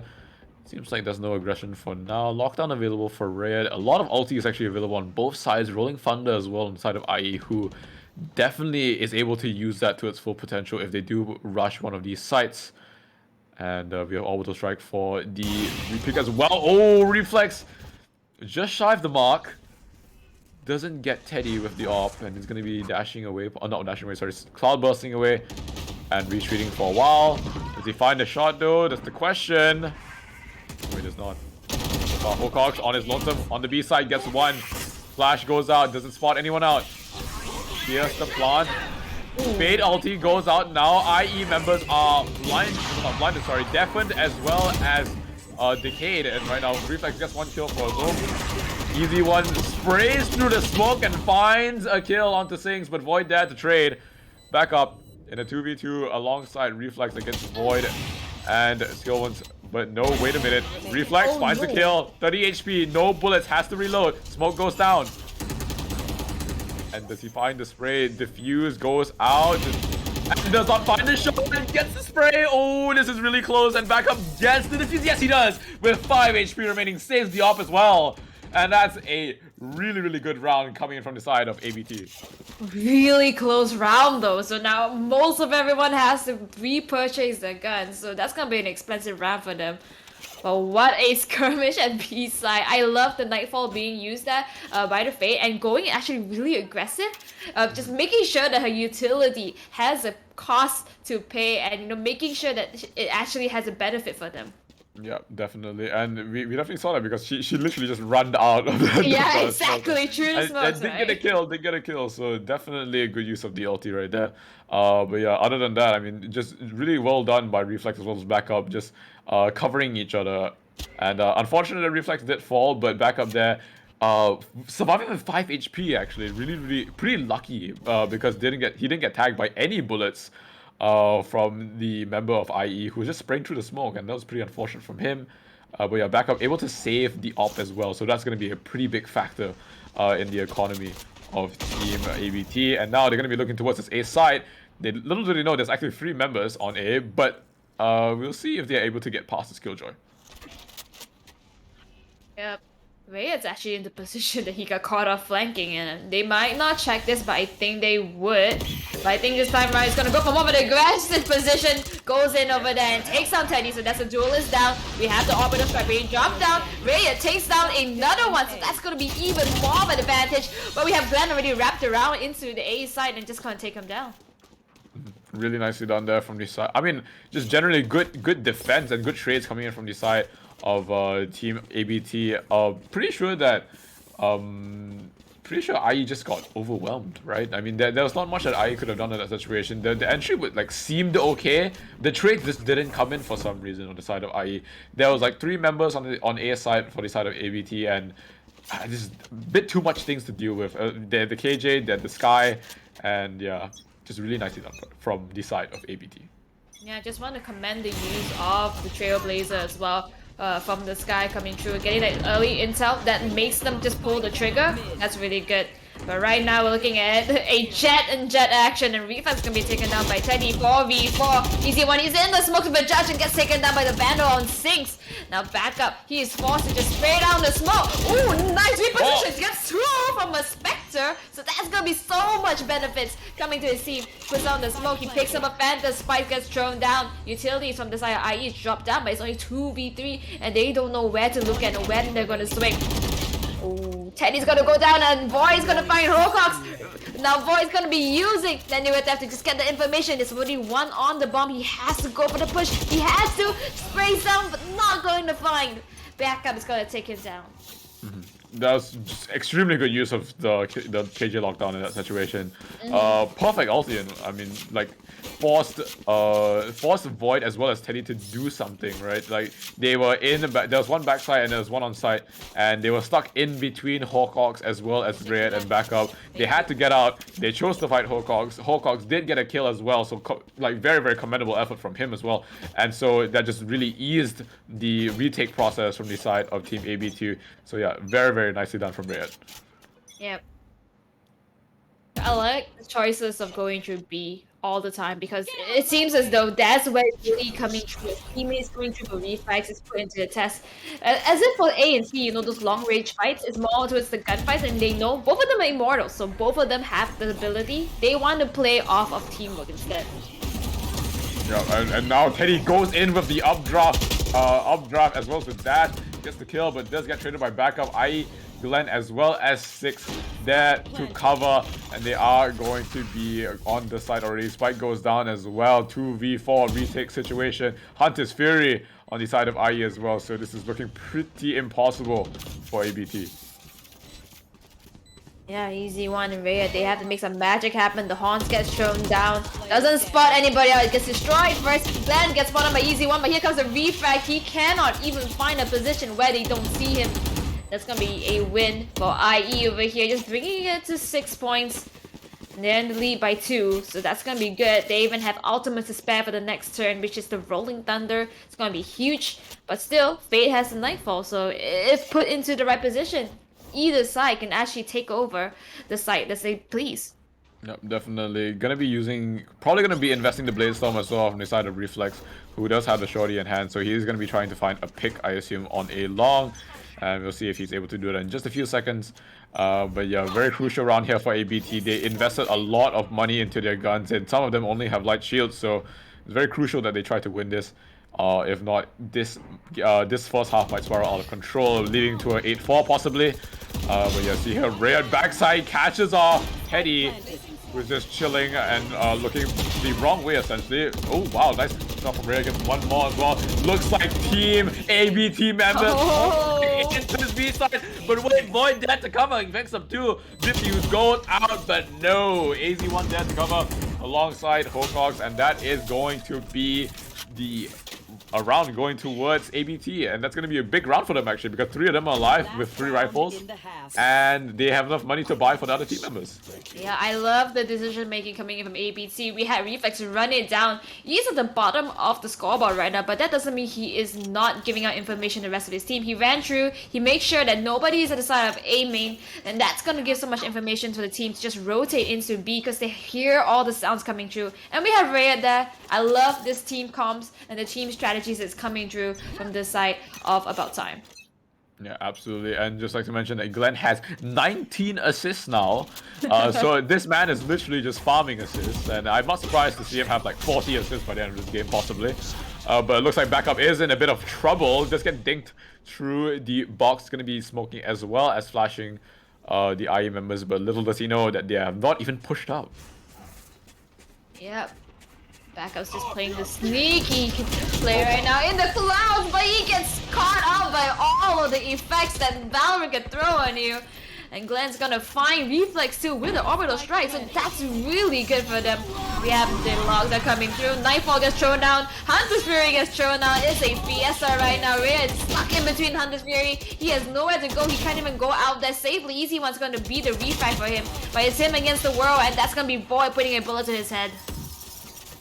That's just a really good use of all the abilities that IE had in their disposal. They used Dante's Fury to get rid of the KJ lockdown. They used the Orbital Strike to create space for their team. Just a bunch of really good util usage from the side of IE that, I mean, just... I'm very impressed so far with the performance of IE, actually. I mean, even though they're playing against, like, rather high elo players, they are putting up quite a bit of a fight, and it's 5-7 right now on Haven. And... I mean, it's looking pretty good. Yeah, I totally agree with you. 5-7 is probably one of the best numbers you can have just like going into the next round, because you can come back to it pretty easily if you can get the pistol round, but that depends on how you play it. Absolutely. And just like to mention that, I mean, I feel like personally Haven is quite an attacking side of the map. I feel like a lot of people would agree. And so having a 5-7 scoreline also is not the worst thing in the world for the side of ABT, because they have this sort of macro advantage where they can just rush one side and they can have a man advantage on A or C or B. And yeah, I'm not surprised if they eventually bring it back. Yeah, I agree 100%. It's playing a slow crawl right now on the side of ABT. They're actually going through into A, but Sinks, he's already pinged. He knows that people might be coming up. Okay, maybe he doesn't, but now he does. Yeah, a bit of a spook there for Sings. He's gonna be flashing. Oh, a huge flash actually. Unfortunately, it doesn't really tag anyone. Decides to run away. Easy one though. Gets him through the smoke. And that is going to be the spike going down for the side of ABT. And just like that, we have backup as well, catching the flank off guard. A 2v5 situation on a pistol round. This is looking very, very impossible for the side of Team IE. Wait a minute. Just as I said that, Glenn picked up one as well. Oh, never mind. a bit too early. But yes. Nicely done from the side of ABT. Very standard stuff. Yeah, definitely. And now we're seeing what I previously said. You know, we win the pistol round. Now we're just going to cover up those 2 points and we're bringing it back into an even match. It's exactly what you want to see. But then again, the difference comes into the third match, right? When, you know, we get all those rifles, that's going to be a different round. Right now, though, the second round after the round swap, we're going to probably be seeing a buy. Unless we have forced buys coming in from the losing side. That's going to be a different part. We haven't actually seen a force buy from the losing side Yeah. yet, which is quite interesting. And I feel like if any team's doing it, it should be IE. And look at that, they are running. Oh, but back up there on top of the box. You never see that coming from the side of when you see an omen on the attacking side, actually. So that's quite interesting. Ray there to back him up as well, and back up with the swing, gets the kill onto Broken Winds, and that is going to be a flawless round coming in from the side of Team ABT. Well, that was so interesting because usually when you are on the side that lost the pistol round, you're going to be playing for picks, right? You're going to be playing much more patiently, but they decided to run it through. Even so, the Spectre got the better of them. Yeah, I mean, I guess that's just their style. I mean, IE seems to be a team capable of playing both slow and fast paces, so I guess the call that they made was they wanted to play fast, but unfortunately it didn't really work out because Rayat as well as backup was there for the cover, and now 7-7, like you said, this is where the game's deciding factor actually starts, because we have IE now with their rifles in their hands, so we'll see what they can do. 100%. Doesn't seem like we'll be going the similar route to the previous half where we had IE just pushing into B all the time. Instead, it's gonna be much more of a scouting position. Easy One's gonna be caught his pants down, but it doesn't quite find the shot of, but the Easy One's going to find the jet. He gets blinded out. Now he has reinforcements over there fighting off with the breach. It's just, you know, dueling with him. Sinks. He has the Vandal at hand. The Haunt. What? He went into the Haunt. Flashpoint's gonna come through. He gets flashed, but doesn't quite find his mark. And that's gonna be pretty good for the side of ABT. Now that opens up the side of A2, but then we have reinforcements coming through. Glenn's gonna be the one to spraying him down. Hokar's gonna find Glenn in return. Broken Winds also is gonna get fragged out, and there goes the plan and avoid. He has to wrap around and try to fight them. This is very, very difficult. Very, very difficult for Void right now. Hokar's probably has a flash in his hand right now, I think. I'm not too sure, but it's going to be difficult for him to retake this Operating Plane. Double hell, and they don't even need to double swing because Hokar just gets the better of him with the Vandal. So that's really nicely done from him. And now it's spiraling out of control for IE because they don't have enough money to buy this round. And look at the economy of Team ABT. They are thriving right now. Yep, and on the flip side, at least for IE, they are forced to go back into the Shirers. But, you know, we did see ABT going in with 3 kills as the Shirers and then picking up guns and rifles to themselves previously in Icebox. So, you know, Immortals, anything goes. It's really how it's going to be played down. Their aim is impeccable. Yeah, and there's going to be using the Hard right now. We see here that, okay, Broken Winds a bit too aggressive on that mid push. Hawk's going to be catching him off through the wall, as IE gets caught by the Haunt as well. And we see here that just a bunch of scary sounds happening right now as Easy One uses his util. Ocox investing the Seekers as well, even though they know that Team IE is on the eco buy, but they are on a mana disadvantage, so it is definitely reasonable. They know that 2 players are on C, so they are going to be moving towards Garage, maybe trying to fight them. Sings, does he jump out? Yes, he does. A bit too ambitious for Sings. And the spike is going to be going down on B eventually. Oh, but Hocox, I think, is going to get caught off guard by Teddy. I'm not too sure. Teddy, does he find a kill? No, he does not. Hocox with a nice swing and a flash. Gets the kill. Backup gets one on C as well. A bit of a whiff coming from Void, just a millimeter away from Easy One's head. Easy One turns around. It's 180, and that's going to be a kill for him. And honestly, not the worst eco coming from IE. Yeah, I agree, but I really do feel that Void got baited by his crosshair over there. Yeah, that probably should have hit. That probably should have hit. But you know what? Valorant is a balanced game. Every pixel counts, you know, guys? Obviously, yes. But yeah, so far, I mean, okay, if ABT win this round yet again, I've severe doubts about IE coming back right now because they have it's already 9-7. If IE wins this, then they even up to 9-8, which is great. But if ABT eventually take this off, it's 10-7, and that is really, really hard to come back from. But see that kills are coming in left and right already. 2 members down on each team. Easy One has the Nightfall available to him, but he is going to be using the pull ball to spot out anyone. No, doesn't really spot out anyone. Spike goes down as well. Aftershock being invested. Flashpoint at the ready, waiting for the call from his other teammates. IE going to be walking in. No, possibly not actually, because Nightfall going to be invested. Nothing so far. No aggression, even though the Nightfall was invested, so that's quite interesting. Nano Swarm goes out. Haunt spots one out, possibly Fault Line as well. Stuns, Easy One. Void is flash, but no. Void gets the bottom of him. Oh, but Hocox though gets free. What happened? Oh, comeback time, my dudes. We're seeing ABT coming back right now. 10-7, exactly what you mentioned earlier, Verena. And it's going to be difficult for IE to come back. They do have utility. They do have orbital strikes. They do have the blade storm available. But it seems as though the defending side is too hard to handle the attacker. Yeah, definitely. I mean, just the sheer like power that ABT comes in with when they enter a site is just really, really telling, because they get the perfect trades down, right? They always trade properly. They always check their angles. They play almost flawlessly, right? And it's really, really hard for IE to counter all of this. Yep, good use of utility over there, just spotting out somebody, tries to wallbang but doesn't quite find his mark. He does get tagged though, so that's gonna be the consolation onto Glenn. He is left here with 69 HP.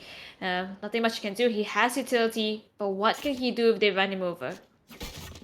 But I don't think they will, because they are moving towards this A site instead. Orbital Strike, like you said, still available, so they might be able to stop the post plant if Glenn moves in time. I mean, the plant if Glenn moves in time, but I don't think he is, because he's a bit too far away and they're already approaching this site. See if IE is able to stop this push right now. Boy, gonna get tagged by the Haunt as well. Dash goes in, and it's gonna be Reflex entering the site. Gets the kill onto Zing, sorry, and we have Easy One as well on the trade. Gets one onto Void. And that is going to be a 3-5 situation where Hocox gets the plant, gets the spike down, and it's a retake situation where, I mean, we do have the Blade Storm available on the side of Teddy, who might find one, not too sure. Glenn finds a kill, and Blades being wasted left and right. Reflex finds the kill onto Teddy, and now IE Glenn gets the kill onto Reflex with 20 HP or so remaining. Seems like a pretty impossible situation. And that's the guy that got tagged earlier, so it really shows to you how much this game just goes through. He scores his one to spray, the blind spray into his mode. He gets a phantom, he gets back, tries to shoot one, but doesn't find one. Instead, Hocox is gonna take him down. It's 11-7 right now. It's looking pretty grim for the side of IE. Most definitely it is, and I mean, this is possibly their last chance and their last bastion to hold if they do want to try to win this game, because it's already 11-7, like you said, and they are they're not the richest, I'll tell you that much. They're definitely not the richest, and they are going to be buying their rifles this round, I assume, because they want to play they don't want to play overtime, obviously, so they're going to be trying to win this round. if they can. And here we have a timeout being started. I'm not too sure who. Oh, sorry, it's IE that started the timeout. And yes, we shall wait. I guess we shall wait. Yeah, I like the use of the timeout right now because it is 11-7. They are on the back foot. Even if this is not a technical timeout, it could just really be a mental timeout. They really need to come back with all the guns that they can bring out right now if they want to win the series. Most definitely they do. And I mean, okay, generally, okay, what we're seeing now from ABT is that we don't really have a singular member who is, you know, destroying everyone and carrying the team like we saw in the first match where we watched them play in Icebox, where Reflex was just, you know, smurfing in a tournament. This time it's a lot more. It seems like a lot more methodological, right? Where Yep. they're getting the trades right, they're getting, they're basically playing as a unit, and I quite like seeing that because, coming in, right, it's always a pleasure to see high elo players with great aim, alongside like really good game sense. You just come together and play good quality Valorant. Yeah, I definitely agree, and I think ABT has the foundation right when it comes to a team, and you know they didn't break from the mental stress of the earlier stages, and that's really good because even Reflex, he was actually at the bottom of the table earlier onwards, but he didn't stop going in and making space for his teammates. It didn't matter that he was getting run over. He would be beneficial, especially in the attacker side, and right now it's paying off. Yeah, most definitely it is, and like you said, I mean, the mental is a really important thing. I feel that high-low players just have this like mental fortitude that they somehow are able to, you know, fortify, and it really shows because Reflex, like you said, the main duelist of the team, the star player essentially, is just doing what he needs to do. And they're doing it well. And now the entering C side gets one kill, another kill. Trades coming left and right. Hokox as well as backup cuts on top. Broken Wings though does get the kill onto Hokox. So 2v4 situation. Rolling Thunder goes out as well, but doesn't really spot out anyone. Concussed. Easy one. Oh, wait a minute. Easy one gets got the Sings, but Void there to cover, and he gets 2 in the process. 2v1 situation where Riot does have the lockdown as well as the open TP available to them, so they have the option of TPing away. And no, they don't. But wait, Void gets a really valuable kill right on to backup, who now left Rayad on his own, and he is gonna have to check all of these angles. Void walking all the way to C long. 30 seconds left. But does Rayad spot him out is the question. The sneak 100, but Rayad, he knows that his best bet is towards the back of the site, and that's gonna give him the indicator that Void is at C long. Is he wrapping out again? Yes, he is. He definitely is. Oh wow. This man is he's quite the sneaky person right The now. mad lad. He's the absolutely mad lad right now. Look at the amount of RGX vandals on the floor. I was just gonna say that. Too much for me to buy. Definitely too much. Very expensive. But yeah, honestly, quite an interesting play there from Void. Tried to use the sound of jumping to, I guess, bait Rayad into peeking, but the jumping just took a bit too much time, and Rayad just peeked out. So yeah, nicely done from the side of ABT. And now, this is where the challenge comes in for the side of Team IE, who don't have enough funds to buy full guns. You see, they have Judges, a few Vandals, and Spectres. They do have a few ultis available to them, but they have to face off against a KJ lockdown as well as a Bladestorm on Reflex. So that is going to be quite the challenge, and they are on match point already. So we'll see how they play this out. Yep. It's gonna be a little bit of a slow push right now. I want to see that Ultimate's being used though for the side of defenders, because they're already at 7. They have to make this happen. Maybe the Hunter's Fury probably going to be trying to counter off the lockdown that's coming in from the Killjoy. I expect that to be happening, and expect much more too coming in from the Orbital Strike. But I really got to see how it plays out. Bot coming back. Yeah, and so far it's just been a pretty chill round so far. Looks like Riot might be a bit too aggressive. I'm not too sure. There's a lot of play. Oh my goodness! Really clean shot coming from Teddy right onto Easy One's head. Lockdown comes out from the side of. Oh, wait a minute! Broken Wind, sorry, gets one with the Hunter's Fury onto Riot, and that's gonna be the lockdown as well as a kill for himself. Hokox though trying to pick up the pieces. Gets the kill onto Sinks. While the rest of his team members are going to be walking towards his A long. But do they know that Teddy is right around the corner is the question. The peek. I think they do. There comes the Okay. swing. Reflex with a very, very fast dash away. Just in time to get out of the crosshair of Teddy. Back over the trade as well. Reflex looking for more. Boyd now with the judge. Gets the kill on the hook. Oh, gets killed on the hook. Now hiding in the smoke. But no, Reflex finds him somehow with the Blade Storm. And there it is. Reflex with a really clean shot right into the head with the Blades. And that is going to be it. ABT taking the first map. You did not see that coming. You honestly thought that ABT was in the back foot at the last round over there, just purely off of what was left on the table, but they came back. Congratulations to ABT. Yeah, I just find it so crazy that in a 3v5 situation where you had Broken Winds getting like the most valuable Hunter's Fury ever. Yeah. He got the lockdown and he got a kill as well. You would think in that situation that even though IE is on an eco buy, it's surely possible for them to come back, but no, somehow ABT pull it together and get that first and close it out for that first map. And yeah, with that, I would like to welcome back our host Berry as well as Ren. Welcome back. Hello. Hello. Well, wow. I just wanted to point out that Fate batch MVP. Really, wow. The agent. Yeah, MVP. That's Fate. nice to see. That's something fresh. But Yeah. yes, but I mean, overall, I mean, this is just the first round. You know, they might they don't really know how each other play yet. So although IE might have lost this round and ABT winning the first round, things can happen. In the second round once they actually get to know the players. So stay tuned for that because it could be happening right after this game, which is on the map of Icebox. Yes. But what do you think about this match, though, Brent? Oh, ABT had a great comeback throughout the second half of the first half.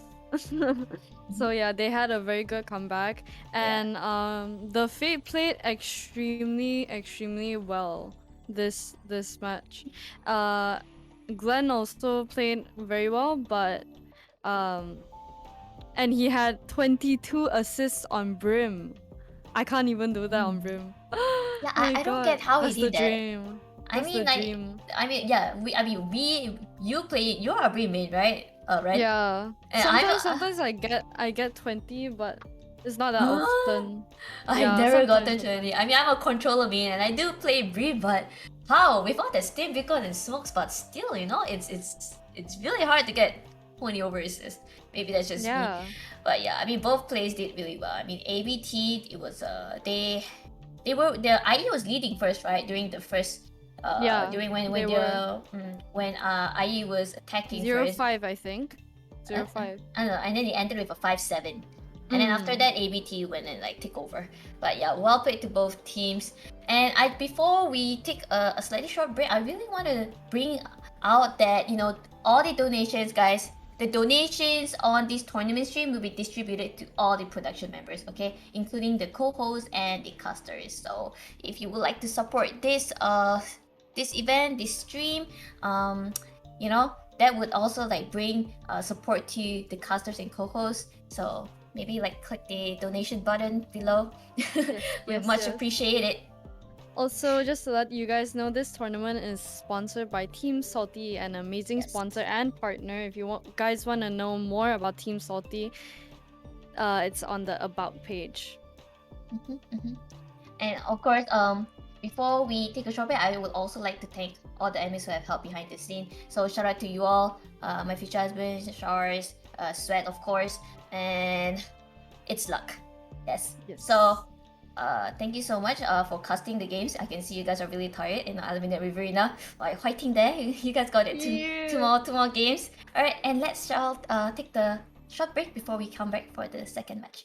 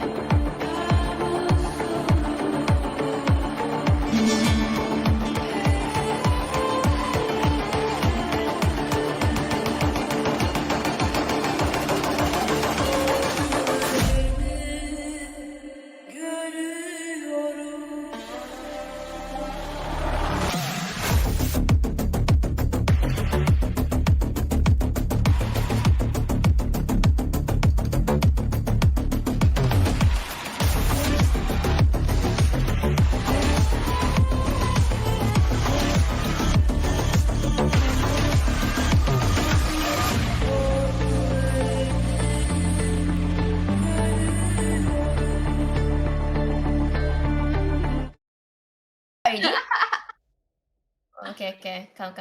I want to talk about watch party. Can I talk about the watch party or should I tell later? I should tell later, right? The game started already, right? Okay lah. Alright. Hello, guys. We are back. All of a sudden. Wow. It's kind of crazy. Yes, River, take it away. It's been a long intermission. Very long intermission. There's some technical difficulties involving a few of the teams, but no big deal. We sorted it out, and yeah, I think everyone is quite content with the answers. So yeah, we're gonna continue on with the match so far, and once again, welcome back everyone to the second match of this grand final, i.e. versus Team ABT. It's gonna be on Icebox right now. ABT gonna be starting on attack, while IE is gonna be starting on defense. What do you think of the motions of how we are gonna move on from the first map until the second map?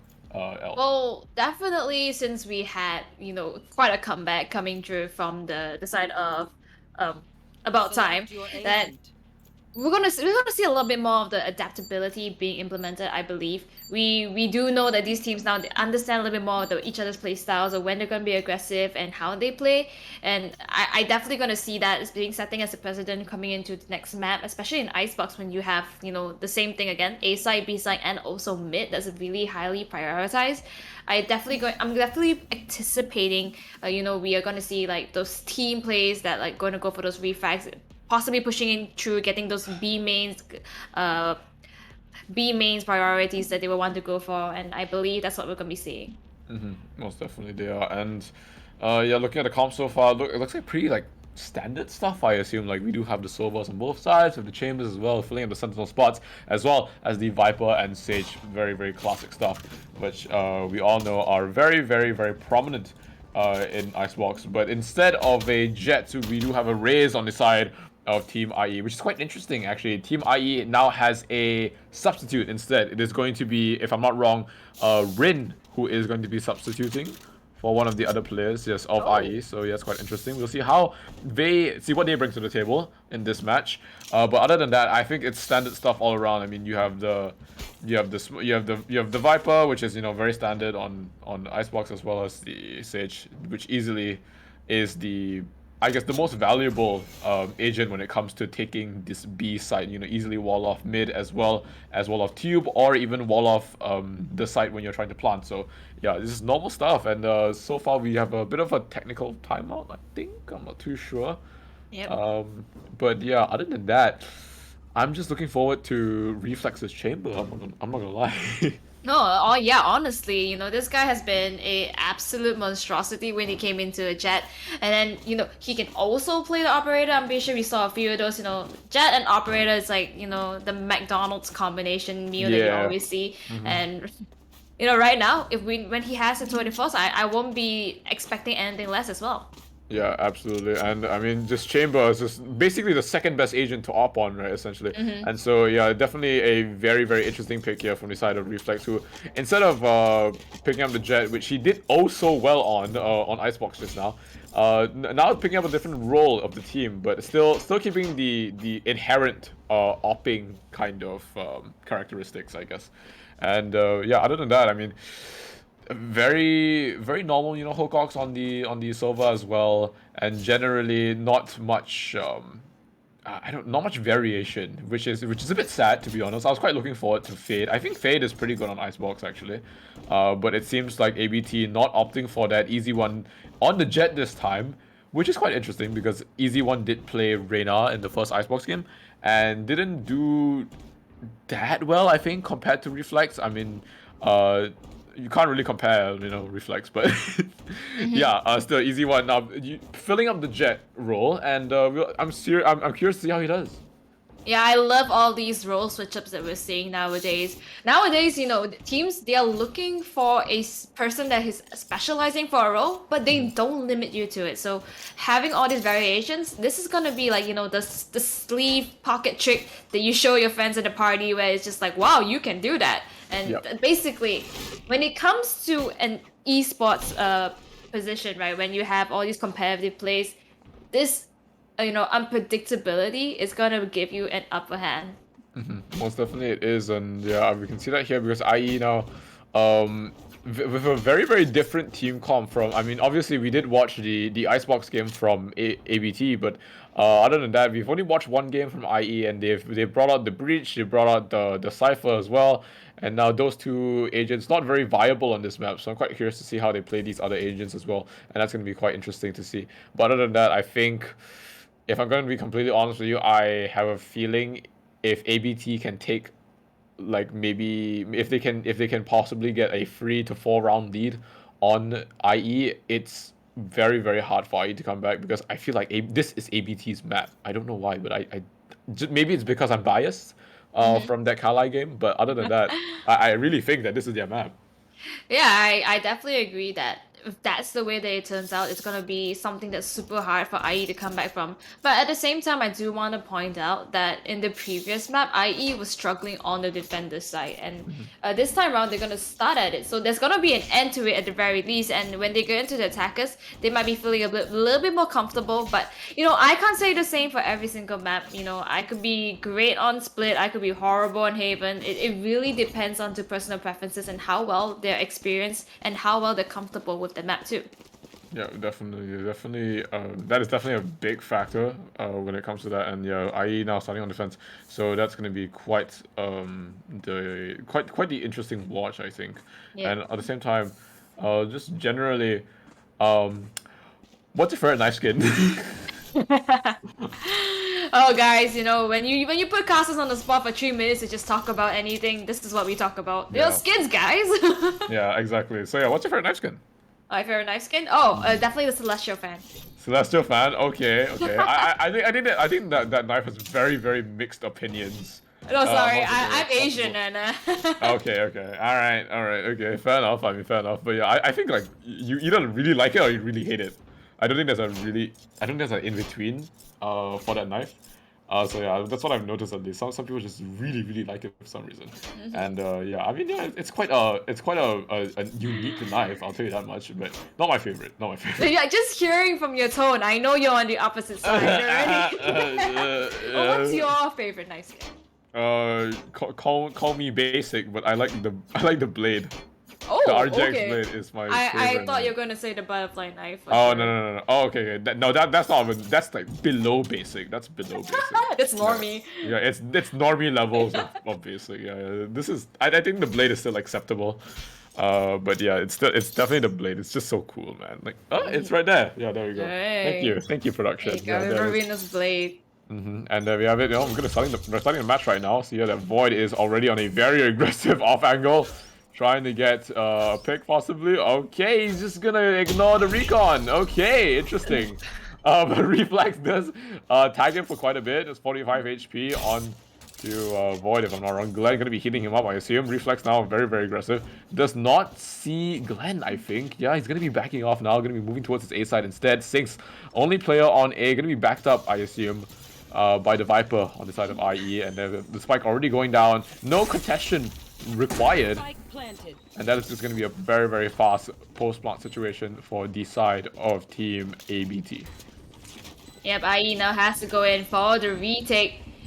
They have people all around right now. They're gonna scan it with the recon bomb, but you know, we already see ABT all the way falling back. Rhea's gonna find through. We have the jumping broken winds coming through. Even as the Viper, Boy is gonna go in together with Glenn and take in 1-for-1 now. It's just gonna be Boy left against the world, and he is gonna be taken down by Reflex. He's the last man standing, but wow, what a round.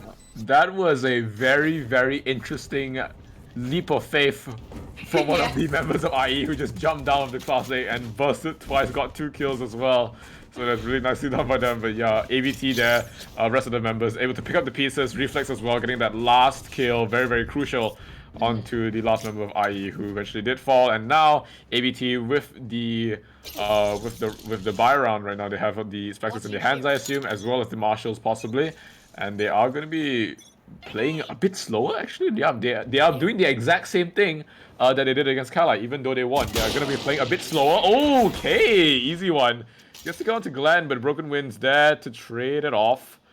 4-4. Spike looking towards his A side instead. Sings now going to be walking to the crosshair of Reflex, as the rest of the IE members going to be moving towards this A side, as they do know that there are at least a few or a couple of the ABT members on there. Drone gonna be invested as well. Gonna be spotting out anyone close. No one is close, so they are gonna be moving towards the site. And Broken Winds on his own. No one on site. Gonna be giving this for free, I assume. Not too sure. But so far, very, very slow.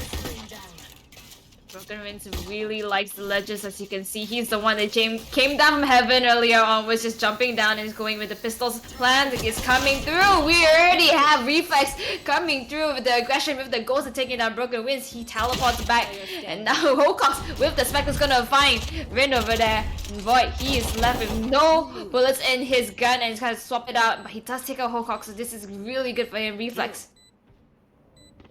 He's holding on to side. Void, he gets spotted out. He gets tagged. Void finds Reflex over there. Oh, unfortunately, Rayad's gonna be the one to put him down with the Bulldog.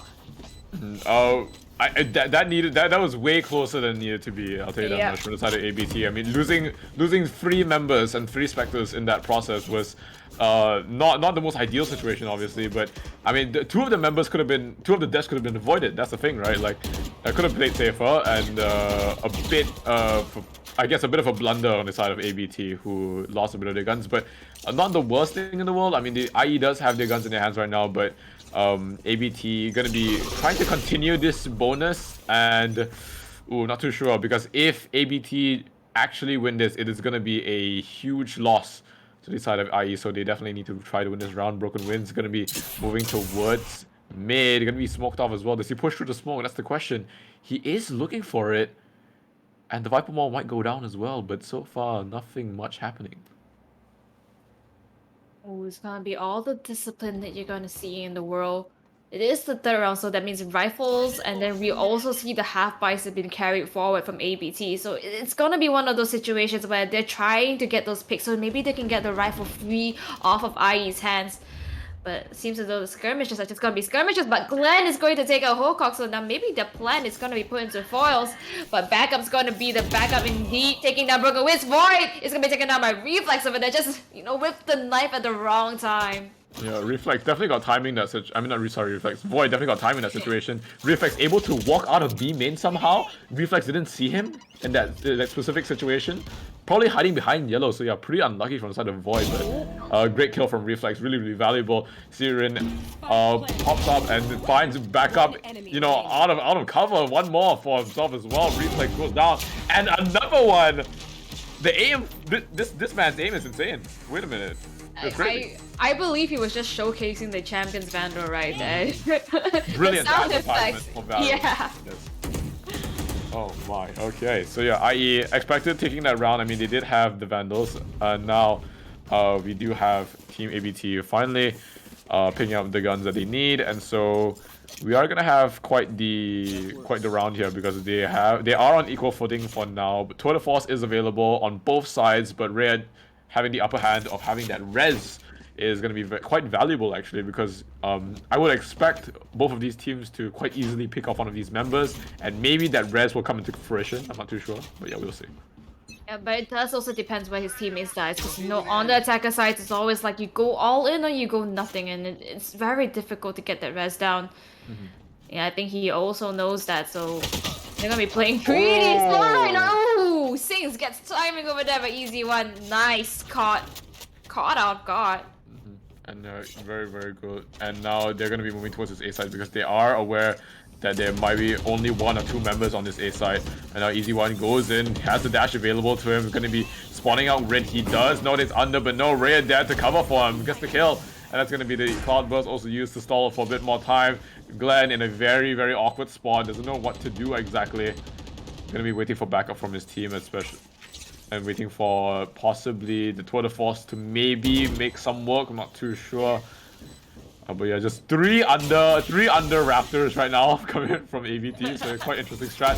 Is he avoid? Oh my! Void gets a kill onto Ray, but the trades come in. Easy One gets one. Hocox as well picks up one, but Reflex there coming from behind gets killed onto Broken Winds, and that's gonna be a really, really, really smooth sailing round actually from the side of ABT.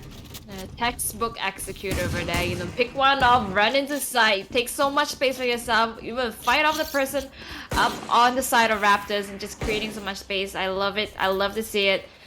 What was unorthodox was the Yeah, three people under Raptors. The treatment after Raptors was a bit questionable, but it worked. So you know what, I will not judge at all. I mean, if they can make it work, like just let them make it work.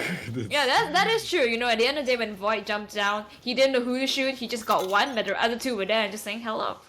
Definitely was a surprise to see 3 people Raptors for Yeah. Void. So yeah, but he did get a kill, which is very impressive. So yeah, good for him, and easy one Wait, though. is this Reflex's crosshair? I have a feeling they're doing a bit of trolling now. I'm not gonna lie. But yeah, we do have Rin on his lonesome around yellow, trying to get the kill onto Reflex. No, the Reflex repeats, that's fine unless he does. Oh, wait, no, he doesn't actually. No, Rin last player alive actually because the rest of his teammates have actually died. Reflex going through, spraying the air right now.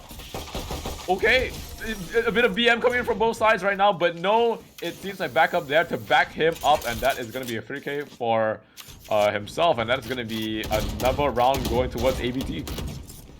It seems as though right now it's really the storybook that you've been reading off of Arena, because right now we have at the front seat we have ABT and we have 5 ultimates available. I don't know if my graphics card can actually handle what's gonna come.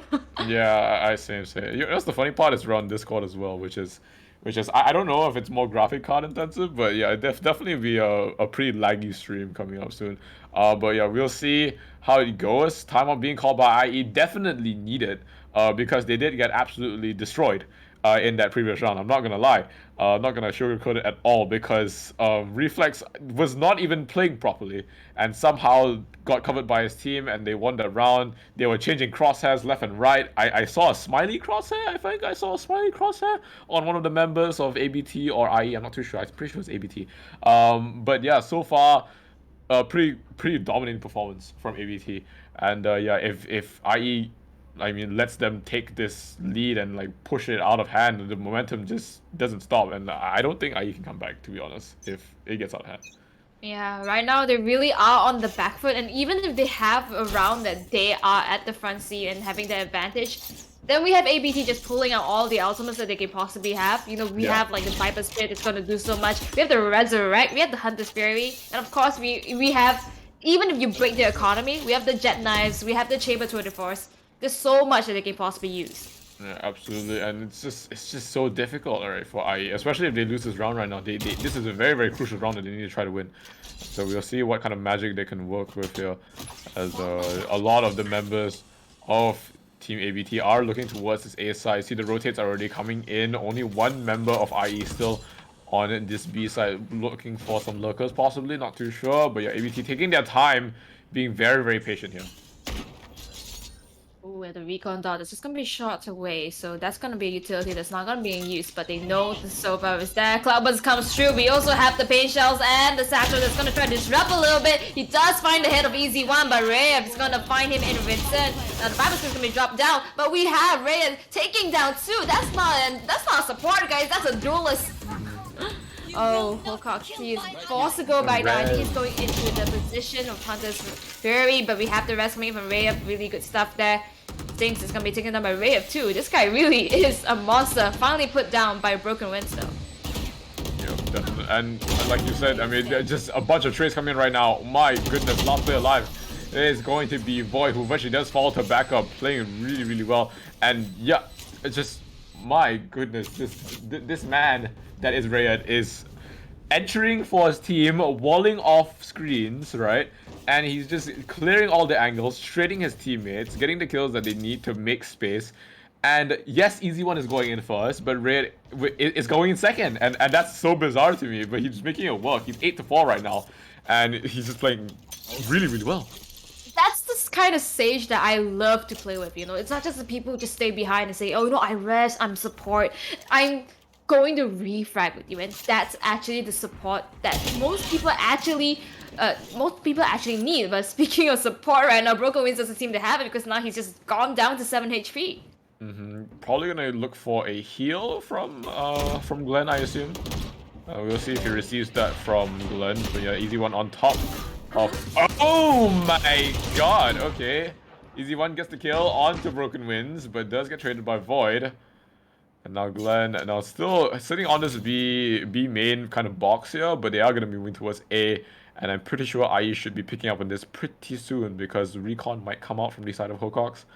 Does have the Hunter's Fury as well. Tour de Force hasn't been popped either, so just a lot of things to work with for the side of ABT.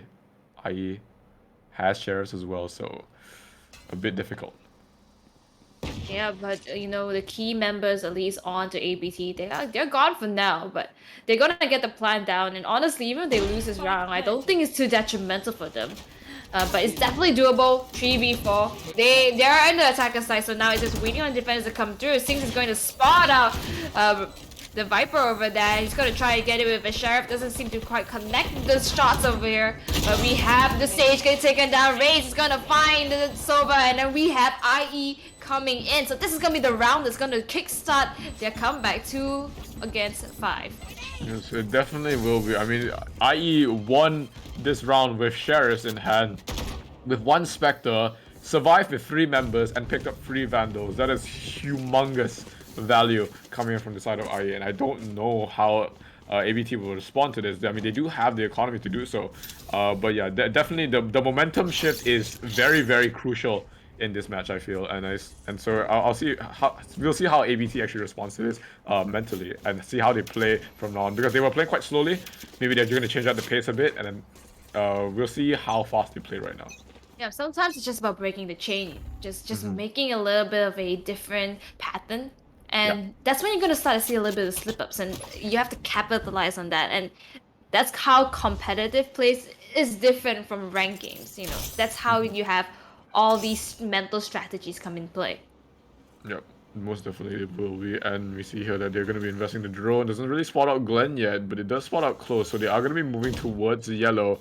Glenn is going to be using the wall to just delay the plant for a little bit. And it does eventually work, but they are eventually sneaking up on him, and they do catch him off guard. Very nice shot from Riot. As the rest of the team members are going to be, oh no, avoiding a very, very, very horrible spot. Eventually falls down, but no, wait a minute, Broken Winds gets 3 for himself. Hunter's Fury being invested as well, but he doesn't really find anyone. But really nicely done from Broken Winds, coming from under Tube, getting the kills that he needs. 3k for him. The trade coming back and forth. 2 versus 1. Honkong's live alone. Has the spike. Sova v Sova. Oh, he peeked.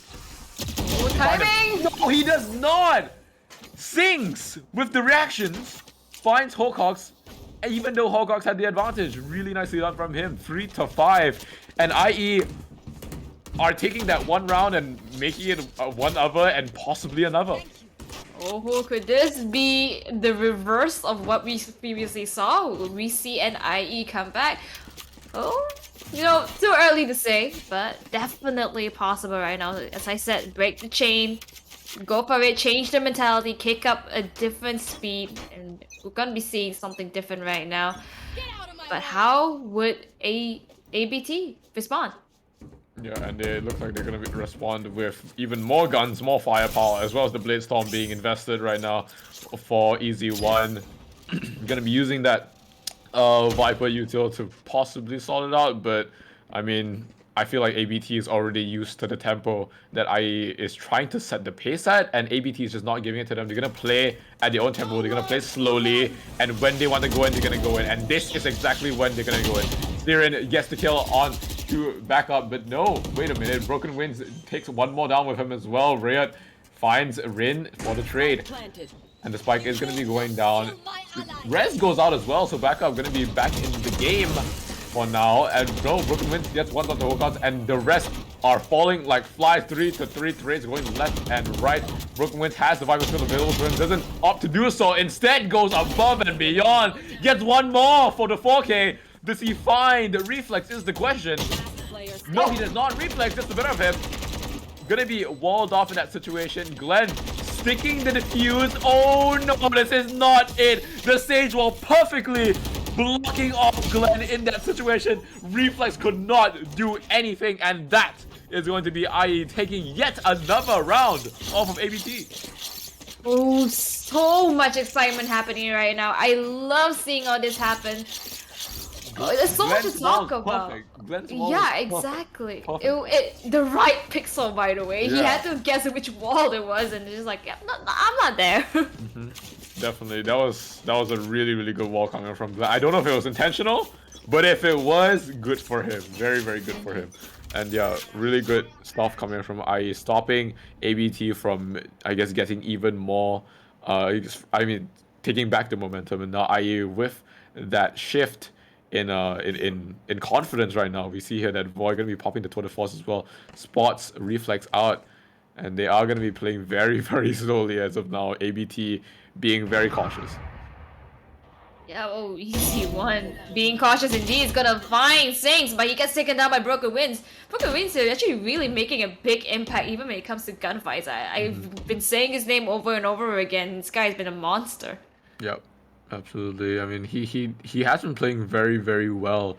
In this game particularly. I mean, he did play well in the previous game that we did watch, but particularly in this game, I've realized that yes, I have said his name a lot more. So yeah, good for him, honestly. Like, really bring a lot of value to his team. Viper's Pit gonna be popped now for the side of ABT. Raze does not decide to go in. Rin gonna be chilling on top of second floor, gonna be waiting for some sort of aggression. Oh, Hocox gets the better of Rin through second floor. Glenn, does he find Hocox? No, he does not. Tags him for quite a bit. Eventually finds him, but Reflex there to trade. And that is ABT finally taking a round back for themselves. And that is going to be IE. You know, that's the end of their short streak, but definitely a well-needed streak. Because 4-6, still extremely close match. Yeah, you know, and I want to just go on to the thread with Broken Winds over here. You know, just this discussion comes up now that if he's playing aggressive, right, especially as a Viper, then you lose a little bit, you lose so much more of the utility, especially when it comes to defending off the site if you die off early. So maybe the aggression here, and that certain point, wouldn't be as much as a reward instead of a retake kind of aggression. Yeah, for sure. Definitely a factor that Broken Winds needs to factor into, but I mean, he is playing well, he is feeling himself. I mean, it really depends in this kind of situations, but yeah, I definitely agree that technically a Viper would get a lot more value from staying behind and playing, for example, post plants or like retake situations. But it seems like Broken Winds just like, it just goes in, man. Yeah, definitely. But yeah, so far, they hear the rotates. Void is going to be calling it. They do hear all the footsteps going towards B, and they are going to be responding just in time. Broken Winds already on second floor, but has a classic. And what? Did he dink someone with the classic from that range with the burst? Guy. There is something wrong here. Oh, okay. Wait, Showstopper goes in. Eventually gets full on, but no reflex. Easy one there to cover for his teammates. Easy one picks up one more. Void gets reflex from behind, but no. There's the trades as well. 3 members are left alive on the side of ABT, and they quite a solid effort, honestly, from the side of IE, even though they were on eco. Yeah, definitely agree with you, but you know, just because they eco right now and it means they can actually buy a full rifles. It's 4-7. If they bring it to 5-7, it's kind of like a mirror of what we saw earlier. But the 5-1, so technically IE might win, right? I guess so. It's like deja vu, and we're seeing ultimates readily available. Broken Winds has the Viper's Pit, so I believe he's not going to be as aggressive right now. He's going to use it more into claiming site. Chamber's going to pop the tour de force. It's going to be something that he's going to use. They're definitely a very valuable piece of util for the side of, is it Reflex? Yeah, Reflex is the one that popped it. I believe it's Reflex, yeah. Yes, Reflex the one that popped it. And he is going to be staring down that B main angle. He's going to be watching for any over aggression. Rin decides not to peek it, so... Oh, wait a minute. Rin is walking back towards the angle, and that is quite scary. Oh, this is very close. But on the meantime, we do have the whole of ABT basically already on this A side. Where he gets the opening kill on to Void, and that leaves them with the site open. Wall goes down as well, and it's that easy. Ooh, Sinks gets taken down by Ray, and Glenn is going to find one more in return. And then your duty's not over. We have Sinks alive, but Ray, oh gosh! Oh no! Oh, that's so sad. I don't know who got revived, but that is a feels bad man moment from the members of IE. Raya is getting 4 for himself. There we have it. Broken Wings gets the kill onto Hocox. The trades coming in left and right. Reflex now on his lonesome against Against Rin in the 1v1, and the flick coming in from Reflex. Gonna be closing out that round 4-8. Looks like deja vu is not happening this game. No, not indeed. Now we swap the sides off. It's 4-8. It's not looking too good for the side of IE. I do want to point out though, at least, let's discuss a little bit about the substitute that came in. Like, what do you think about the Raze being played in Icebox and how Rin is doing? I think Raze on Icebox is okay, but Jet is preferred. For sure. I feel like Jet might be a bit stronger on this map, from what I can see at least. I mean, not only comparing this game, but generally just like my personal thoughts about it. I think generally Jet is a bit stronger, but Rin is a really good player. Like if we bring up the scoreboard, I'm pretty sure Rin is definitely up there, and they have been doing a lot of work for the team, and their aim is actually like basically pixel perfect, because like every time Rin goes in, always gets at least one kill with a headshot, so that's really nice for him. But yeah, we see that Void already picking up 2 for himself, making it just a bit more difficult for the side of ABT. Oh, wait a minute, just as I say that, Easy One picks up 2, and that's gonna be backup. Getting 1 as well around mid. Broken Winds does find it, but no, Red there to cover. Oh, wait, Void looking around mid, gets the headshot onto Easy One. Red just a bit less unhealthy compared to Void in terms of HP. We'll see if who gets timing, because Void... Oh, this is very bad. He doesn't even know. Wait a minute. Oh my god, okay. Yeah, Red in a very, very difficult situation. A lot of angles to watch. Didn't really know where Void was going to be. But yeah, basically got timing. Then Void played that extremely well. Got 4 kills in that previous round. So, I mean, well done.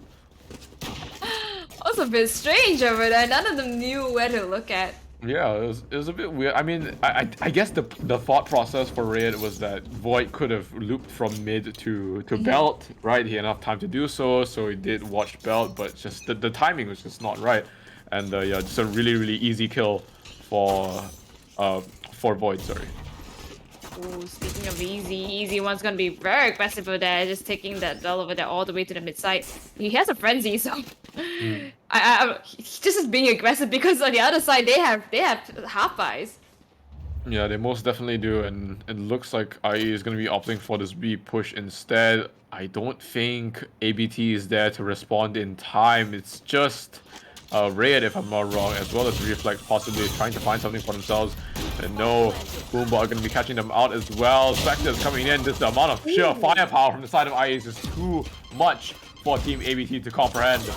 And they are going to be eventually taken down, I assume. Oh, nice shot from Reflex. Does he find one more? Is the question. No, he does not, as Sig takes him down. And that's going to be another round going to IE. Very, very standard stuff. Spectres, I mean, outranged, outgunned, outmatched. Oh. Okay, so we're seeing a comeback coming through, 6-8 right now, so it's not too bad for IE, and this is exactly the situation they want to have happen. They want to kick it back up.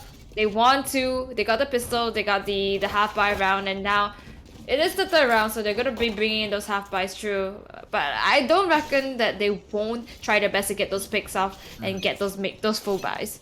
Yeah, most definitely. I mean,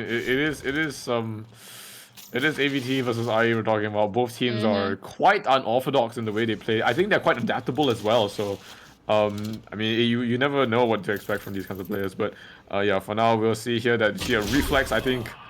Oh my god! Reflex getting 2 kills, 1 onto Glenn, 1 onto Void. Red eventually takes him down with the Sheriff. Unable to TP out in time, but that just gives a lot of space to ABT right there. They know that there's at least 1 or 2 members of IE already on his B side.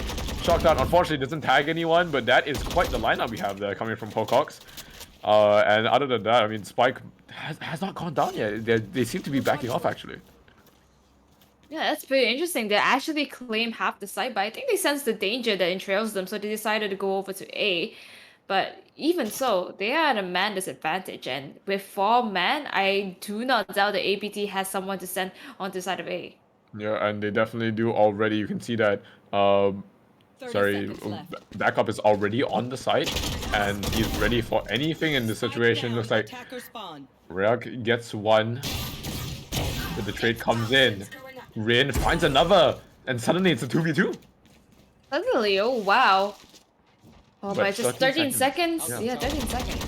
10 seconds left. He has to go for the plant. That's the only thing he's focused on right now. Backup is gonna come through and find Rin. So now it's Spike's planted, and now Backup is the only one against two. What happened?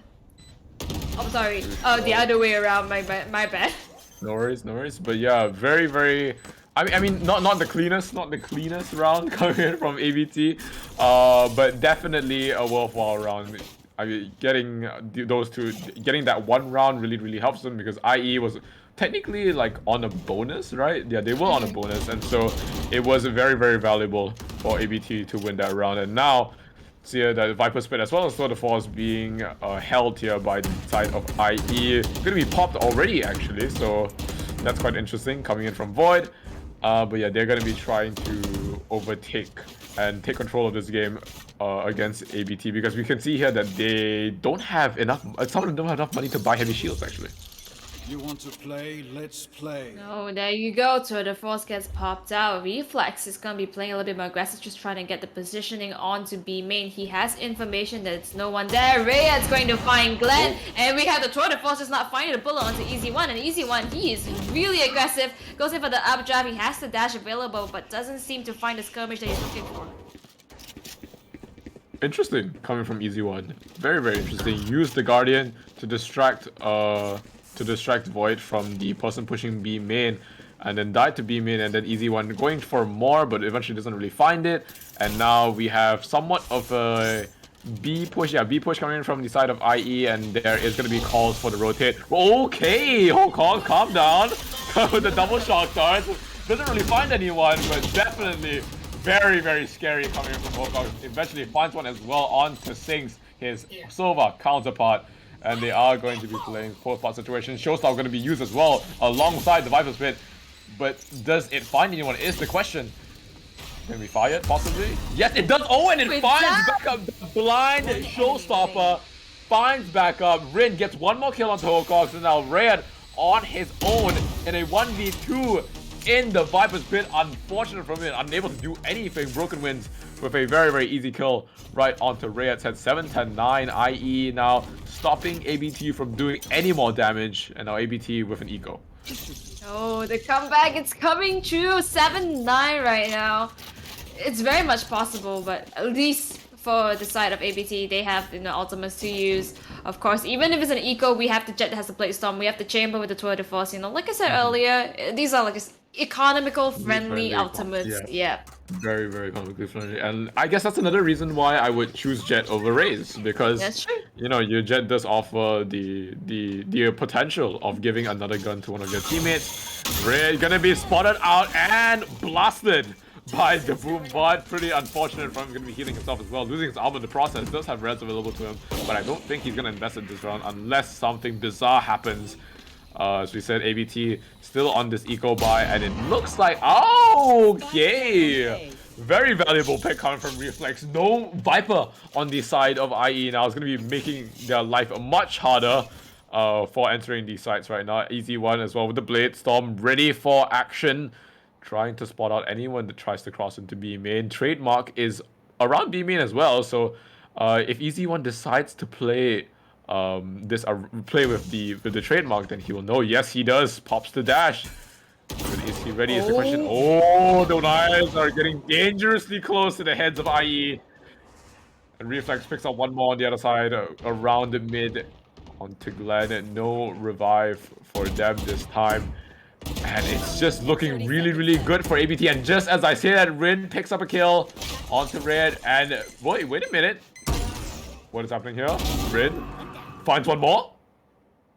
Do they get one more? It's the question. Easy One picks up one with the knives. I just realized on the other side of the map. 15 seconds left. They don't have much time. They need to push A. 2 members alive on the side of team IE, who does have to push. They don't have much time. 5 seconds remaining, and that seems to be the round. The spike is not going to be going down, and that is going to be a classic burst, a right-click headshot right onto Void's head, and that's going to be a 50 as well. coming from the side of Team ABT. Really well done by them. Yeah, and that's what we talk about, you know, the economical friendly comms that you can bring onto the table. And when you're even on the eco round, you actually have a chance to fight back. And that's exactly what we're seeing. So bringing 8 to 10 points right now, ABT, they're looking good right now. They realize that they just have to play a little bit more disciplinedly. Don't let IE take away the advantage that they can already start with. You know, they already start with it, especially on the defender side. Definitely. And yeah, I mean, just the value of those two ultis. They got 3 kills collectively. The Reflex getting 2 kills with the Tour de Force as well as 1 kill with the Blade Storm. It just shows the immense power of these ultis, even though they cost 7 ulti points, which is really, really impressive actually. So nice done from them. And now we have even more action coming. Hocox as well as Reflex getting 2 kills for himself, but no Rin there to trade. 2v4 situation. Looking really, really tough for the side of IE. Oh boy, he just has his pistol to play with because throw down his rendezvous just in case he needs to go back into that point. He's gonna be the one that's actually have to go into sight. It's a bit odd right now. We have Rin just being his refrag. He does have the gun, but he gets shot out first. Oh no! Back up. Gets 2 even with the double peak. This man is insane. Well, it's unfortunate over there. They lost too many men in the beginning of the skirmish and just, you know, left with Void and Rin. They couldn't really break a hole through the fight. Yeah, most definitely they couldn't. And not to mention, I mean, it's already 7 to 11. And IE now basically at their wits' end, because if they don't win this round, I don't think they can come back from this, because they don't have the Tour de Force closed already. They don't have a jet in order to play that economical position, right? In that next, if they do lose this round, and so if they don't win this round, I think it's pretty much over. And then, oh my god, an opening pick coming from Easy One right onto the Viper of IE, which is a crucial member that they need actually to enter the side. And now this is not going their way at all. Yeah, we have Glenn being the one to just go in and engage in the skirmish over here. Hocox is gonna be the one that's gonna be trying to fight him off in the line of sight. It's really just off the pixel. And Glenn, he gets backup coming in from Rin, takes down Reflex and Hocox. So now it's 3v3, but they still have an operator on the jet to deal with. What is Sinks doing? That's the question. Sinks is doing Sinks things and Rin is just dropping the spike at sight. Interesting. That is how you plant the spike. Yes. Yes, exactly. Sinks now. Oh, finds the kill. And okay, wait a minute. This could be possible because Easy One now on his own with an operator in hand. The question is, do they know where he is? I think he's choosing to save the operator. I think that's gonna be the thing that he wants to do. I believe so. Or but, is he? Or is he? He could be overzealous trying to get those exit frags. No. Surely he peeks. This is gonna be so funny. Unlucky. A bit too overambitious. Decided Easy One. Yeah. It kind of feels half-baked. Not gonna lie. Yeah, I mean, it is what it is sometimes. It is what it is sometimes. Don't worry, guys. It's fatigue. It's 11:30. You know, these guys been playing since it was 6. I understand. I understand. But yeah, very, very crucial round for IE to win. Oh my god. If they did not win that, it would have possibly been over already. But yeah, very, very nice round for them now. ABT though, they still have a lot of money to work with, a lot of ultis to work with as well. Hunter's Fury, Res, as well as the Viper's Pit available to them. So a lot of resources they can use, and it seems like IE is going to be opting for a push. Not very fast though. They're going to be taking it quite slow, and that will allow Reflex to get a kill onto Glenn. That is going to be quite the hindrance right now. No Sage Wall available as well. Rin going to be following the showstopper. Does he find a kill? No, he does not! Ooh. But he does with the rifle. Back up though, there for the trade, as well as things. Reflex comes in from rafters, gets him from behind. And that is going to be the spike down. 2 versus 3 situation. This is very, very patient so far. Broken Wings finds one onto Easy One. Oh my god! Okay, wow. I thought Reflex almost did a spray transfer, but no, it was Hocox coming from behind. But yeah, very, very nicely done from Reflex as well as Hocox. Cleaning it up. 12 to 8. Ooh, match point on the side of ABT. Oh, it's so difficult for IE to make a dent. You know, they had the right idea trying to go onto site, but the fact is most of the initiation is quite forced. You know, you have to do this jumping through. They make that space, but it doesn't quite connect. And when the rest of the teammates come through, but the positionings, the priority that you get onto the site is not even fully baked. You don't have 100% of it, and it's hard to even put the spike down. Yeah, absolutely. I don't think IE has had a very, very successful time attacking so far.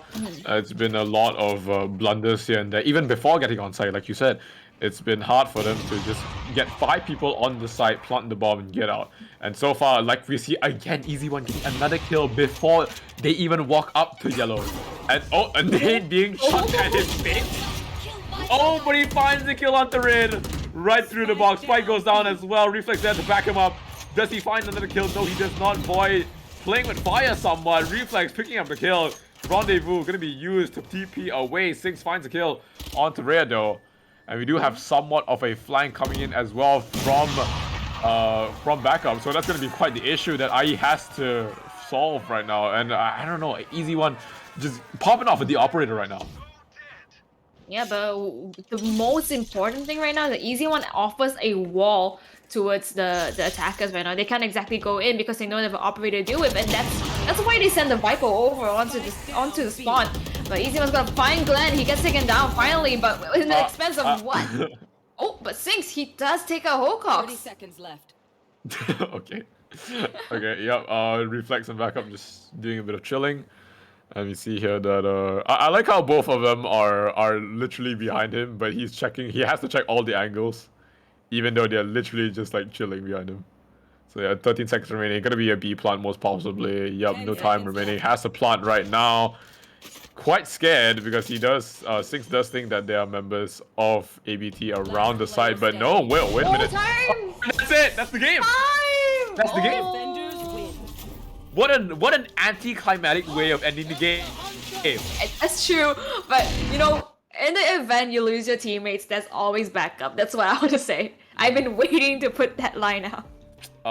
Very good pun, not cringe at all. Yeah, let's go. But yeah, my god, I mean, really well played from both sides. I mean, congrats to Team ABT for winning the grand finals. Congrats to them, yeah. And yeah, very valiant effort from the side of IE as well. I think Rin played really well for a substitute. Yeah, very good performance coming from them. But yeah, with that, I would like to welcome back our two wonderful hosts, Berry as well as Ren. Welcome back, guys. Hello everyone. Oh my god. That was an insane game. Oh my god. I mean, 5-hit play. yeah, I mean, for me, like, yeah, Ray did really well with all the trade-offs every time. I mean, but Hawkox though, he gets his darts all the time. When Yeah. needed. Yeah. He's a So it's Sova like- rat. Yeah, like I say, it's really good support. But I mean, both teams did really well. There was some times I felt like IE, like the way IE played, I actually learned from how he played. Like they played, you know, like trying to fake B and then go back to A and then like come back to B and then like this kind of things. But really good attempt. Just quite unfortunate. But thank you to both teams for putting up a great match.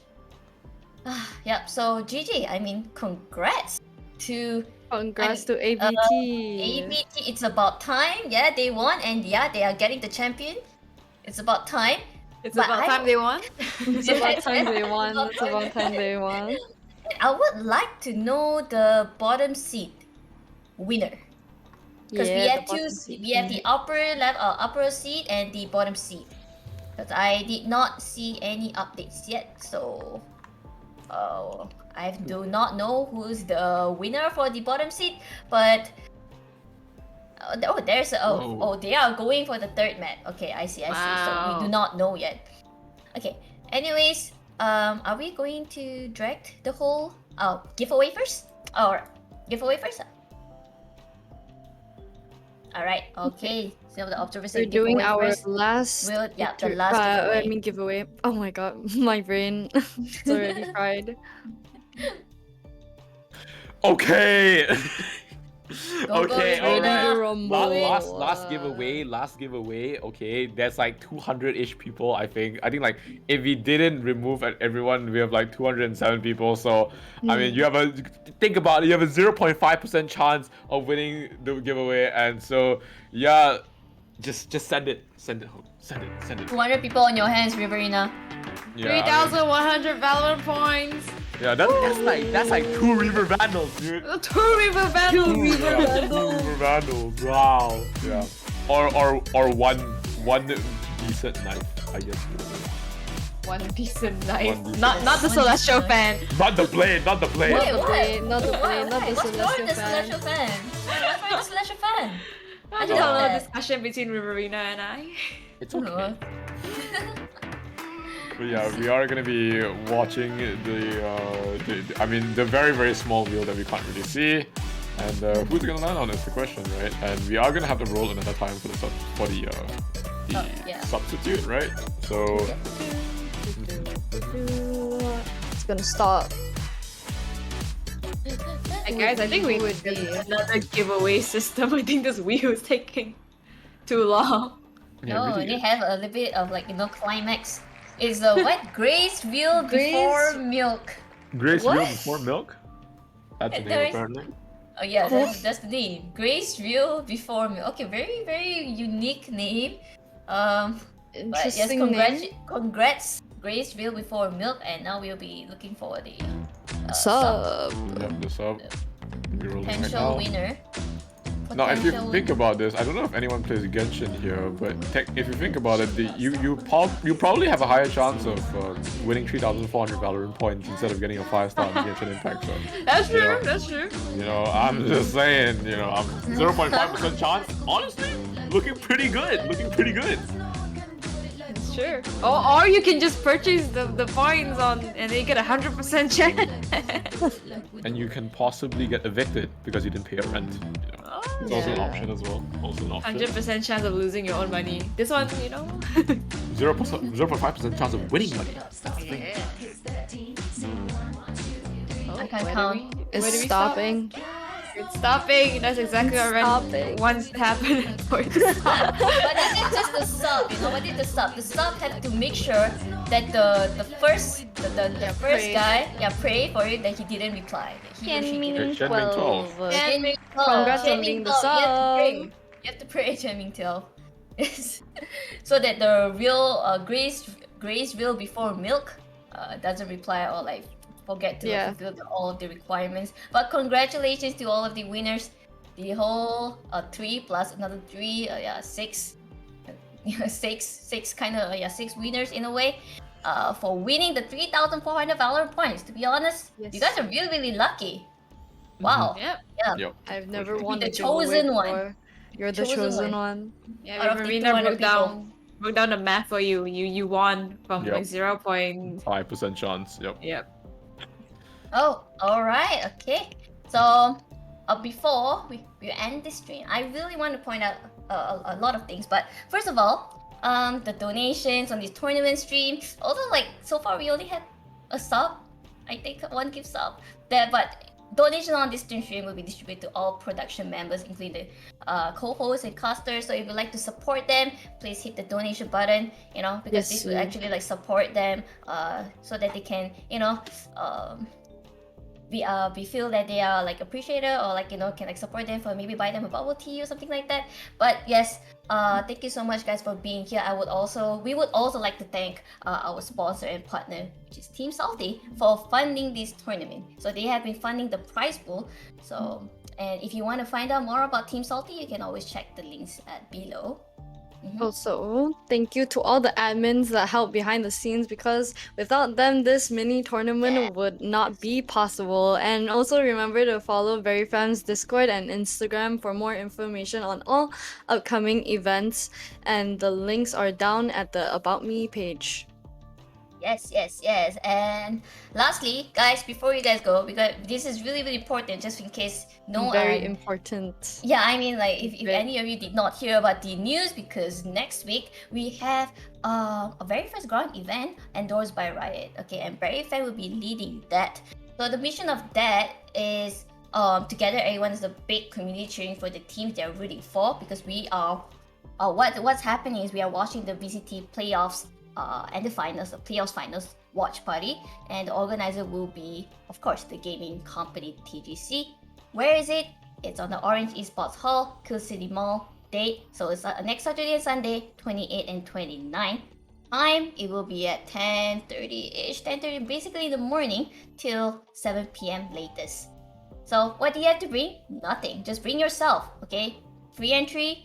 There will be finger foods and drinks, okay? You just go there and chill and then eat something. And of course, you can also take picture with the cosplayers because there will be a small Valorant cosplay competition going on right there, and also the giveaway will be happening as well. So if you are free on next Saturday and Sunday, like drop by. You can come meet us. Yes, you can also Yeah. come meet your favorite streamers. Your streamers will be most probably be there as well.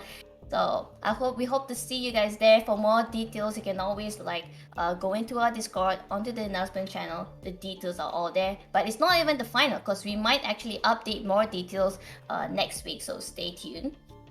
And lastly, thank you so much, for Ren to be here as my co-host, and of course Eliminate and Riverina. Not to forget Cinderfaith for also subbing in really last minute. Yes. Thank you so much. Shout out to you, Cinderfaith. And yeah, I'm guessing you guys must be really, really tired. So thank you so much for Thank you. especially the Thank casters you. for casting you. for 5 hours non-stop. Wait, can I add something? Mm-hmm.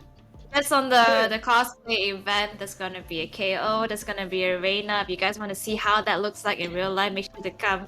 Hey, KO? Ooh, KO. KO. KO? Who's cosplaying KO? Oh, The digital. Oh, okay, I see. oh Yeah, no! yeah, Don't say yeah. anything. Don't say anything. Don't say anything. But- Let them but- come. oh, Let them but- come. oh, yes. So there will be something happening. And before we end the stream, also thank you so much, chat, for being here. Thank you for supporting us. And Thank you of course for the sub, Wayne. yes, and also the admins, the production team, every one of you. Yes. Thank you for being here and supporting this community. We really, really appreciate you. And I hope you guys have a great night. All right. Goodbye, everyone. Goodbye, and we hope to Have see a good you day. soon. Stay tuned for more updates on our upcoming really, really big tournament. So stay tuned. Bye Bye, everyone. Bye bye.